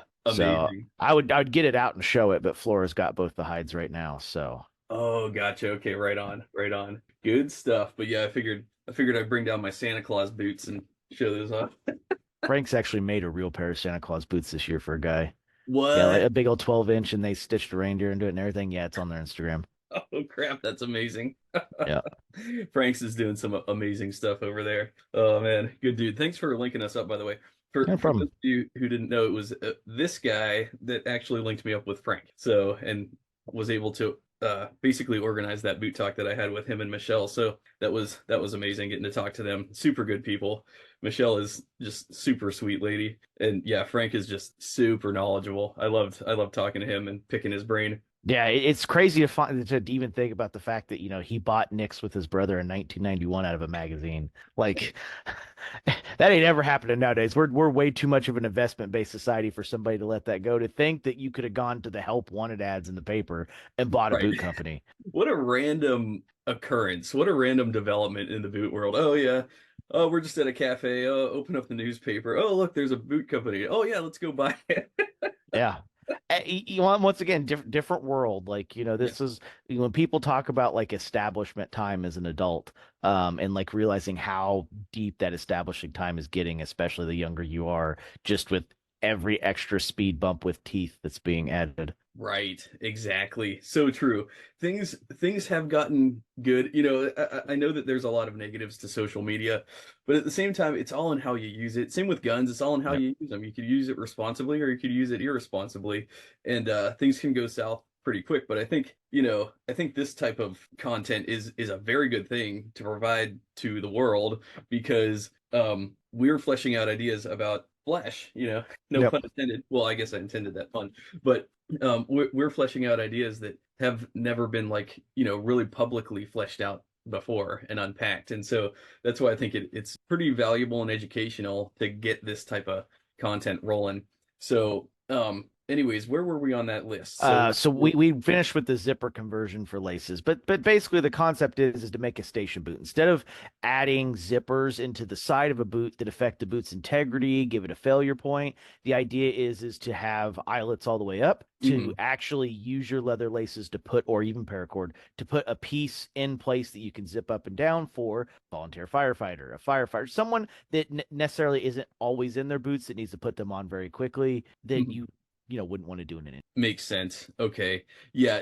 So is that like the same as a side zip like the Viberg does? Kind of, but Okay. it's not permanent. So that when Franks does it, they do it one of two ways. One, you pay for the zipper piece, and it goes the same spot your kiltie goes in, except it's full length, right? So it's a piece that Okay. goes there. Now Okay. you need eyelets all the way up to do this, but one of the things they do for people is they do eyelet hook combinations where every spot there would be an eyelet or a hook, they offset them by the space of each other and do a hook and an eyelet. So you could do regular laces, or you could put the zippers in. Okay. I think I've seen, correct me if I'm wrong, I think I've seen sneakers Yeah, with well, if you look at Angel's Instagram, Angel from Nobleman's Apothecary, he has a station boot from Frank's that is got the zippers installed. interesting. Okay. Yep. Okay, let me pull him up real quick. Do you remember how recently he might have posted it? It would have been the last couple days, I think, Okay. Let's see. because he posts the stuff quite a bit on the Shit, there it is. Instagram. Yeah, right there. Then those are the station zippers right there. So what it is this looks like a kiltie that goes in. It's even got a little bit of a kiltie fringe on it, and you just tie it up on each side, and there's a zipper that zips all the way up. That's a 10-inch boot. He zips up to the 10-inch mark, and that's it. And, Cool. and and you just all you do is you just untie the lace, and you can pull it out and convert them back to just regular lace boots. Fascinating. Yeah, that way there's no integrity of the boot lost any way, shape, or form with putting a zipper in. Right. It's totally reversible. You could Yep. totally just undo it. That's badass. I love that. So do you have to have those custom made or could you Yeah, is that yeah. Frank's makes them for you. I think they're 60 or 70 bucks. whoa, that's not bad. That's kind of a complicated piece. I would think it Yeah, needed yeah. It's a two-part piece. Like they back it with a liner, they put the zipper in, and they've got to punch all the eyelets into it. Wow. So, Yeah, that seems pretty involved for $70. I feel like he could charge more like 150 for that, but don't tell him I said that. yeah, I think some of it's also because you have to kind of configure your boot for it. It's kind of Mhm. a, hey, we know that since you're configuring your boot for this, or because if you do the eye hook combination, I think it's an extra $20 to do all eyes and hooks all the way up. Okay. If so, they know you're kind of designing a boot to either have that functionality or to be solely for that. I think they give you a little bit of a price break due to that. Gotcha. Okay. Interesting. Well, there's a new thing I just learned. All right. Well, next up is eyelets and hooks and all eyelets. So maybe start with the hooks. So I mean, speed hooks are exactly what they say they are. They're hooks that allow you to speed up quicker. It's not that eyelets are slower, where people get the misconceptions. Unless you leave your laces extremely long, Yeah. when you loosen your boots to get your foot into them, you will pull the laces out of the top two eyelets, almost guaranteed. You've got Yeah. to leave them very, very long, way longer than most people want to Mhm. even have a chance at like being able to untie your boot completely and enough to get your foot comfortably out easily. So Okay. the point of speed hooks are they allow your laces to stay long to get them on and off quickly without having to rethread the laces through the eyelet. Okay. Because if you've ever had an all eyes boot and you've cut your laces short, because all of us prefer our laces not to be, Yeah. 18 inches longer than they need to be. If you Right. don't leave them those 18 inches longer, you'll pull through that top eyelet and have to re-push it back through all the time. Like there's a good Definitely. example right there. If you look at that boot right there, see how the top three eyelets don't have anything in them? That's exactly what I'm talking about. Right. You gotta undo them. It's a pain in Mhm. the ass every time. Yeah. So I definitely prefer the speed hooks for that reason. I'm just a speed hooks guy, but I do enjoy there are some pros to all eyes, and that the number one is that you don't have to worry about cinching them down. Like you could sit on your boot, like if you're sitting on the ground, you could sit on your boot and not worry about cinching anything down or damaging the hardware. But that said, it's just there's a bigger pain in the ass to lace up. I love the ease of the speed hook. absolutely. I mean, and eyelets actually help with better fit too. So for a lot of people, especially breaking in new pairs of P and W, they find one of the recommendations is to skip the bottom speed hook. Oh, that pair doesn't have speed hooks, but if that pair had speed hooks, Yeah. you would skip the bottom speed hook to save for ankle bite. Okay. Yeah. Okay. So there are setups like that where or they have the specialty lacing methods where you go directly from skip speed hook 1, go to speed hook 2, Hmm. back to speed hook 1 up to speed hook 3, or go to speed hook 2 3 back to speed hook 2 and just speed hook 1 altogether. Yeah. And then for some people that have bad ankle problems, they found that they just remove a couple extra speed hooks and Okay. switch and just Interesting. convert them to eyelets and have less speed hooks. That makes That you sense. see that's a little bit more common on 8 and 10 inch boots to do Yeah. more eyelets and less speed hook. Okay. So I see. It was interesting. I don't know where my brother got this, but I watched him lace up his Trumans, and he does this. He takes one and he goes all the way up like that, and then yeah, so there is a reason for that of doing them separately and not one at a time. yeah. Um, so when you're doing a 10-inch boot, there's a method where you can literally do two speed hooks at a time. Okay. And what it is you get both laces to one side of the boot, and then you can literally crisscross all the way up. Oh. Right. And so for people who are doing 10 and 12-inch boots, it's super important to have speed methods like that. Because remember, Yeah. you're doing three speed hooks, generally speaking, not Yeah. counting because most of the boots you've showed so far, like that 5.5 inch boot range, it's not a true six. But Right. most 6-inch boots have three speed hooks. Yeah. 8-inch boots have five speed hooks, 10-inch boots have seven speed hooks, and 12-inch boots have nine, potentially 10 speed hooks. Yeah. Yeah. Definitely. I can't imagine what a pain this would be if it didn't have speed hooks. Like this is Yeah, I think an 8-inch shaft, and it yeah. is an 8-inch one. Yep, it's got five speed hooks. In Pacific Northwest. That's how you can always tell. Every 2 inches is two more speed hooks, except for as you get to 12 and 14, that number. But yeah, so three Okay. is six, five is eight, 10, no, nine is seven. No, Okay. nine is or so seven is 10. Okay. Dang. Brain's not completely on yet. Yeah, so it's two for each one. Okay. Well, the fact Yep. that you even have that stored in your brain is impressive. I definitely do not have it stored in my brain. I have to actually just see the stuff. So, but yeah, so that's, there's pros and cons to each. I know that's for me that's kind of a cop out answer, but if I have the option, I always opt for speed hooks. I love them, and some people think they look bad. I don't see where they're getting that idea that the speed hook. I don't either. I have one pair of all eyelets, and I regret it to this day every Yeah, time I put them on. yeah, definitely. Like, So yeah, I mean it's more uniform, I guess, but like these. for a dress boot, I guess I could kind of understand. It's a little bit more dress shoey. Yeah, But even then, I mean, if you got problems with the speed hooks on my dress boot, yeah, we've got other issues. right, definitely. I So agree with it's that. just yeah, there like I said, I have one pair. It's my blue Shinky Medallion mock toes, and every time I have to redo the top eyelet, putting that boot on, and every time I'm like, why didn't I order this with speed hooks again? Right, right. Now, one thing you could do, and my buddy Dave did this, you just take a screwdriver and a hammer, and you basically can hammer these speed hooks out and to remove them, and then you could put in new ones. But I worry about the integrity of the leather being That's a damaged. possibility. Also, anything that's all eyelets, they do make speed hooks that do recess into eyelets. So a lot of the ones that the Indonesian makers use, they actually put eyelets in first, and their speed hooks go into the eyelet. Oh, that's good to know. So yeah, so Okay, they do make speed hooks that crimp around eyelets. So that okay. is a thing. You just have to get ones that match your diameter of. Right, right. Yeah, these Trumans also have all eyes, the Rogine. And yeah, it's fine, especially because I have such these thick laces. These thick guarded goods, I think these are called double chocolate or something like that. They're so thick, there's no speed hook that these would go through. I had a really hard time finding boots to fit these laces. Thankfully, the Yeah. Truman's circumference was large enough to house them. And then the fact that they are all eyelets, like I said, this is the only pair of boots I have that would have housed these. I think maybe because yeah, these whites wouldn't have standed a chance. Wouldn't have stood a Yeah, chance. I've had some of those thicker ones before. There's a trick to that. You go outside with a 2.5 pound rounding hammer and just Yeah. smash the lace flat against an anvil. So what I do is I take it out to the garage and use the anvil on the back of my vise and just, go the entire lace both directions twice and they'll fit. Okay. And just Interesting. squish them flat. Yeah, make them a little flatter. That I've makes ran into that a couple times, and it's just a yeah. real quick, 5 minute process of making them Okay. fit. No, that's good. That makes a lot of sense. I was actually taking my edge beveler to them. It is a pain in the ass to edge bevel a lace.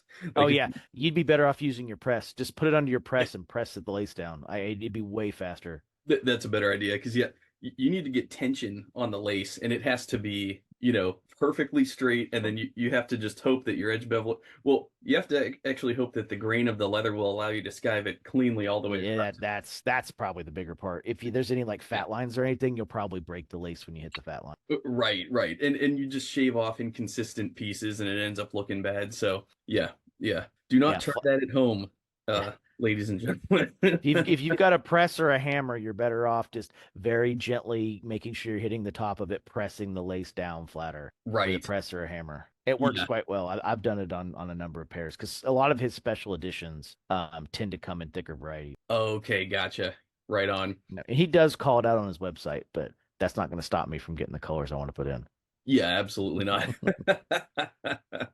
Nothing will stop us. All No. right, next up, so we've got colors. Yeah, so this is an interesting one. This only matters on certain leathers. So sometimes people can get copper eyelets, and you do not want to do copper eyelets or copper hooks. If I don't know if anybody makes copper hooks, but I know they do make copper eyelets. You don't want to do copper eyelets on chrome tanned. They will Hmm. turn. They will start turning that bluish green color over time. Yeah, that happened to me on a certain pair. I forget which one, but I've had that happen. I think it was one of my blue pairs. I can't remember exactly off the top of my head. Yeah, but in any chrome tan touching copper, it'll patina real fast and corrode. Well, it's not patining; it's really corroding. It's exactly what it's doing. Yeah, and then you have this like bluish greenish like residue that you have to scrape Mhm. off, and it's Yep. annoying. And then you wonder like long term, what's eventually it's just going to eat it away. It Yeah, can't. it's exact. Well, Be there hopefully it's forever. just copper plated and not solid copper, and you just lose the plating. That's the hope, Mhm. and that's most likely what happened. Okay. But if they happen Okay. to be solid copper, yeah, no, the eyelet would eventually just completely rot away. That makes sense. Yeah, I'll have to try to find that boot. I forget which one it is. Anyways, yeah, that's super interesting. Yeah, copper. I love copper. I love the look of it, that nice rose gold color, but it's not ideal on a on Yeah, an yeah, eyelet. it's not. And the rest of them are all basically the same color. Like, you have black and gunmetal that are just coated brass. Yep. Nickel's the only one that a lot of times is solid nickel aluminum compound. But Okay. for the majority of them, there's some form of brass that's just been coated. Like your antique is just coated brass. Obviously, polished brass is brass. And then your blacks and gunmetals are also just Okay. coated brass as well in most cases. Gotcha. Yeah. So Every now and then the gunmetal ones will be coated nickel instead. okay. Very cool. All right, good stuff. Yeah, it's gonna bother me which one of those was copper. I know it's somewhere. Anyways. Yeah. It's one of the realities. It's unfortunate that that's the way it is because it'd be cool to like, oh, I could have titanium eyelets. But there's just not enough testing that's been done in that category. And there's a reason like gun holsters are made exclusively with veg tan. Right, Um, right.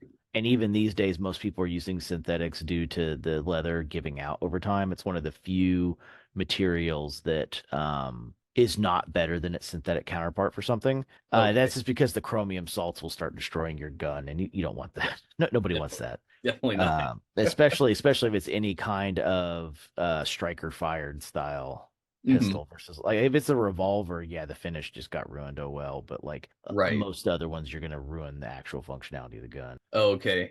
Yeah. Anything with a slide, anything semi-automatic, 1911, Glock, whatever doesn't. Right, right. Yeah, and that's the reality. It's metal. You're introducing metal to leather. Corrosion's a concern. And Yeah. it always will be. Yeah. No doubt about it. Well, we better not talk about guns or else Yeah. there's some people that are gonna get triggered. There you go. If you're watching my channel, then if you're still watching my channel, hopefully you're not easily triggered.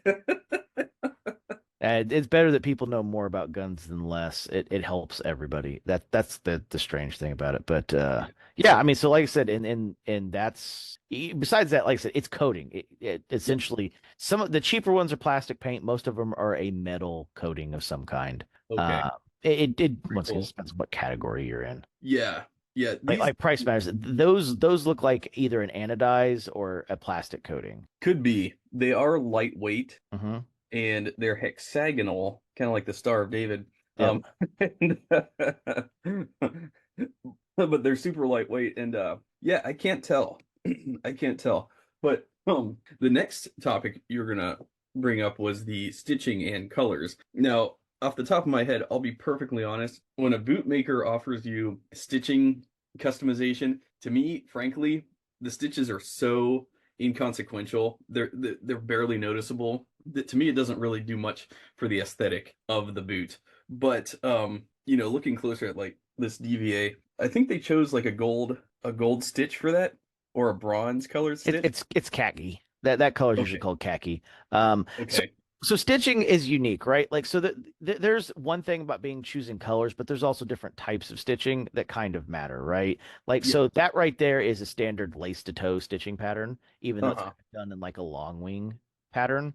Yeah. But where stitching matters is the whys, wheres, whats, and hows, right? So there's Mhm. three rules to stitching. Number one, more stitches doesn't always equal more better, except for in working situations. So most work boots should be 4-row stitch, right? Okay. And you'll see a lot of people do that 4-row stitch because it's a very heritage. But when we talk about stitching, we have to talk about things like Red Wing and their what they call Puritan stitch. That's a 3-row stitch with the internal stitch being a slightly thicker SPI and a different color. That's called a Puritan stitch. It's a style of Interesting. stitching.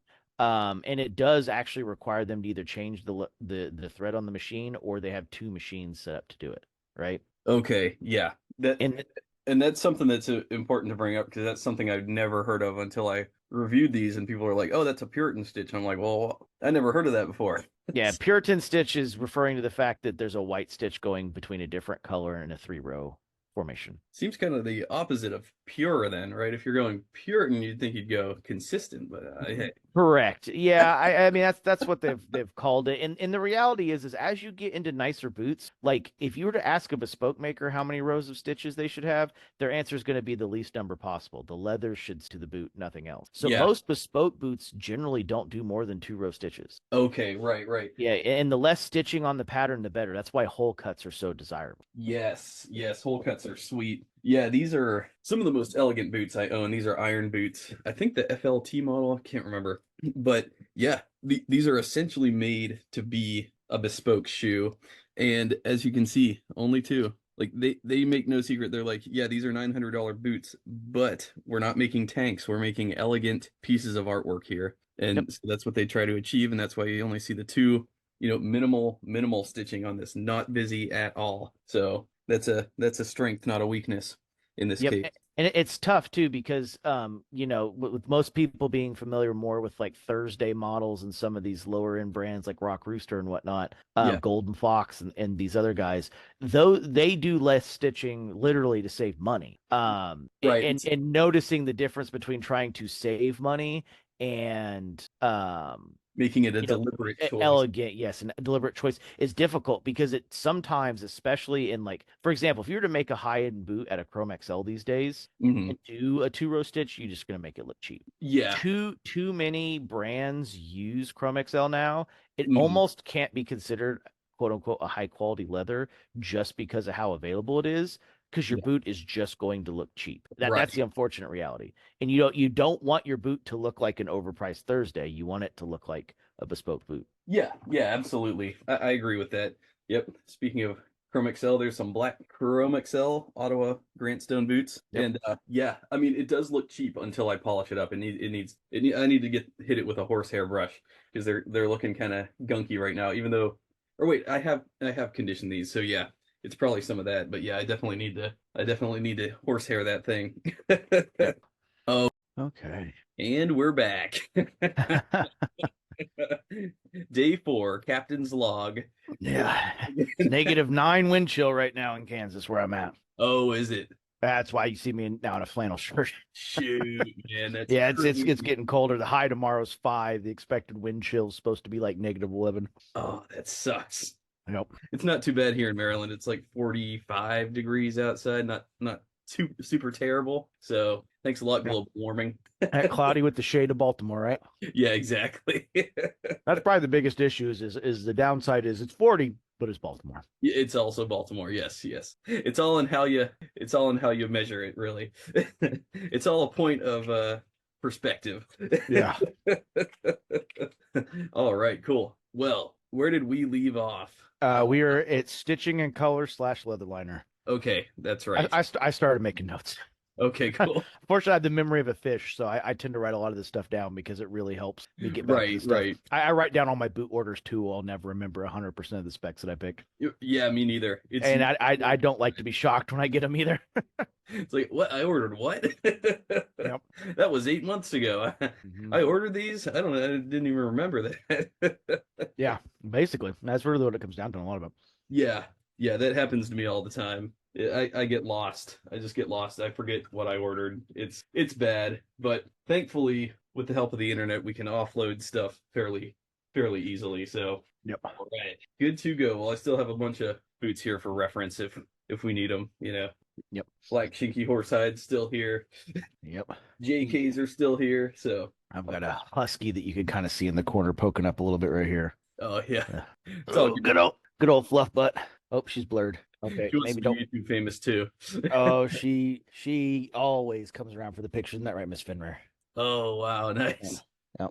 Wow, She wants she's to beautiful. she wants his bag of chips that's right here. That's what she's looking at. That's what she's here for, is that bag of chips. So Forget the fame. Give me the food. that she's a food dog, 100% through and through. What kind is it? Is that a husky? Yep, she's a full husky. Wow, beautiful. We're about to get some Maine Coons. So They're basically dogs. yeah, that's what I'm hearing is they're Yep. cats, but they're also dogs. Yeah, they're basically dogs. They have a husky's kind of like the cat of the dog world. Yeah, Very very cat-like personality. The Maine Coon's going to be maybe right, just a little right. less dramatic. Yeah. She is a drama queen. How old is she? She will be 4 in February. Okay, okay, right on. No. She looks like a puppy still. So, She's not. She's got a small head for some reason. She's like 46 pounds. She's not a small dog. okay, gotcha, gotcha. Yep. Right She's not as on. big as the 90-pound shepherd, though. Right. Like I said, I had to lift her up to see her face. The shepherd, you could see the other day, her head come up over the corner with on her, her paws. Right, right, for sure. That's awesome. Yeah, pets are the best. The house isn't a home without a dog, that's for sure. I ain't no kidding. I look forward to the Maine Coons photo bombing when when we finally get them. They're kittens right now, so they're not old enough to bring home. I think we need to wait another 4 weeks. I think they have to be like 8 weeks old before we can get them. So, Hmm. but yeah, they're just little hatchlings at the moment. Yep. Little Dogs are supposed to be something like 8 to 10 weeks to be completely on solid foods and stuff. Yeah, yeah, I'm pretty sure. Yeah, they're just little rats at this point. Little So, fuzz balls. They'll get big though. Maine Coons, that they could be up to like 15 to 20 pounds. Them and yeah, rag dolls, they get real big. yeah, that's what we're hoping for. We're hoping that they get kind of big. Like I told my wife if I'm gonna get an animal, I want it to be like something exotic, like Mhm. just That's we America exotic. That's not exotic exotic. That's America exotic. Need a more exactly American cat, the biggest cat in the world. Yeah. right. We were. I was considering. I was looking into servals and like Bengals and stuff, but Oh god, those are expensive, and nah, you don't want that. I don't have 50 acres for them to Hey, run around on. Bengals and servals, those are cats that'll get in the shower with you if you're not careful. Like those are cats that actually like water. Can you imagine them jumping in the shower with you and then tracking that over the house? It sounds like a disaster. Yeah, Exactly. not to mention our house just isn't big enough for them. They're wild. They're essentially wild animals. Yep. So, keeping them in a house is somewhat cruel because they need way more activity than we could ever give them with our lifestyle. So, yeah, Maine Coon was like a good middle of the road sort of option for us. So, super social, super friendly. Also cats, so not like super hyper at the same time. Yeah. So we'll see. We'll see how it goes. I'm sure it'll go fine. Yeah. The cats pretty easy. I'm super allergic to cats. I adopted a rag doll and had it for 5 days before I was swelling up like a marshmallow. And it's like, okie dokie. Well, cat's got to go back. Those rag dolls are adorable though. I love them. It was a big rag doll too. It was like 11 pounds. It was like almost shoulder to shoulder in terms of length. It was a big cat. Wow. Um, Did it have blue eyes? Wow. and Those it are wasn't it wasn't it wasn't the pygmy style. It was the actual two blue eyes, which was shocking that an adult cat was up for adoption like that. That's usually not how that goes. that's true. Yeah, people normally hang on to those ones, I would think, but yeah, I mean, every situation's different, so but yeah, my wife she volunteers with the ASPCA and she takes my stepson along and they're just super big animal lovers and I finally have caved like okay, we'll get some animals.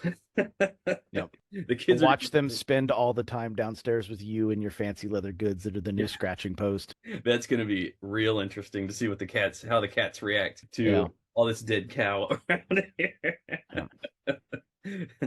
I thought I was fascinated by leather. Wait till these cats get loose. Yeah. Ooh, unleash me upon the strops, father.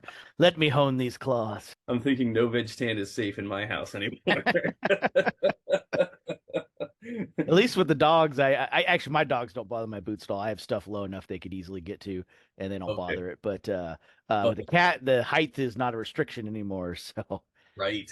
Exactly. That's gonna get real interesting real quick. yeah, and you're gonna need covers instead. Yeah, definitely. I don't think they'll take a liking to Chrome XL, but I'm thinking, yeah, anything veg tan, is going to be fair game. So I better Yeah, put up the cat guards now. unless you get the drug addict cats that want to get high on them chromium salts. They Exactly. bred in the state. Were they bred in the state of Florida? Bath salts run in their veins. No, they're bred in Maryland, actually.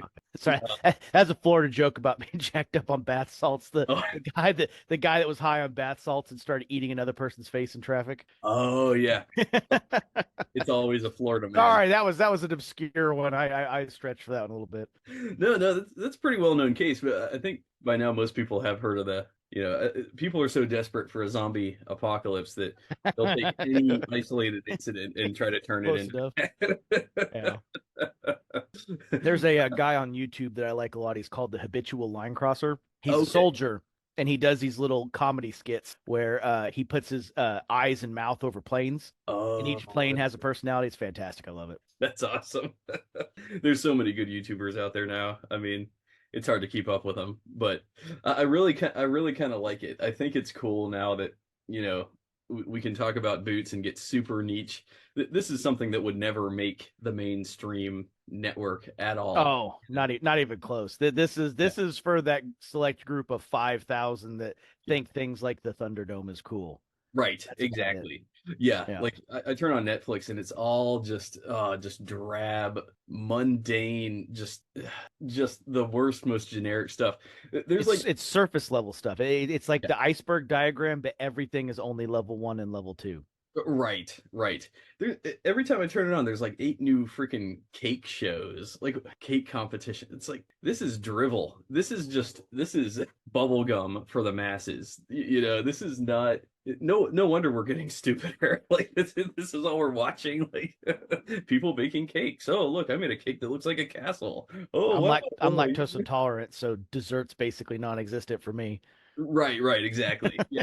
If the item itself doesn't have some kind of milk in the dough formation of it, it's most likely got it in the glazing, and I can't have it. Shoot, that Yeah, there's sucks. almost no desserts ever Yeah. that fall into my category except for things like vegan cookies. Okay. Wow. Oh man, that's rough. I'm sorry. Yeah, I've seen vegan cake before. I've had like one of my cousins at their wedding like 10 years ago had this fantastic vegan cake, but like they also paid like $600 for it. And it was once again, it tasted delicious. And it was I'm a big sure. cake, but like, that's not something that you're gonna have for dessert on a monthly basis, right? Right. So, Yeah. and like I said, I live in Kansas. We're definitely known for being soy boy vegans. Yeah. I Wait, don't even know if there's a vegan restaurant around here. right. I thought Kansas was the soy protein capital of the world. I mean, maybe producing it because it sells well, but definitely not consuming it. Well, watch out next year you'll have cricket protein farms and Yeah, that's been a thing I've seen. We'll see how far that goes. There's a couple people that have made their snacks out of cricket protein because like look how high and stuff it is, and then suddenly it stops selling when everyone figures out like oh it's made with cricket powder. right. I remember even 10 years ago, I got on Amazon. I'm always on like these health kicks and looking for new stuff. And I saw cricket protein powder as an option being sold back then. And I considered it, but just honestly, the idea just grosses me out. And it's also, bugs are high in chitin. I think I'm pronouncing that right, which could be carcinogenic. Our microbiomes aren't designed to process chitin. We could, but it's just not good for us. So In and large quantities, just yeah, like in large everything. quantities, yeah. So yeah, the thought of it just sort of grosses me out anyway. So I'm happy. I've had some snacks before that are like marshmallow treats made with cricket powder.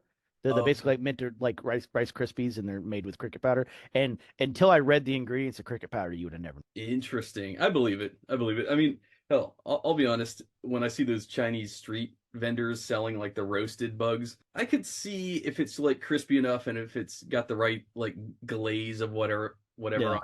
I'm sure it wouldn't be that bad, depending on the bug. But yeah, writ large, I will say no bugs for me. Just in a Yeah. general sense, But I'm glad Yeah. to know, if you're in the woods and you're starving and you haven't eaten in 3 days, lift open a rock, pick up a rock, Yep.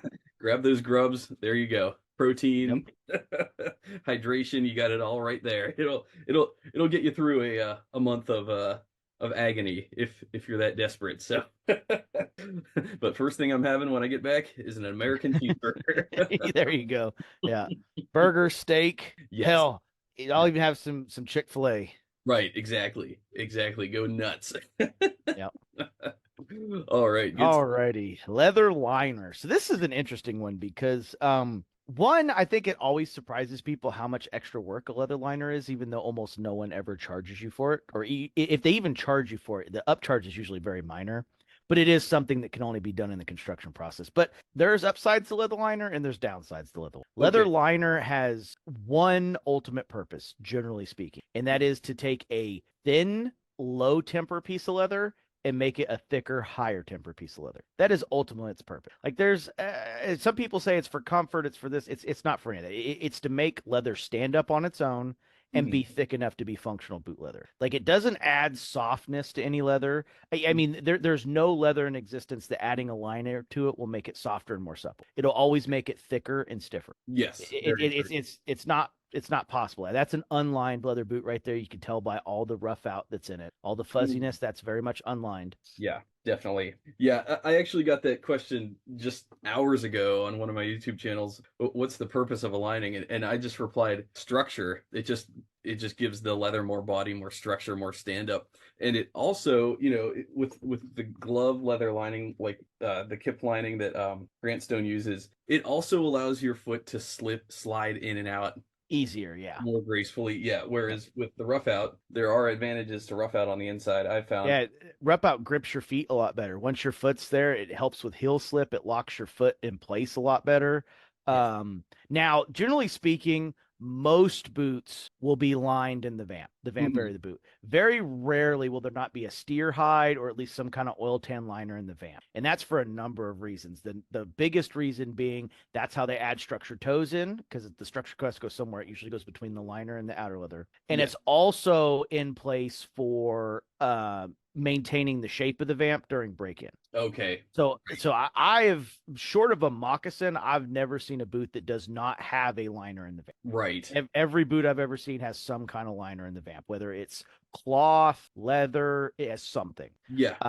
It doesn't necessarily need to be lined throughout the boot, but at least the vamp portion will have a leather line. Right. And you can see it when you peer in. You can't Yeah. obviously see all the way inside into like the toe area, but if you gaze down, you can, I guarantee my camera is not going to capture this, but you can sort of see where it starts, like, and it starts typically like in this region on the inside, like right around here and Yeah. go forward. Yeah. So It's going to vary from the boot. On some boots that like, so that engineer is a bad example. If you grab that Renav that you had, the horse rump one, you yeah. just had. So generally speaking, you could tell where the liner's at based where the uppers make the transition to the vamp. So Yeah. if you look on the outside of the boot where the 3-row stitches are and the curve that's above on the uppers, the vamp, Mhm. the liner will run with the vamp pieces, which is where the toe's at. The liner will generally speaking be a perfect copy of that vamp piece. So if you cut those stitches and pulled the vamp out, the liner will match that piece that would come free. So from the outside of the boot, wherever the upper makes contact with the vamp, sometimes it's called the lowers, Mhm. that is where your liner is going to start, because the liner will go all the way down into the welting. Okay. Makes Yeah, the only exception is Stitchdown or Veltshone. There will be no liner in the flare portion of it. What they'll do is when they last a stitch down, they pull everything around and over the last and tack it under and leave it for multiple weeks to shape. Oh, really? Yes, so they could be up to 6 weeks. After 6 weeks is generally deemed as unbeneficial, but it'll be left in there. If it's been hand lasted, it'll be left in there usually for multiple weeks. And then when they flare it out, what they do is they bring the liner in, skive it flat, put a squeak pad under it, because you will need a squeak pad. And then the stitch down portion will go down onto your midsole and your midsole and outsole, or multiple midsoles if you have multiple midsoles. Okay. And that right there is where the liner will terminate under, where it's either skived or sanded flat, and then the stitch down pieces or the Veltshone flaps that are becoming the welt will be welted as normal. In the case of like a Goodyear welt or a Handwelt, as it's pulled over and it's being welted, it'll be trimmed flush with the uppers in the same way, and it'll actually be leather into liner into holdfast or gimming, then is either hopefully sewn down to the, if it's holdfast, it's carved into the footbed. If it's the gimming, hopefully they've taken the extra step of stitching the gimming to the footbed so it kind of looks like a Blake. Okay. Okay. Yeah, here's example of Goodyear welted that he was Yeah. talking about. And yeah, I glanced on the inside of that, and sure enough, I see the liner. It just follows this stitch pattern right Yep. here. It just starts here and just cups this way forward. So very cool. I didn't realize that it was, Yeah, that uniform. Yeah, it's a perfect match of that vamp piece. interesting. I never So noticed that. Look at that. the other interesting thing, so I made a comment there. So as I said, stuff that's hand lasted, right? Specifically hand lasted, generally sits on the last for a long time. Okay. Goodyear welted footwear does not, because the lasting is all done by the machine in the process. When we say Goodyear welted, we mean it went through a Goodyear welted machine. It's Yeah. still technically hand welted. It's just hand welted by a machine. That's where we differentiate the difference. Goodyear Right. welted footwear is the gimming and the footbed that's glued to it is nailed down to the last. The uppers are set into the machine. The last is set in, and the machine just pulls it all over staples it, and then the machine runs the stitching around with the welt immediately, and then it comes off. At that point, the last can be removed. Gotcha. It's not going to be like a hand welted or a Welt shown where Welt zone slash stitch down. I'm just going to call it stitch down for now, but for everyone here, Welt shown's the same thing. Yes. That will sit in there for a little while forming because they can't flare it out immediately. The process isn't Okay. that fast, right? Yeah. Yeah. I So got that's you. one big benefit of hand welt, stitch down, Norwegian welt, double welt, which is still hand welted, is it will sit in the leather forming to the last for significantly longer than Goodyear. Goodyear welt is also factory only shoes. I don't know of hardly anybody except for dress shoe companies that do customized Goodyear welts in that. Okay. Gotcha. Makes sense. Wow. Maybe like Kevin from Castle, his stuff might be GMTO that's potentially Goodyear welted. I don't Yes. know much about his made to order line.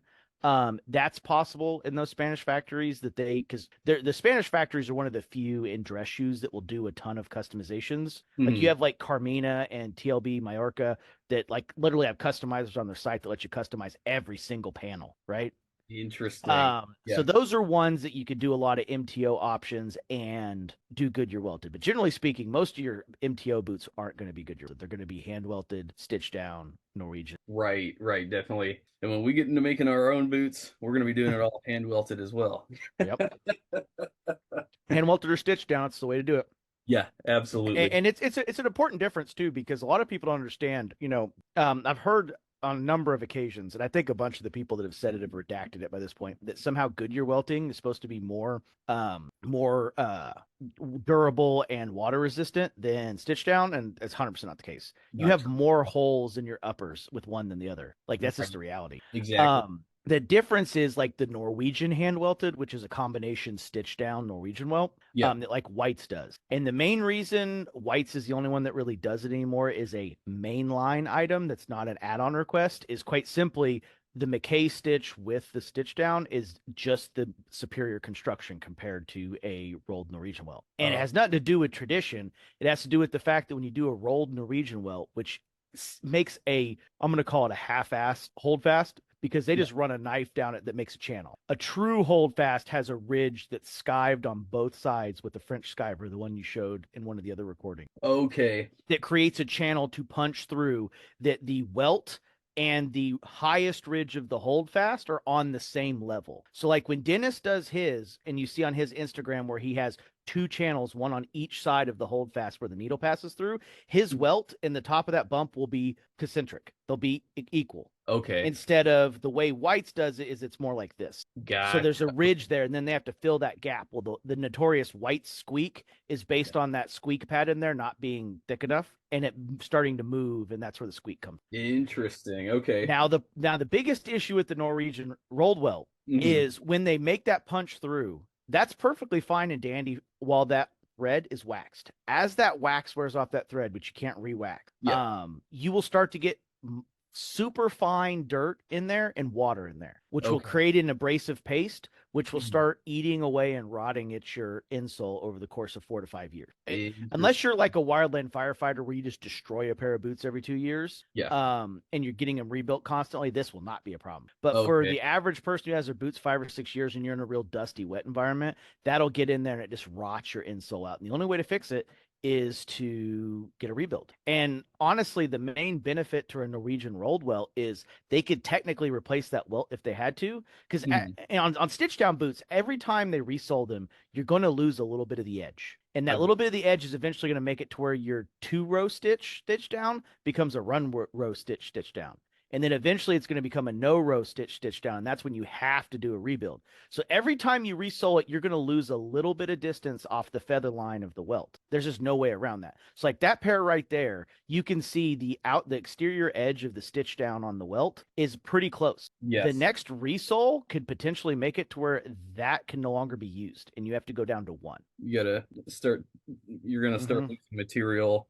Yes, you'll always lose material. It's called the feather line, which is the edge between the final stitch and the edge of the welt. That feather line, every time you get it resoled, you will lose some of it. It's not there in perpetuity. Not to mention, you're going to beat some of it in just wearing it. Yeah, definitely. So the perfect or the correctly done feather line from the mind of a cordwainer, Mhm. which would be a German shoemaker, is 2 millimeters from that stitch to the edge. That feather line should only be 2 millimeters thick. That is a Okay. correctly done shoe. That's enough that it could be resold at least once.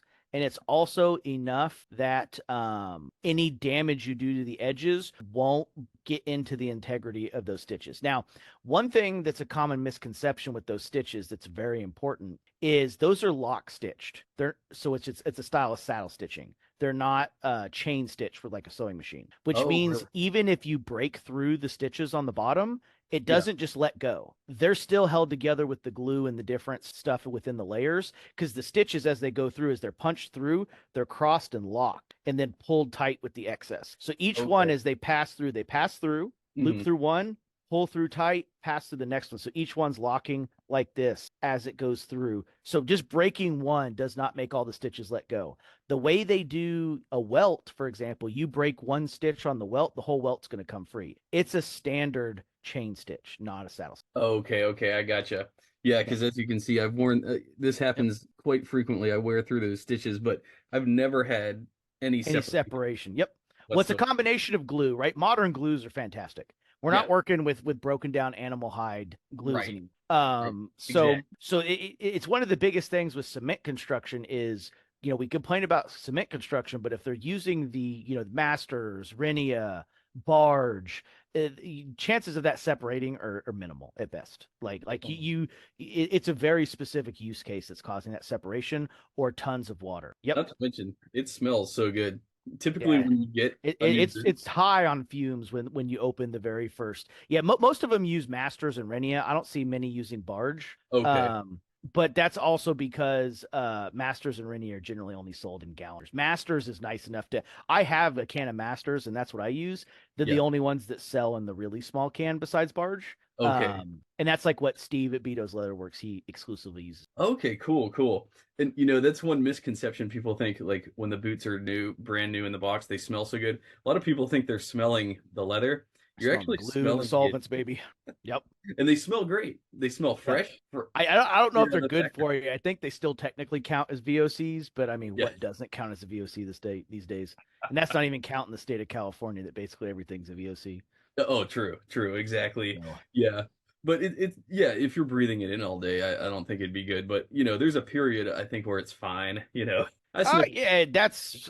Yeah. I'm not a doctor, but I would imagine just like everything else that we're exposed to in life, too much of it causes massive. Oh yeah, absolutely. I mean, water will kill you if you drink too much. So So we're walking. yeah, Number exactly. one causer of cancer of the knees, baby.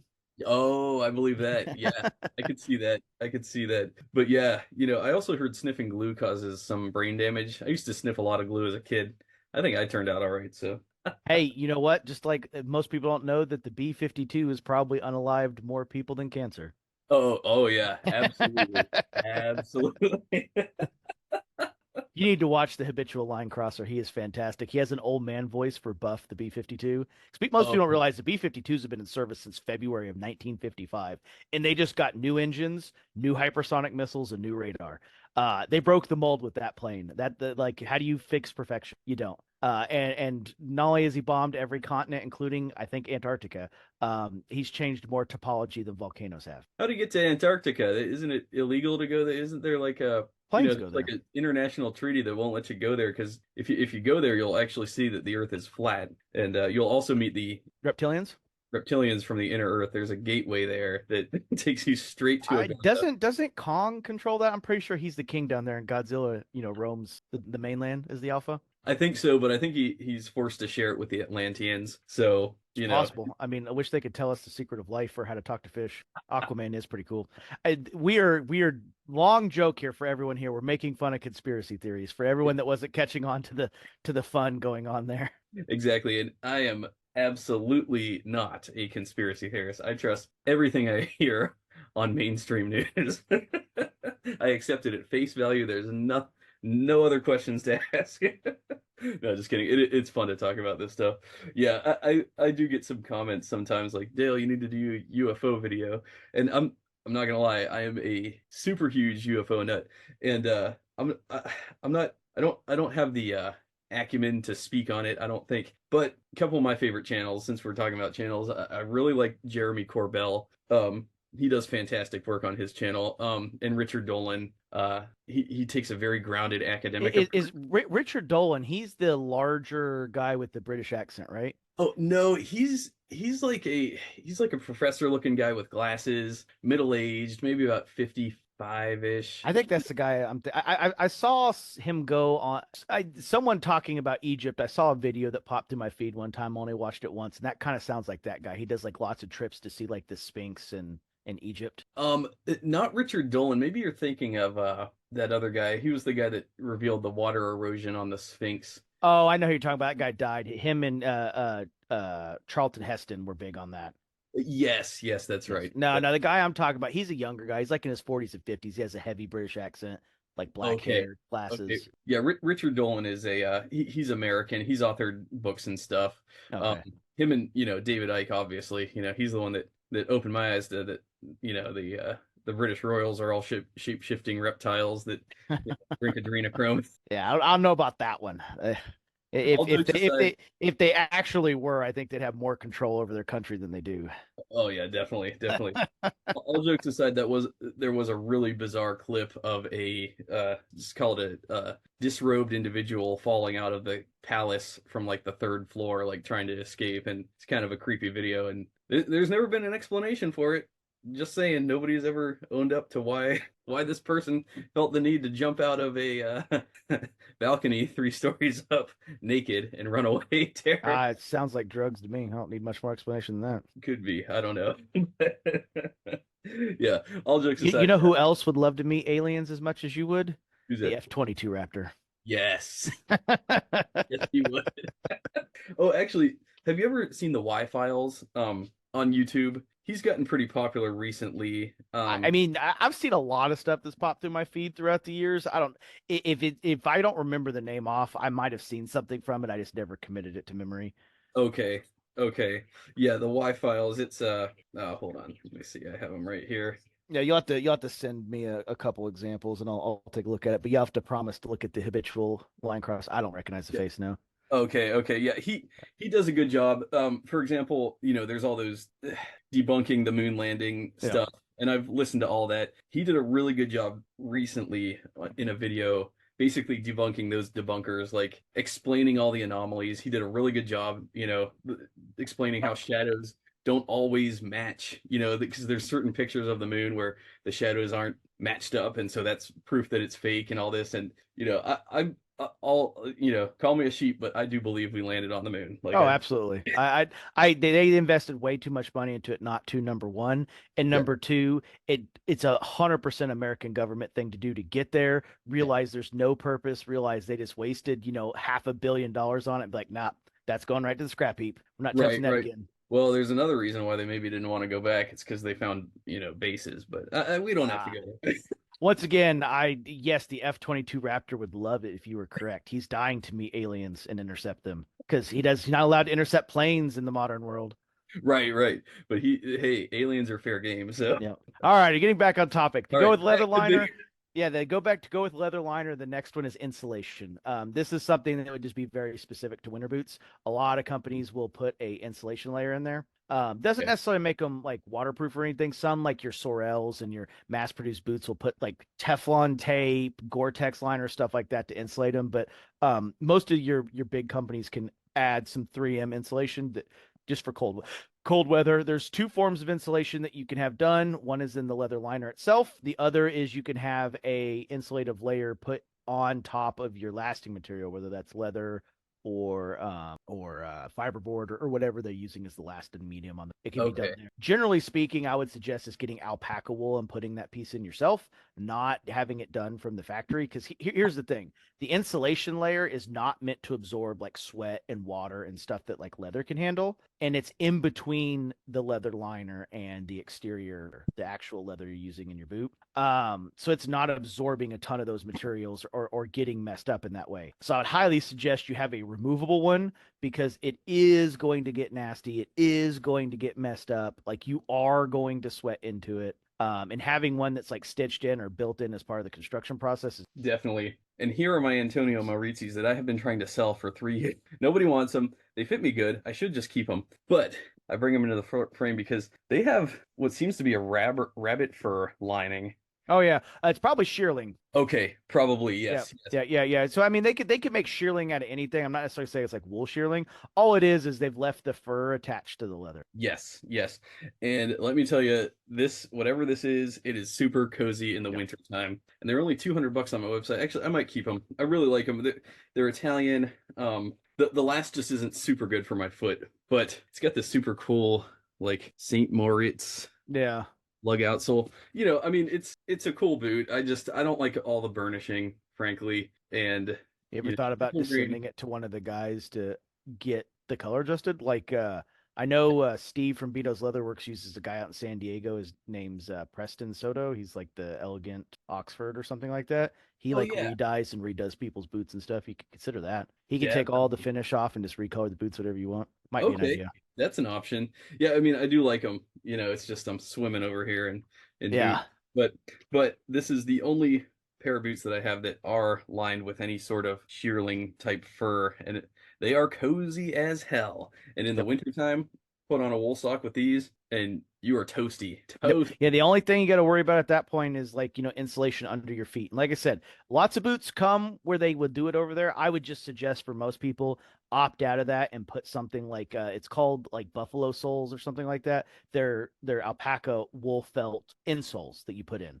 And that way you could remove it. The other thing too is like you could kind of use insulated boots during the not as cold months if it's not too warm, if the footbed's not insulated, because most of your heat loss comes from the bottom of your foot through the sole. Yes, So if you do that, it will increase the breathability of your boots and the ability to take heat out of them significantly better. So absolutely. that's Yeah, that's insulation. Very, yeah. very obscure example. I don't know if many of the Indonesians or if any of the Indonesians do any kind of insulation, but like the Pacific Northwest guys do, and some of Mhm. the other guys on request can add insulation to your boots. Okay, gotcha. Yeah, I haven't seen the Indonesians do it yet. But I'm sure they could on a request. It'd be something they'd maybe have to learn, but those guys are super, innovative. Yeah, I'm sure they can. it's just a liner. It's like double linering is all it is. I mean, I would think the bigger problem would be them getting it, considering they live in a subtropic climate. Right, I right. don't know what exactly store is, just swimming in like, oh hey, I have,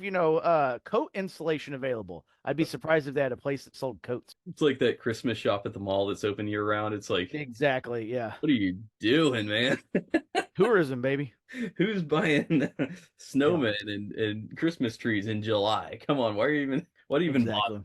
exactly. All right. Well, we are running out of time on this one, but Yes. that's insulation, and then we'll come back with souls, which after souls, this will pick up and take flight because souls have a couple interesting points, but the rest of these are really going to get Right. very obscure and function specific.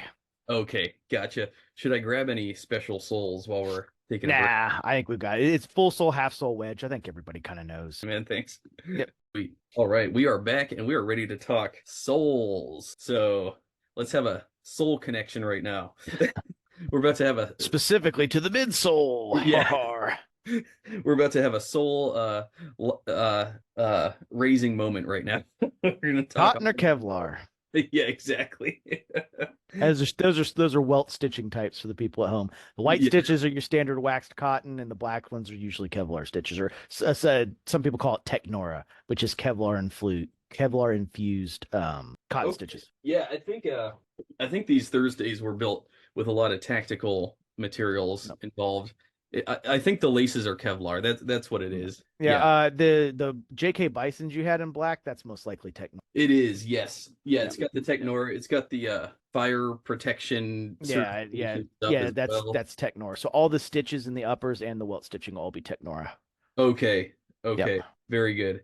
Yeah. Yeah. Super cool that they're making stuff that can withstand 900 degrees. But if you're standing in something that's 900 degrees, then you're probably in a serious amount of trouble. Well, I think the Technora still melts at that. The biggest thing is the Technora is self-extinguishing. That's the big part of the certification that matters. Okay. Now it is massively heat resistant compared to cotton. Don't get me wrong. But the biggest thing is it's got to be able to extinguish itself, and cotton can't do that. Okay. That makes sense. Yeah, apparently I should try it out. Where's my lighter? No, just kidding. Yep. These are for sale. I'm Yeah. not gonna burn your boots. He means Jen's boots. They're not actually my boots. Yeah, yeah, they're Jen's boots. Yeah. My foot can't fit into a size 7. Are you kidding me? Mine can't fit into that size 7. It needs Right, to be right. about 4 widths wider. Yeah, these are 7Ds, so you'd be Yeah. better off with, yeah, you need something about that In one. JK's, I was a 7.5E because their width system works a little different, but they've renormalized all of that since then. So they used to have a really funky. They've changed their sizing like 3 times, Mm. and I think now supposedly anything after March of 23 is all on the new sizing that lines up with everybody else's sizing. Oh, good, good. Yeah, because I had a buddy who he's like a 10 Brannick, and he ordered size 7 JKs. I'm sorry, I don't care how off their scale is. That was never going to work. That was Yeah.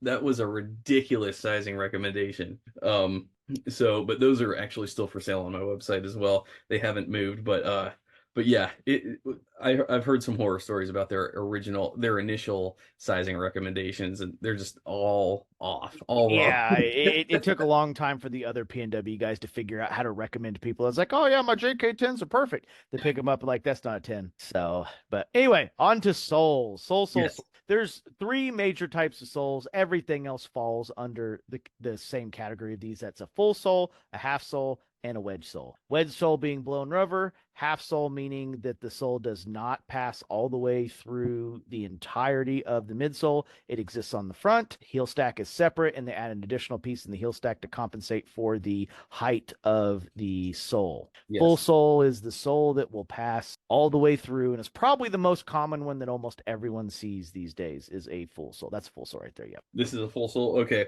Yeah, and that's to see the sole passes all the way through from the tip of the toe to the back of the heel. One contiguous piece. Yes. Yes. Exactly. Full Yep. sole right there. Yes. And then here's the heel cap. And Always. then the heel lifts are part of the heel stack. Heel Yeah. stack's technically a Nick's term. Most people call it the heel lifts or the Okay. lifting leather. Okay. Controversial opinion, but one that is supported by many cordwainers is that no Yeah. one actually needs a full sole. Almost Okay. everyone should be using leather soles or half soles. And the interesting idea behind that is a full sole's main benefit is wet weather. Because if Okay. you look at any sole, like that leather sole is a perfect example. Take a look at that leather sole.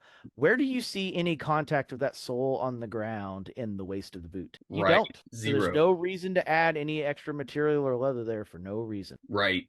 Right. And that's kind of Unnecessary. the reality. The biggest difference between a half sole, a full sole, or a leather sole and a full sole is quite simply water. Water, Okay. and then specific jobs like linemen, Hmm. gaffers, arborists, people that have something that runs through there. You could even make an argument that like maybe someone who uses a heavy duty shovel on a regular basis and jumps up and down a lot could Yeah. potentially have a problem. Hmm. I would be shocked. I would be more likely to think someone who works on the older style rungs of scaffolding, like the way old ladders used to be rounded rungs instead of flat rungs, would Oh, have a bigger problem than someone working with a shovel yeah. because there is a Absolutely. shank and a shank counter cover in there, or Uh-huh. a shank cover in there with the shank. So they for most boots they should be thick enough that that wouldn't be a problem.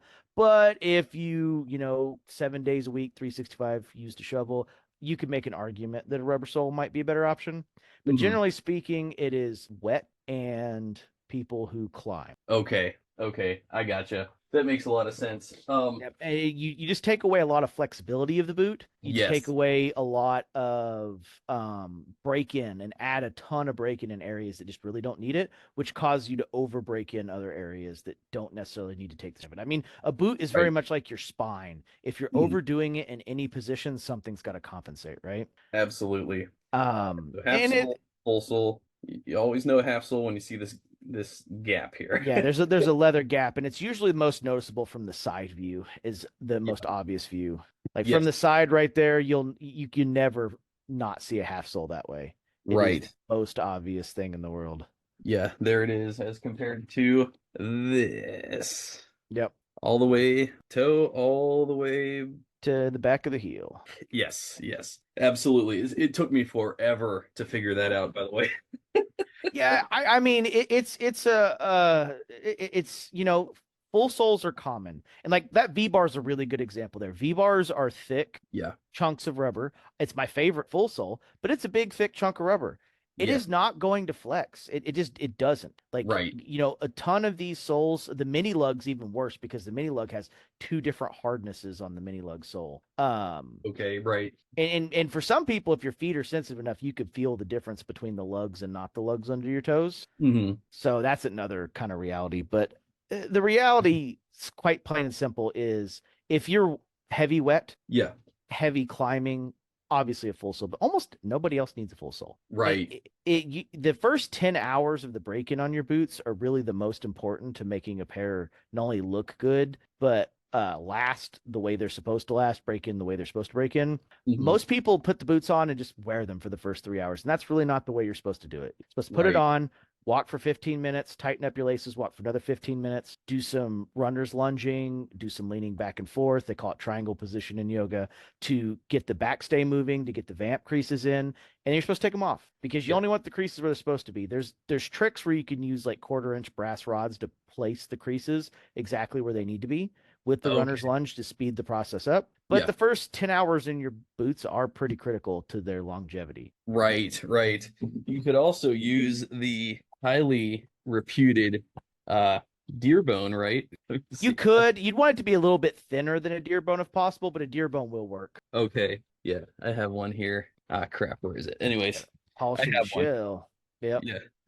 Like I said, 1/4 inch rod is kind of the best because it's really thin and it really lets you place the crease in one go. Okay. And this gets much more important with the toe cap, but essentially getting the creases in the right spot will stop a ton of your heel slip pretty much right away. Okay. Because now the creases will actively help to hold your foot in spot as you are sinking into the footbed. Whereas just putting them on and wearing them a lot of times will cause your footprint to go just a little bit too far forward in the boot, which tends Yeah. to cause people lots of pain on the top of their foot with pushing too hard into their laces, especially if Okay. they're lacing up too hard. Right.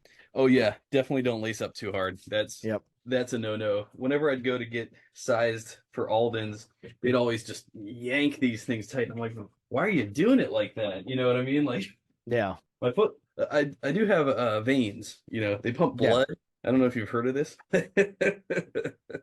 If you Yeah. stymie that process, then the rest of my body suffers, and I don't get proper circulation. So yeah, yeah. That's one of the things about guys that size too large and they pull their laces too tight to make it fit, and then their foot's throbbing, and that's Yeah. not good. Just size, get the right size. Yeah, Yeah. there's some leniency in size, but yes, not Yeah. so much you need to cut off circulation to make it happen, or Right. put in such a thick insole that your toes can barely fit in there too. Mhm. So, Exactly.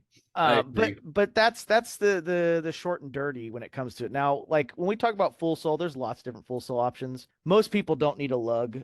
The biggest Yeah. downside of a lug is if you're not using a wide X and you live in a place that goes under 20 degrees, that thing Mhm. gets hard as a rock. And you're likely to crack and break one of those lugs off. And the lug is already, especially on concrete, a very unbalanced sole. It's Mhm. already one that makes you kind of want to weeble and wobble a little bit Yeah. because it has a center that runs through it that is not flat with the rest of the boot. The lugs in the center set just slightly proud of the ones on the edge. So it's a Mhm. boot that makes you want to kind of teeter-totter back and forth left and right as you're wearing it. Unlike a mini lug or a V-bar are a lot more, I don't want to say flat, but a little bit more balanced in that aspect when it comes to like walking on concrete specifically.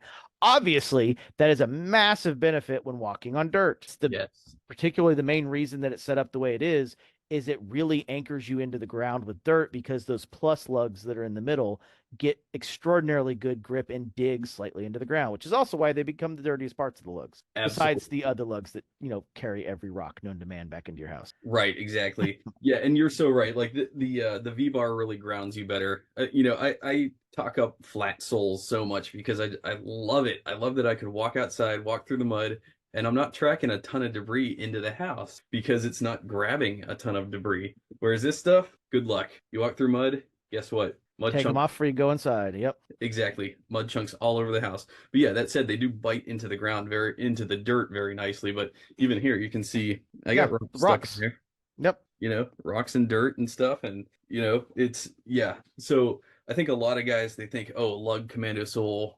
oh, commando, rugged, tough. Manly. That's me. I'm manly. It's like, Yep. okay, yeah, you're still manly with a flat sole. Trust me. You can, Mm-hmm. you can still be an alpha, with a flat sole. Trust me. Yep. Just like you don't need that 11-ounce leather you've been looking at on eBay. Like, I need the man leather. You'll be Exactly. fine with a 5.5-ounce leather. It'll be stronger than any tennis shoe that you'll see of all the other soccer dads there. Absolutely. So true. That's a good point. But yeah, the half sole, full sole thing used to confuse me. And it shouldn't have because it's really very simple. And even pretty sure I might be wrong, but I think aside from the leather soles, I think any time Alden puts on a commando sole, it's going to be a half sole. Pretty sure. I can't think of any other. That's probably true. It's pretty possible. And some of that's also because it makes balancing in their process a little bit easier. Yes. Because the biggest problem with lug soles is lug soles use slightly different sized heel stacks just due to they have to offset the height of the lugs. Yeah. These days, it's not as bad because like the Vibram sets are now sold as sets so that they have matching lug heights with the full soles themselves. They're not generally sold separately anymore. You can Right. still order them directly if you're like a supplier. Yeah. But for like the average person, they're most likely going to buy them purchased as a set. Yeah. And that gives you the ability to balance it a lot better. Now, on a flatter boot, like a Grant Stone, a Truman,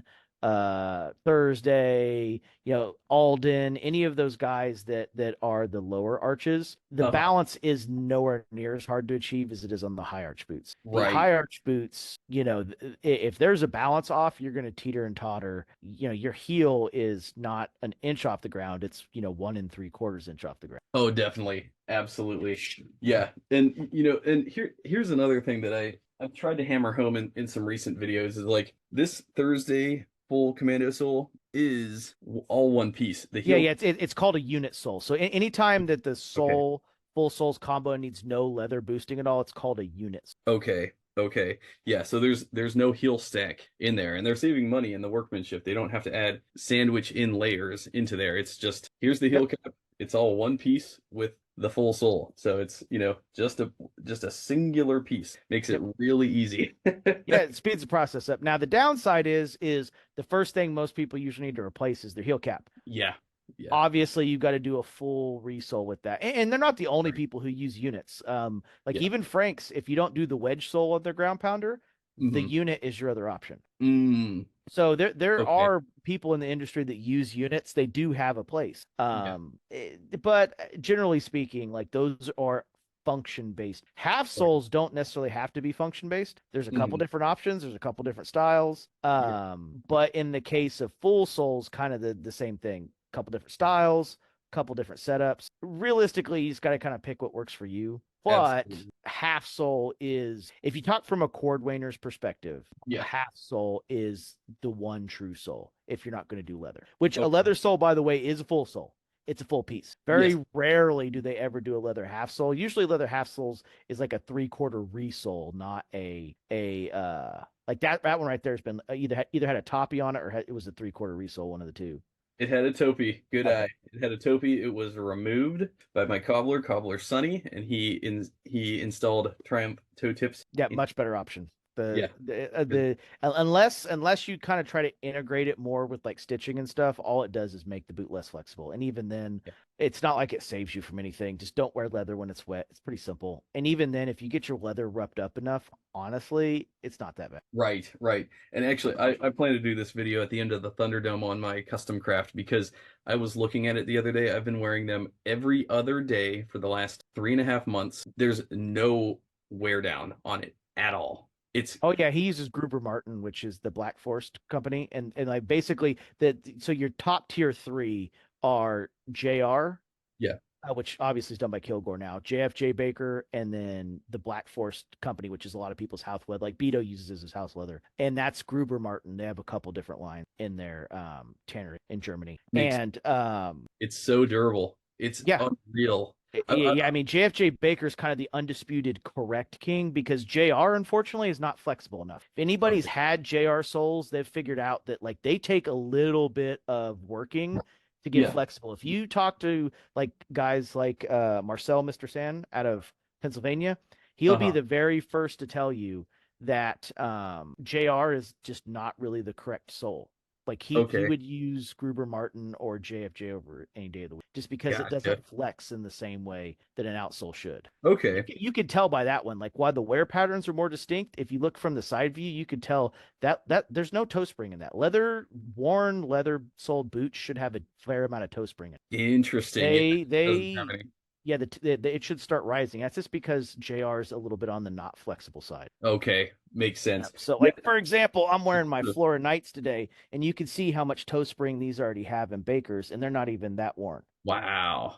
So, that's the way it's supposed to be, and Yeah, that is a 2 inch heel. But nice, nice. Yeah, these are JR soles. Cobbler Sonny plugging him again. This is the graffiti sole. yep, Super nice. He saved my Alden Roy boots from the treacherous crepe sole that these were originally built on.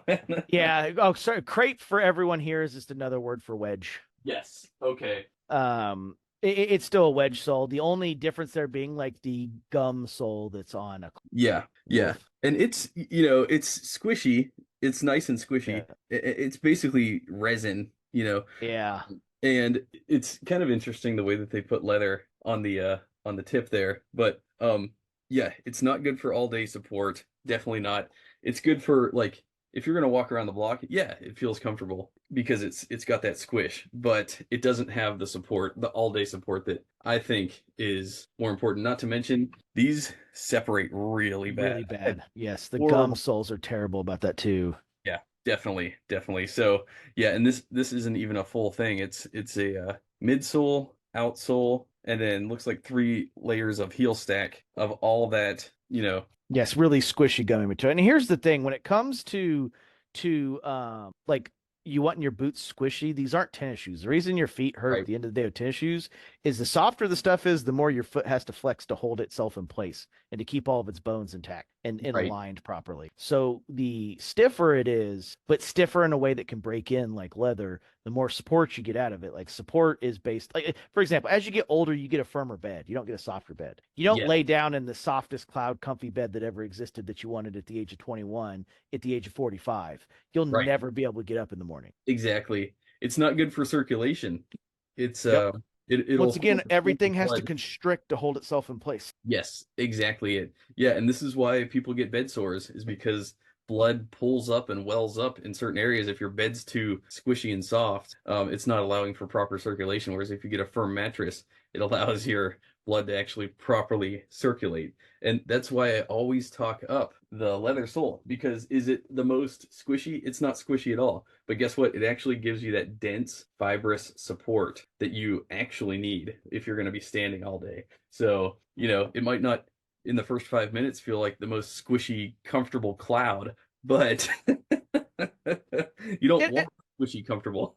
yeah, it'll get there too. With a leather sole, give it, 2 10-hour walking periods, and it'll feel just like like your feet will get used to it. Some of it is Right. like you don't go do your first professional MMA fight after training for a week. You have to condition your body for it. Like the first couple times you punch that punching bag, your hand's going to be sore. You're going to get some blisters. You're going to, have some bruises and stuff. As your tendons strengthen, as your cartilage builds up and hardens, as you build some scar tissue to protect your hands. I mean, we forget calluses on our feet aren't the result of poor maintenance of our feet. They're the result of building up kin in areas that's too squishy.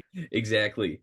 Exactly. And I read a study years ago about old man strength. It's a real thing. The reason Yep. why an old man whose arm is the third the size of a young 20-year-old with, beach muscles has the same strength as that 20-year-old with the beach muscles that are this big.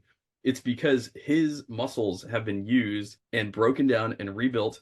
The fiber structure of his muscles are much more dense than the 20-year-olds. So even though the 20-year-old looks like he's got huge muscles, he's just as strong as that old man. Yep. In fact, Well, the old man, I'd actually trust the old man to carry a wheelbarrow full of dirt more than I would that 20-year-old. I have friends that, yeah, they're huge gym nuts, and it's like I go do yard work with them, and it's like they give up after 20 minutes, and I'm like, dude, you look like the Rock. yeah. Well, They're I, built I like mean, that's the reality, right? Is repetition creates strength, yes, and it's just enough years of repetition. the other idea behind old man strength is, something that he's been doing for 30 years. He can twist that wrench that he's done 20 million times with 3 times the strength in a weird angle because his Yeah. muscles have been, conditioned. Exactly. Yeah. And that's why, appearances are so deceiving. I like, something could look comfortable, but it's actually not good for you or beneficial for you long term. That's why I always talk up leather. And not to mention the crazy guy that I met in Hawaii, he was I think you might have seen my post. He did Maui sandals. He Yeah, made yeah, I do remember that. Yeah. Yeah, yeah. I walked into his shop and he was a super hippie, and unfortunately he died in the Maui wildfires, which was obviously caused by that space laser. But we don't need to get into that. He was saying how leather grounds you, and I'm not sure if you're familiar with grounding, but there's a lot of people, the earth resonates at a certain frequency, Frequency, yeah. which is the same frequency as your brain, and so when you walk on the earth you get grounded, You resonate with the ground, yes. exactly, you recalibrate your frequency to resonate with the earth. The best way to get grounded actually is to get into a natural body of water like a lake or an ocean that instantly grounds you. That's why people, when they go to the beach, they feel so healthy. It's because you got in the water, essentially, and it sort of reconnected you to that frequency. Anyways, that guy was telling me that he was a super interesting guy, by the way. Like, by the way, let's see. I have his he showed me how to tie a leather knot. Hmm. And he gifted me this. And I was meaning to do a video on this, so this is a good time to bring it up, but he was a super super duper cool guy. I'm super glad I got to meet him just briefly, randomly. But yeah, he was saying that his leather sandals will ground you. So you're not separated from the earth when you're wearing leather. And I believe that because I feel healthier when I wear leather soles. Rubber is going to separate you from the ground. It's going to create a barrier between the ground and the earth's natural frequencies, but leather will connect you to it. So that's another reason, it's kind of woo woo, it's kind of out there. But I listen to hippies when they talk because they're often onto something. And That's how it happens. I never disregard their perspective, no matter how crazy it is, because they have a lot of valid points, and I like to absorb all this knowledge. In the meantime, I'll talk more to that guy. I think his name was Mike. Anyways, he wasn't a confirmed victim of the Maui wildfires until like 3 months after I met with him, because what it was, I was in Maui in July, and then I think the wildland fires started in August, so like 3 weeks after I left the island, and I immediately started Googling, like trying to find his address, trying to find his business, trying to see if he was okay, basically, and I couldn't get any information. It wasn't until literally 3 months later that he was a confirmed. I think they found remains of him, and they did a real nice like tribute to him online. He was well known within the Maui community, and yeah, just super super smart guy. And actually, I call him crazy because I as I was walking to his shop, I passed by a bar. Hmm. I saw this old man, weathered, looked like Jack Sparrow at the age of 100. You know what I mean? Like long hair, fully like leather tanned skin, like he like lived his life in the sun.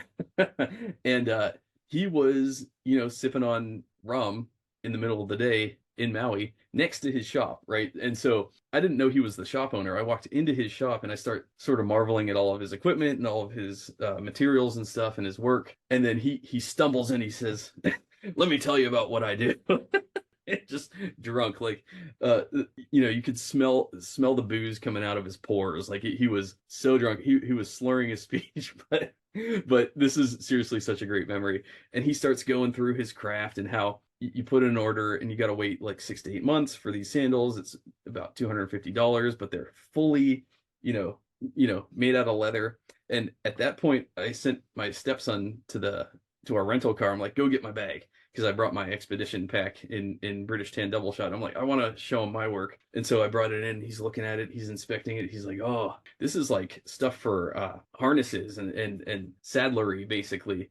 And I said, yeah, I didn't want to compromise on the materials, and he was pretty impressed. And so he showed me how to do a leather knot, and he gifted me this, and in hopes that I would retain it. Now I don't remember how he did put this together, but he just did it. He had a razor, and he just took this and he just created this with nothing more than a knife. Like, and that's essentially, it's this apparatus that you use to basically strap the sandal onto your foot and affix it to your leg. It goes up your leg basically. So Yeah. yeah, super super cool guy. Super glad I got to meet him. And all jokes aside, very sad that he was the victim of that, because I mean that ripped through. Oh Nobody had yeah. any warning. It was terrible. I mean, Yeah, there was one house that survived on this one beach just because it had been recently remodeled and none of the shrubbery had grown back yet. wow. And it had a Yeah. wood roof. Well, So, not even so much that, it's just that all the bushes and stuff hadn't been replanted yet since it had been so, like, their yards destroyed, but the house is fine because there's nothing connected to it to keep spreading the fire to it. right, exactly. Yeah, super sad, but I am spiritual. I do believe that we were meant to meet, and I do believe that it served a purpose. And so, I'll always remember him. Even though we just got to meet briefly, he was just super experienced, super passionate about what he did it basically his whole life, and just lived the life that many of us dream, working on the beach, living the island lifestyle, making sandals for people. I mean, it's just the best. So, anyways, where were we at on the? Yeah, so that was souls. And we've kind of gone over a lot of the whys. I mean, they're Yeah. self-explanatory, but at the same time, if you take nothing else from this, half soul if you can. Yeah. Nobody needs anything more really than a V-bar or a mini lug, a 430 mini lug. Yes. If given the option, like those are the best choice. Nobody really needs a lug. Lugs come with a ton of downside, and if Dr. Souls is an option, go Dr. Souls. I agree. It's one of my favorites. I wouldn't work in a pair of Dr. Souls per se, Yeah. but for the average boot guy, a Dr. Souls is going to be one, the most comfortable, and number two, that combination of supportive and flex, especially with that cork compound. Absolutely. I love this cork. It's a close second to leather, I'd say. Very close. There's no substitute for leather, but I have to say I love the look of it, and I love the feel of it too. So, It, yeah. it has such a unique feel underfoot. It's not as soft as leather is in terms of, like, once leather's broken in, there's always going to be that slight, like, interference with your feel of the ground Mhm. compared to leather, but Yeah. it's pretty darn close. And they break in real well too. Like, I don't know, like, what voids. They don't have any voids on the bottom of the sole, but they do have a couple voids in the heel. I even with a leather heel, I've usually opt to either send them Dr. Soul's heels because you can get them in the US from Lisa Sorrell. Okay. Or if they can't do it, like for example, I'm working with Dennis on a pair, and I haven't decided on leather or Dr. Souls yet, so I went ahead and put in an order and sent him Dr. Souls since he can't get them in Germany. So I went ahead and sent him some. Oh, really? Uh, yeah, and I sent him a couple half soles and like 3 sets of heels. And even if I don't use the half soles and I go with leather, Yeah. I told him, hey, feel free to keep the half soles, and then maybe you'll need to pick up some heels or something to go with them if somebody else. Oh man, you're an all-star customer. Hey, Truly. got to make it happen. Like I said, I'm the dude that tries everything. If Yeah. there's a new leather that comes out, I get it in 2 colors, see how it goes. Yeah. It's unfortunately has led to me having colors sitting in the closet that don't get worn as much. Like, I've really extensively tried out English Bridal in 3 different colors. Mhm. And while I would never choose English Bridal again, I'm not Yeah. going to give up the pairs I got. But I would definitely go with, Oiled Latigo, anything in the Badalassi or the Walper lineup Mhm. are Yeah. just significantly better. English bridle is meant for a horse bridle. It's also a very finished leather. It's not a natural leather. It's extremely finished. Right. Um, I have some. Hold on. English bridle is very common in belts. A lot of people will probably have English bridle belts without even knowing it. But like I said, it's got a plasticky finish. It's not plastic. It's a pigment finish. But instead of being aniline dyed, Mhm. which is a dye that penetrates the top layers, a pigment tends to sit on top. Like, it's got some penetration capabilities, but it's very minimal at best. Right. Like, have you ever seen anybody, light dye on fire? It's an aniline dye. It's not a pigment dye. Right, exactly. Yep. Yeah, this is Hazel Sedgwick Hmm. belt blank. Yeah, yes. Sedgwick, just like Wicket and Craig's English Bridle, very finished leather. You're not going to see flaws in it. They heavily correct a lot of the flaws out of it. Very finished leather. Right. I believe this is Wicket and Craig English bridle. It And looks like it. Sedgwick is also considered English bridle. Yep. But yes. That's definitely Wicket and Craig. And you could tell, look at how like dense the pigment layer is in the camera. You could tell kind of with like the shininess, and you can Yeah. only see the cracking of the pigment layer. Like that's once again, English bridle is meant to be able to absorb horse sweat Hmm. and not misshape. So it's Oh, done that way on a gotcha. um That explains why I've worn this cuff like every day for a month and it's still you don't yeah, if you look at the back of it, you couldn't even tell. You look right. at the back, you have no sweat marks or anything on it, and most leathers would have sweat marks on it at that point. That's just the natural finished nap. It's burnished just like the Herman oak is. So if you went to scrape it, it'd get real fuzzy, just like the Herman oak does. Just Yeah, burnished down. So yep, right. Yeah. yep. Here's the same old piece of Herman oak I've been using as an Yep. example. Yeah, amazing stuff. Love it. Buttery smooth. And then, in fact, my belt. I think this belt is. Oh no, I got this belt from a new shop. I forget what they're called, but they do crap. They do amazing. They made some amazing leathers. I forget where they source them from. It showed up in my shop app, and I plan to order more from them. But yeah, they're doing similar stuff to Wicket and Craig, and yeah, the super duper thick leathers. Like this is their Yeah. natural veg tan. And I think it's, let me measure it. Measuring stick. I got it somewhere. Oh, maybe I don't. I can't find anything on this video. It's probably buried under boots. But anyways, I think this is a good 15 ounces. It looks around that 13 to 15 mark. I would be willing to bet closer to like the 14 to 14 and a quarter, but Yeah. Yeah, because this is 15, so this is probably yeah, I think it's 14 and a quarter. Maybe 13.75, but I'm thinking it's around 14 yeah. quarter. Yeah, it could be 13. Yeah, I agree. But yeah, it's thick stuff. But yeah, good stuff. What was the next subject? Next is metatarsal guards. We kind of talked about it. Metatarsal Yeah, guards you brought that are up earlier. yeah. I wish I had a good picture of that available. I don't think I. Oh, you know what? Hold on. No, I do.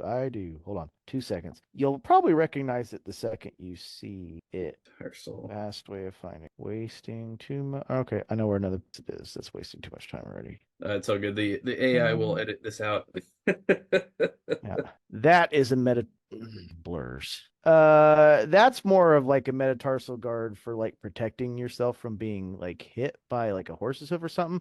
That is a welder's metatarsal guard right there. Oh, Oh, there it is. Okay, yep. okay. Yeah, right there. So what it is it's sewn into the front part of it, and then your laces hold it in place, and it just makes a flap that goes there for welders so that the welding slag hits it. Right.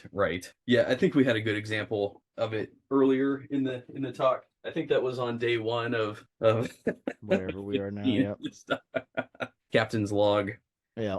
They So, and the welder's tongue's very similar. What they do is they put a different piece of leather that has a extra piece sewn into it that kind of okay. raises it up so that there's more protection there. That's all welder's tongue is. Okay. Lineman shank is, I showed it yesterday, but it's a piece of leather that runs between the heel and the arch that replaces a shank that's, normal size like steel rib, and has a piece of leather that passes all the way through. It's for a lineman, which is like a climber, arborist, logging gaffer, stuff like that. That's just a regular normal shank. A lineman shank actually goes the full width of the sole. That's right. Yeah. Yes. That Yes. that's a normal leather shank. There you go. Yes. That's what you want And it that's what for. it's there for, is because the gaffs go under in that hook. That's why climbers generally need full soles. Yes. And it's just more support and keeps that part of the boot from breaking to less than a minute mark. It's probably going to drop any second now. Yep. And that'll put us on Lineman's Patch, which, keep that picture. We're back. We're recording. All right, ladies and gentlemen, it's day 17. Captain's log. Turbulent weather last night. Several hurricanes. I did spot a UFO though. F-22 wrapped care of it quickly. It's all gone. It vanished beneath the Bermuda Triangle, but it was there. So F-22 Raptor blew it into atoms. I don't know what you're talking about. You've got to watch the habitual line closser. He's got a perfect voice. Would you intercept me? I I'd did intercept subscribe. me. I did just subscribe, so I'll be consuming copious amounts of his content.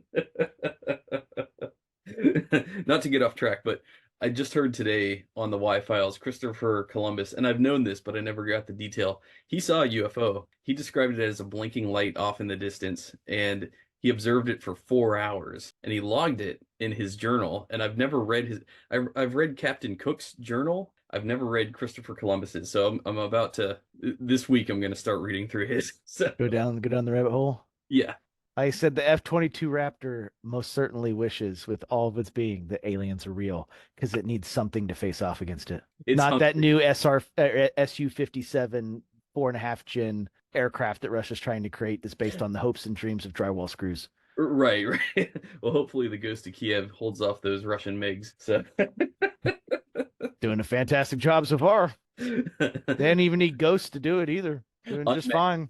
He's the best damn pilot in the sky. Yeah. Hey, the Russians had brand new radar for 12 hours between it before a Patriot system took it down. Good $300 million investment. Lasted That all 12 hours in 22, the battlefield. They got right. 4K video of it getting exploded too. Damn. Oh yeah. Well, the F-22 is hungry. It's thirsty, and the only remedy aside from cowbell is more UAPs to shoot down. So, Exactly.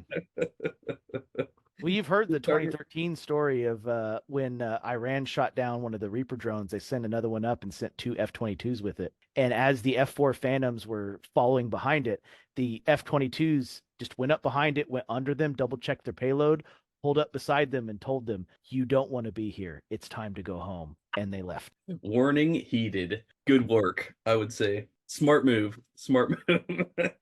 You don't want to face off against that thing. Now, just like the Houthi pirates figured out as they went on the journey to, as they say, find Nemo or explore Navy Jones's locker. Yeah. Yeah. Davy Jones' locker. Davy Yep. Jones's locker. Good stuff. All right. So where were we? Lineman's patch and lineman's flap. Yes. Yes. I still have the picture up. All right. So wait, no, I don't. I X'd it out. Sorry.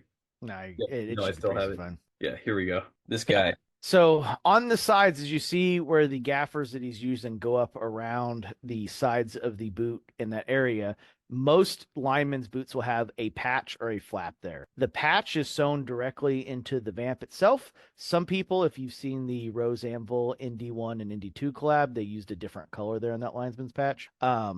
So the average person uses it for a spot of flare, but it's to protect that leather strap from cutting into the uppers themselves and prematurely wearing out the uppers. And the lineman's flap is the same thing, except for the flap, instead of being sewn directly to the uppers, is sewn to the welt, like the metatarsal guard, and it has eyelets that pass through to the laces so that it allows the boot to have just a little bit more flex. Because once again, wherever there are stitches, there are lack of flexing. Yep, that's a lineman's patch right there. Okay. That one's a real big lineman's patch. A lot of times they don't quite make them that big. Yes, that's the Nyx Rose Anvil. ND1 collab. Yep. Yeah, Yep. exactly. And Cool. then they could do it on both sides. They don't have to do them just on the inside or outside. They could do them on both sides. You could do them just on one side. There's reasons why you would do them, but these are getting really into function upgrades. The one thing about the lineman's patch and the lineman's flap that I would heavily tell people is don't do them if you don't need them. They just add a ton of extra break-in. And realistically, you might find you don't ever break that upper all the way in because you're not using it the way it's intended to be used. Yeah. It's just, adding an extra piece of 6 to 8 ounce leather somewhere that is supposed to bend where it doesn't bend is really meant for that purpose. Right. I agree. But yeah, I mean, I won't lie. It looks damn cool. Yeah, the patches and flaps look real neat. Yes. But the problem with them is, and Frank's does a ton of lineman flaps. A lot of people use them to accentuate their boots or add a two-tone color. You see a lot. They do a lot. I would say like 1 in every 7 boots has a lineman's flap, which is probably 15 times the amount that they did 5 years ago. Okay. So lots of people like them to add a bit of style and flair to their boots, but the reality is you're just adding a piece of extra. Right. It's not helping you out a whole bunch. Yeah, absolutely not. Huh. What about this thing at the on the shaft? Ah, so that's a lacing belt. So I've got that down as like number 26 on the list. So Okay. there's a couple different styles. There's lacing belts you can put in that just protect the laces. Yeah. So they have ones that go across like an engineer buckle. They have ones that are higher up. That's for somebody that not going to wear their pants over their laces. Hmm. You see that a lot in World War II boots, and that's to protect where your laces are tied so that they can't get caught on anything and be pulled untied if your jeans are not going to go or uniform's not go over the top of them. That's Like real barbed common for wire. people, yeah, who tuck their jeans into the shaft. You'll Hmm. want something like Okay. I don't yeah, see it here. that's a lacing belt, and you could use it's generally speaking, you would need it if you're going to do a tanker, right? Like that's Yeah. the only way you can have like a pair of tanker boots, Hmm.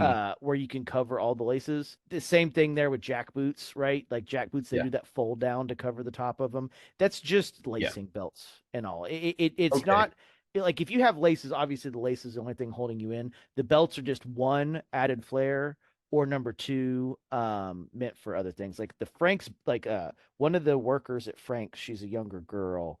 Mhm. She made herself a pair of T1 Commanders. She's like this 10 pound, who has no reason to wear T1 Commanders, but she got these really cool bat boots made, like these Halloween style ones, and they got like 1,000 hours in them now. They look really cool in the picture. Whoa. Yeah, they're That's really badass. yeah.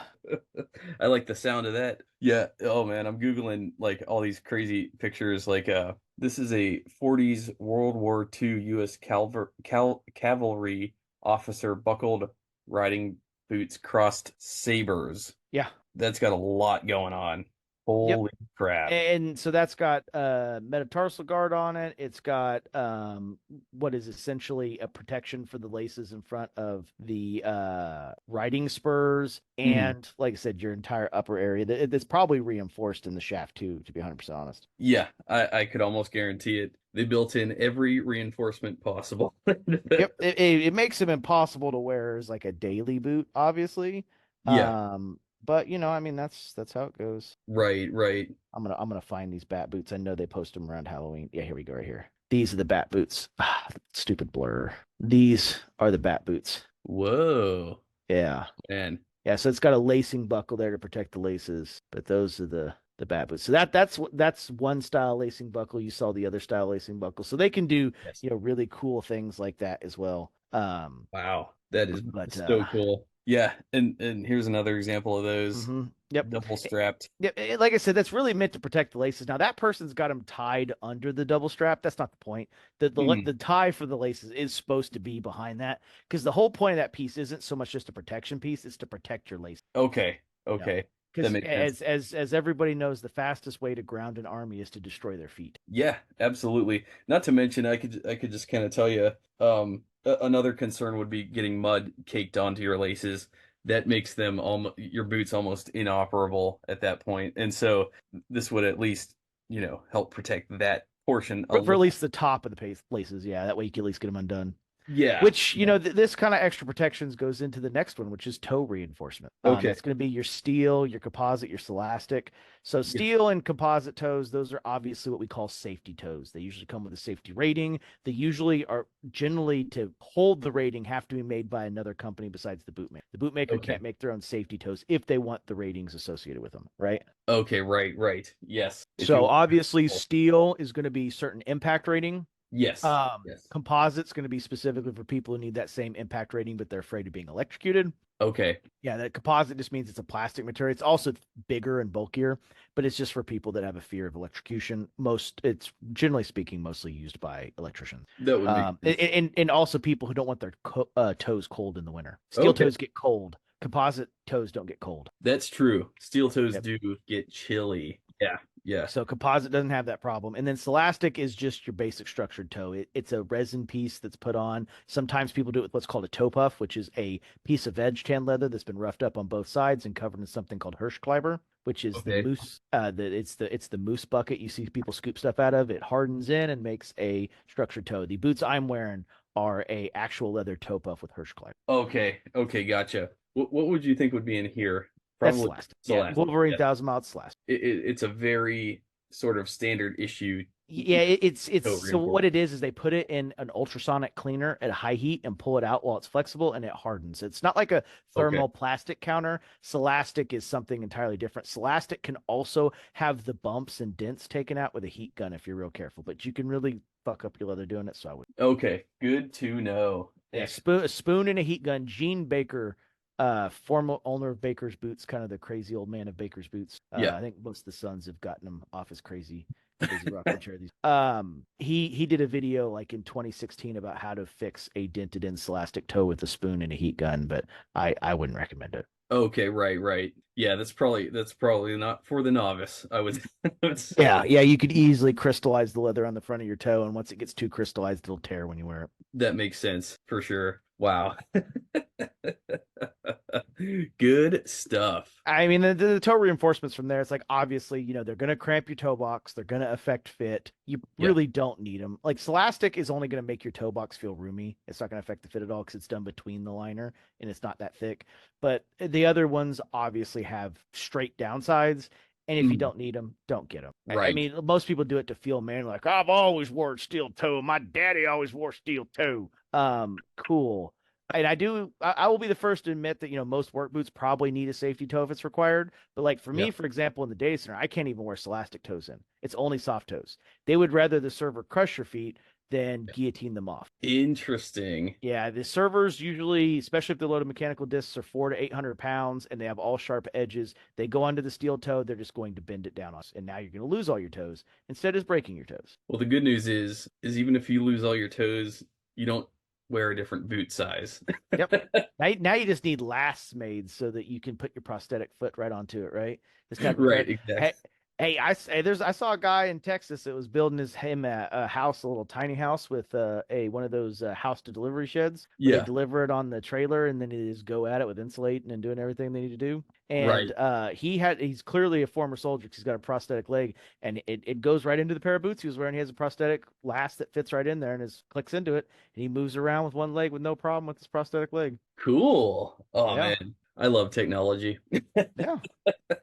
So that's one thing I've always said is, I mean, IT, I need my hands. I'm okay with losing both my legs, but now I'm kind of at the point now I'm okay with, I need stubs left so I can still wear my boots. Right.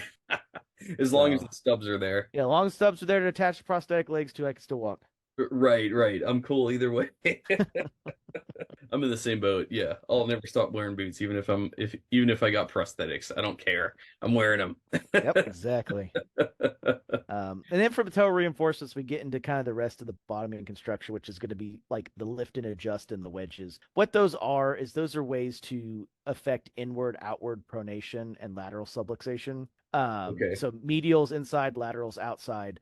And it's just, what they do is they could take someone who walks like this and Yeah. heavily wears on the outside, add a wedge in to force them inside, and then and that's the wedge and then they can do a lift and adjust to adjust your foot forward. These are kind of things I would highly suggest getting done in person and should Yeah. only be done after getting like a resole or rebuild done where they can have spec the sole and really see the worn parts. Okay. Not something I would suggest someone that did not go in person a couple occasions to get done. It's not a Right. starter thing. It's not something I would do unless you absolutely need it. And podiatrists can work and have worked. Like there's a couple podiatrists that I know worked with Nix in the past from Kaiser Permanente out in California. Okay.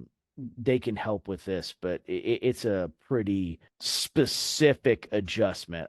I doubt any of the Indonesians would touch that one with a 10-foot stick because that's some very specific, like we're taking your how you've worn your boot and making adjustments to it kind of deal. Right. And at that point, you're making medical recommendations, you know? That's the other thing too. They don't really advertise it a lot, and that's kind of why they want you to come in person because they're just correcting what they see on the boot that's been worn, not starting with it. But it is a thing that exists. It is a thing they do. A ton of Right. them offer it. I know JK did kind of advertise it more in the past. I don't think they do as much now, but it is a service that can be done. That it's a lift and adjust and a wedge. Cool. The part of lift and adjust the Indonesians would be more likely to do is adjusting the amount of toe spring you have, Hmm. the amount of gait that you can add to raising the heel, and like last adjustments like that. That's stuff that they'd be much more up their alley because your heel height and your toe spring are a functioning ratio. A last has a specific toe spring and a specific heel height. You're not really supposed to be adjusting, and they've got to move together. Cowboy boot makers have combination lasts and machines that are meant to be used, and we showed this in the last boot talk, that will Hmm. get the correct balances of all that, so you can take the parts of combination adjustable lasts and make those. Okay. For the rest of us in most lasts, you're not really supposed to be doing it. They've got to be moved together. If you raise the heel, you've got to add more toe spring. If you lower the heel, you've got to remove toe spring. Like that's just Yeah. how it works. Like you Yeah. can't, like, I want a zero drop 55. Man, your toes are Right. going to be like a 45-degree angle up in the air if you just zero dropped. Like turn that like it's zero dropped. Like because you bring the heel down like it's zero drop even with the bottom. So just lower your left hand. Yeah, that way.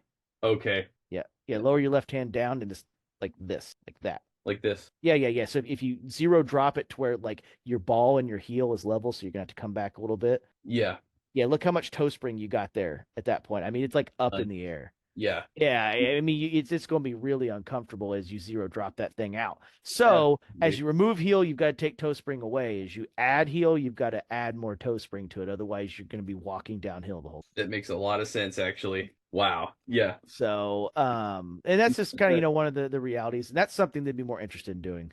Yeah, definitely. Grant Stone diesel boot has Yep. neither. It is Yeah, a very little toe spring, but very little heel. So that's the way it's supposed to be. exactly.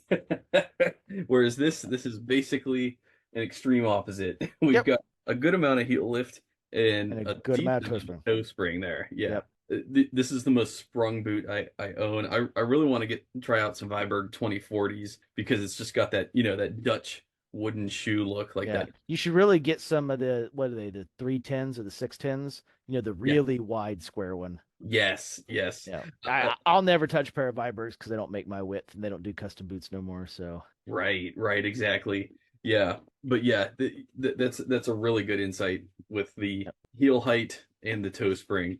Yeah, that's something that doesn't get discussed nearly enough. No, So, most people don't know it's a thing. They think it's an adjustable facet, and it's really not. right, it's not. Yeah, I'm really excited to start wearing these because I have a feeling this toe is gonna spring up some too. So, yeah. It should. I bet your other engineer's toes sprung up quite a bit too. Yeah, well, look at Yeah, it. You can see it just looking at it. exactly. You can see the difference. So, one to the next. This Yep. one, let's see if I can get both. And the more leather the sole, the more likely it's going to spring too. Yep, exactly. Naturally, over time, it'll just do it. You don't have to do anything, just walking them. Yep. Dude, So, that's a great insight. I love that. That's killer. Oh man, awesome. All right, what's next? and that gets into the mismates, which is if you have two different length foots. This is a little bit Yeah, tougher one. Some brands do this, some brands don't. The biggest issue is I mentioned this earlier in this talk about how people measure for the full length of your foot when they really need to be measuring heel to ball, because yeah, that puts your arch in the right spot, and then make the adjustments for the toes, which is what's called a bump. Because what happens is people with long toes tend to have arches too far forward in high arch boots, hmm and people with short toes tend to have arches too far back because they're doing the overall measurement, not the heel to ball, and then adjusting whatever space you need. And that leads into the really rare people that have more a foot that's mostly arch, which mine falls into that category. My arch is not flexible though. As that arch collapses over time, yeah.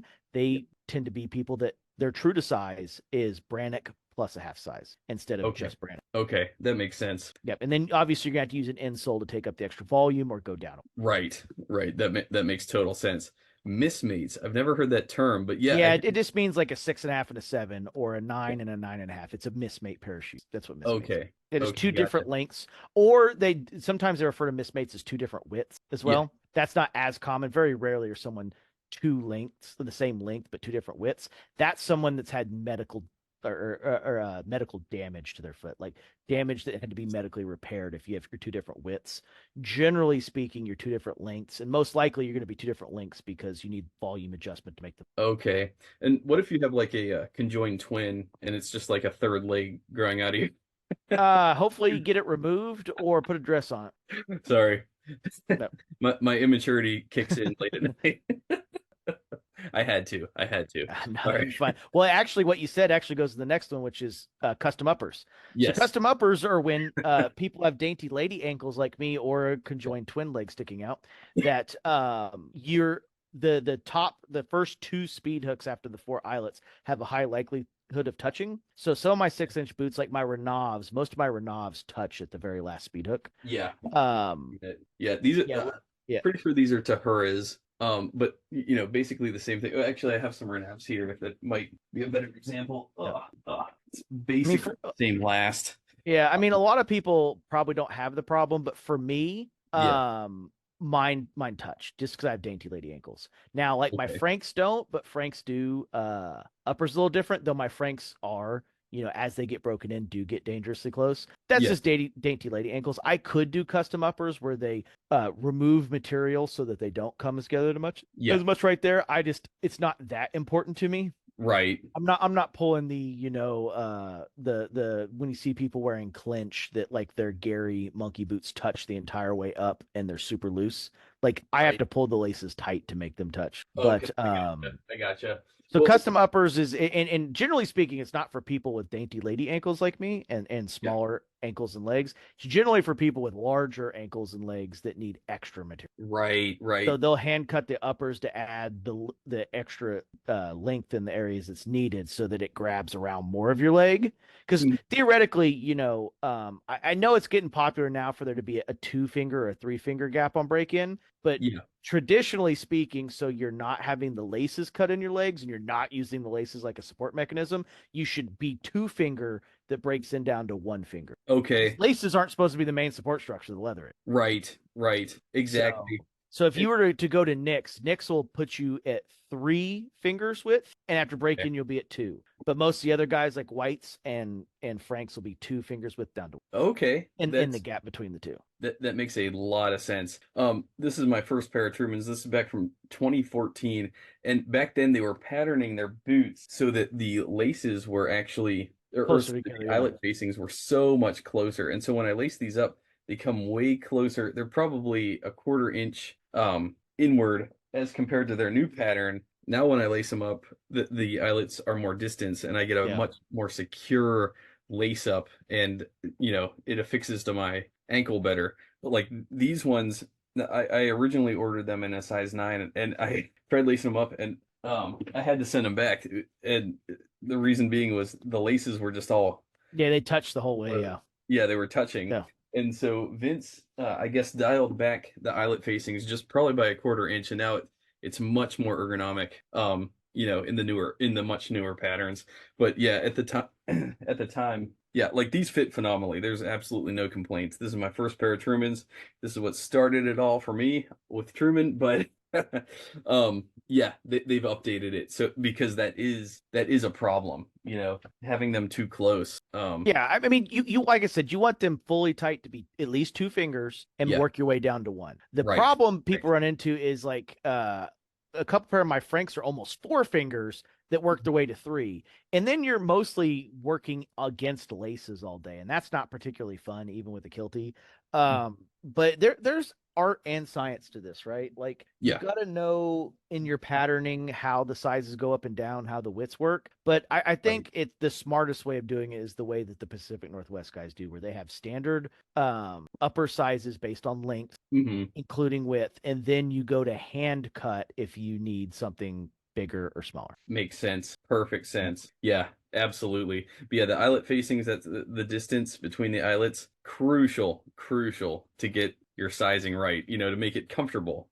Yeah. It has You don't nothing. want too much lace and you don't want them touching. Right, exactly. You definitely don't want them touching. But then again, there's some British makers that design their boots just that way so that the the eyelets close up. Yeah, I mean, once again, not the way I'd wear boots, but No. it's a thing, and this Yeah. is where the Indonesian side comes in more because this moves into totally custom uppers. None of the American makers will generally let you customize your to the way you Right. want. They're Yeah. going to be pretty static, and if you ask them, unless you're spending over $2,000, they're going to look at you and be like, yeah, how many Take a bath salts hike. you done today? Exactly. Take a hike. too Yeah. big of an ask. But the Indonesian makers will be much more open to requests like that. Oh yeah, they'll do whatever you say. Like it's insane. They're so accommodating, you know. But Yeah, just because you can doesn't mean you should. There are long-term reasons to why the American makers don't want to do it. The yeah, Indonesians do it because they trust enough of the manufacturing skill a lot of them had. Because they don't openly say it right. aloud, but tons of these guys have been working into the massive shoe industry that's in Indonesia for Yeah, years. Most of them cut their teeth on making work boots for companies like Duluth Trading Company. absolutely. Yeah. They're very So skilled. Yeah, and they're willing to accommodate like most anything. But yeah, like you said, don't get too picky, you know.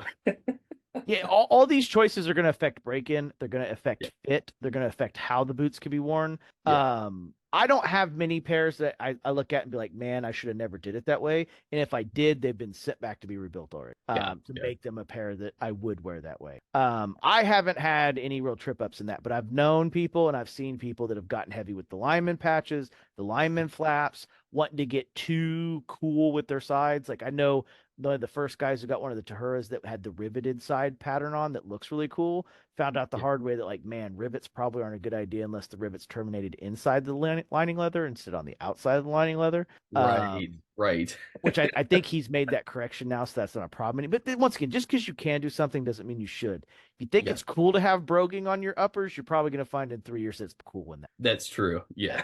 I mean, so they just smart details. And usually if you're asking for a really bad idea, they'll try to stop you. Like the Indonesians are smart enough to know, like if you're asking like, yeah, I want like Swiss cheese looking uppers where the tiniest little pieces connect all of my uppers together across Right. a beautiful pink lining leather. They're probably gonna be like, ah man, that's not a good idea. Like I'll make it, but like I'm gonna tell you all the problems you're gonna have. We probably shouldn't do that. Yeah. That's not going to be a functional piece of footwear by any Yeah. stretch. Yeah, because broguing, it looks cool and it Yep. used to serve a function, but you are punching holes into the leather. So, in a situation like this, it's not a problem because you have another layer beneath it. But ultimately, like, yeah, like you're saying, it's 100% accurate. Going too crazy with the customizations, and ultimately you're hindering the integrity, the structural integrity of the boot. You don't want that, and not to mention you just don't want it to look too busy either.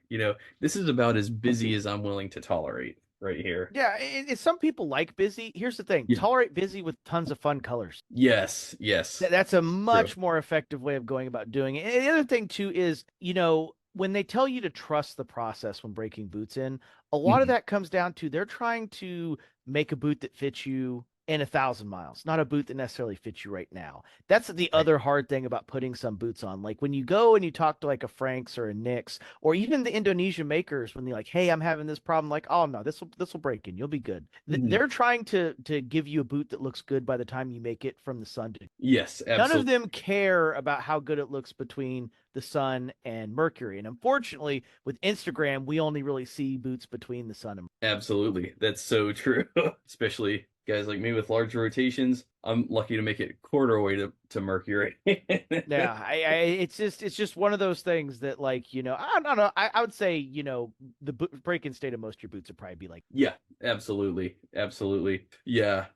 Well, and not to mention Nibiru, the ghost planet that yeah.